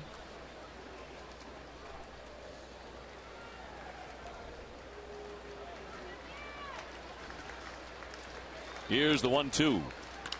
Liner into left field for a base hit. Nunez with another 3-hit game. His second in a row. He was 3 for 4 yesterday. Not a lot of lucky ones either. I mean, he's hit the ball really hard tonight. That's what he is. He's an offensive player. He's, you know, his defense is what would keep him from being a regular player in the big leagues, because he's not a great defender just yet. But that bat's pretty lively. It certainly has been here at Fenway this weekend. That'll bring up Chris Stewart. Stewart got a base hit back in the 7th inning. He's also walked twice and scored a couple of times. Middle game of the series, he did it with his glove. Nunez, a gamer. Forget about who needs new pants. Those pants have gone extra innings.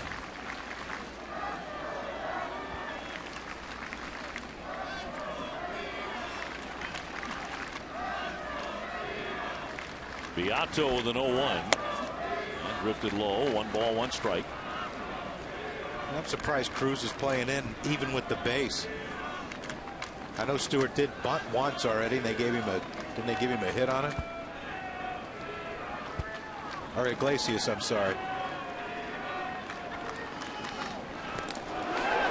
Did not get him. Back in Nunez. Tough to stay alert at 1:45 in the morning.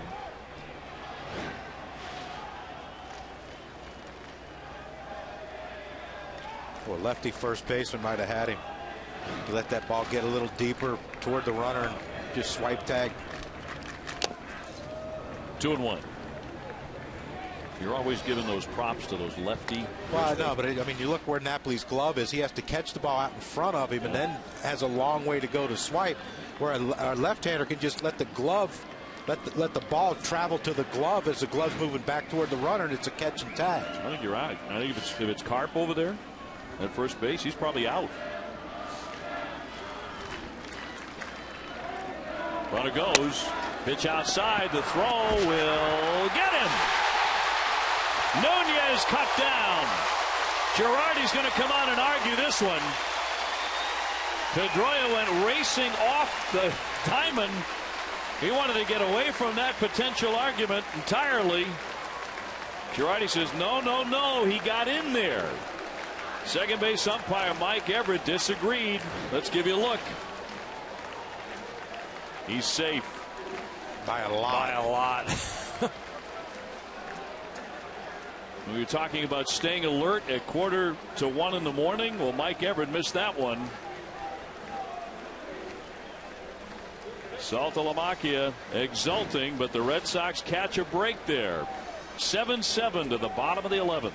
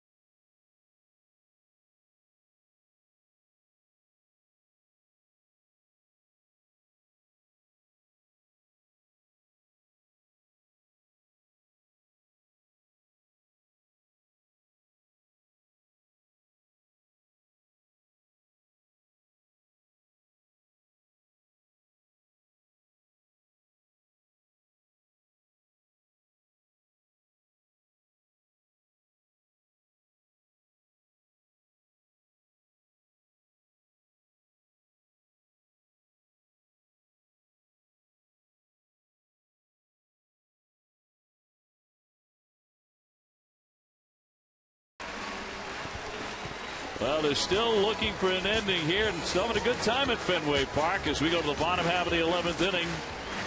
Yankees and Red Sox in a 7-7 tie. Once again, Joe Girardi will go to his bullpen, which has been just splendid tonight. Right-hander Adam Warren about to make his 17th appearance. Again, it's 5 scoreless, 1 hit, 10 strikeout innings so far by the Yankee pen. And it's been unbelievable. And, you know, the strikeouts, the big outs when they needed them, the double plays.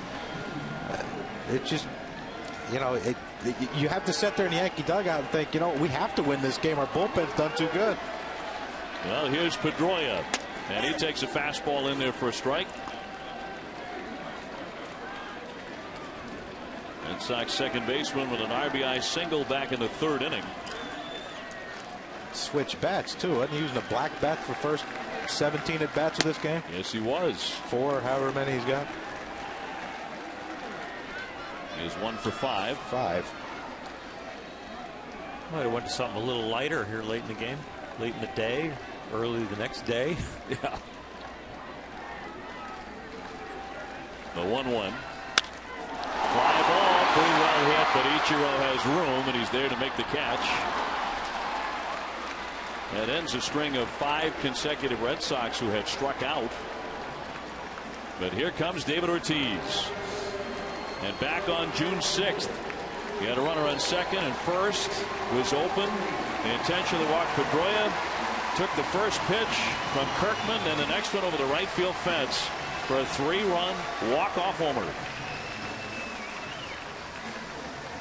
He's done it so many times in his career with Boston.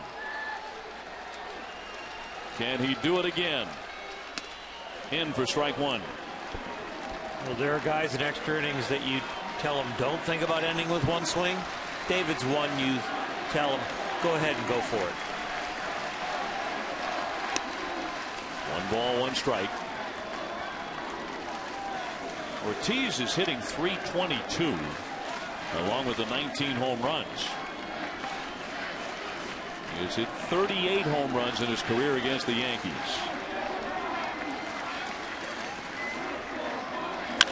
Liner into the shift, and Cano there to stab it and throw him out. An absolute bullet, but Ortiz has nothing to show for it. The game is too easy for Robinson Cano.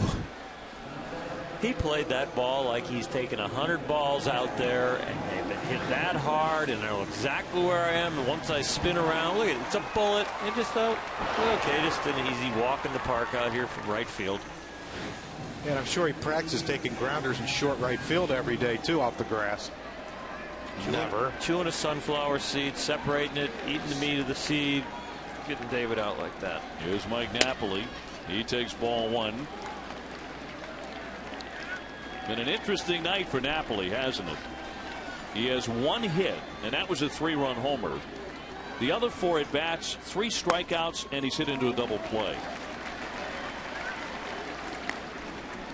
Feast or famine. But he can end it with 1 swing. Yes, he can. The double play ball looked like he was just trying to not pop up, and he got on top of a high cutter. I think, John, you made a great point that he could have just easily kind of dropped the barrel on it, hit a sac fly. Oh, he went for it there. 2-1. Well, he hit that double play with the bases loaded and 1 out in the 8th inning. That ended that threat. This game could have been over a long time ago, but the Yankee bullpen has buckled down at every opportunity. 2-2.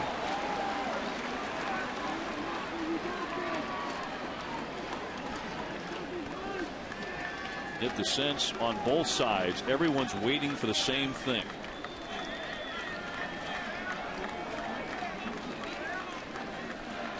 The 2-2.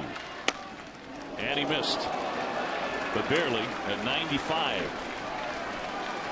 Hey, what, the Yankees are just rushing guys in there throwing 94, 95, aren't they? Kind of like the Cardinal bullpen. Warren, their 6th reliever. Here's the 3-2. Got a piece of it. Should say their fifth relief pitcher tonight after Sabathia. That's a good reminder. Sabathia and Dempster did start this game. CC pitching into the 6th inning. Dempster pitched into the 6th inning.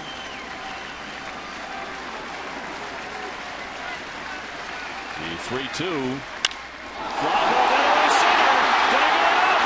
Gardner back. Turning around. Yeah! It's gone. It's over.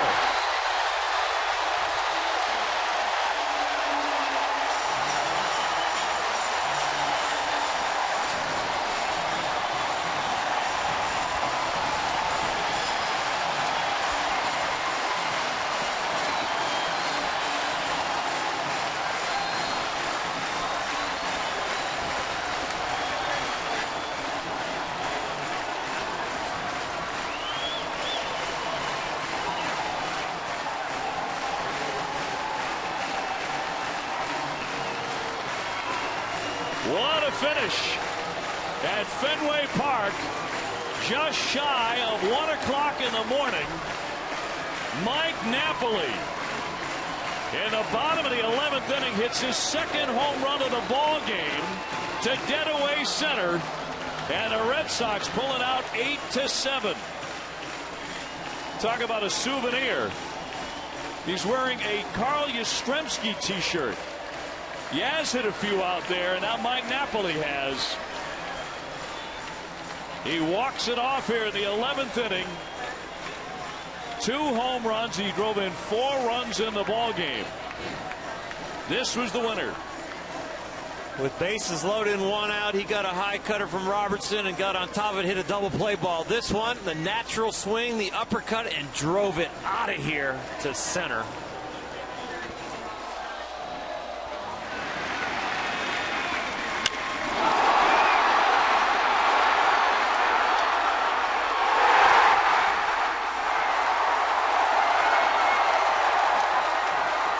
We said both sides were waiting on the same thing. This is what they were waiting for.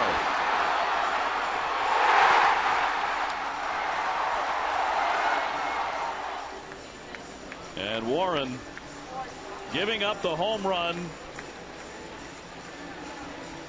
to Mike Napoli into the pile after handing off the helmet to Johnny Gomes.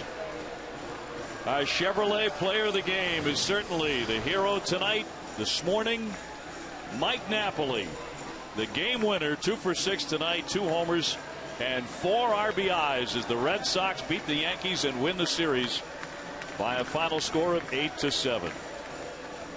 Major League Baseball continues later on today at 7. Yankees taking on the Rangers. Coming up next at Sports Center, this has been a presentation of ESPN, the worldwide leader in sports. A thriller of an ending. For Oral Hershiser, John Kruk, and Buster Olney, I'm Dave O'Brien saying good morning from Fenway Park.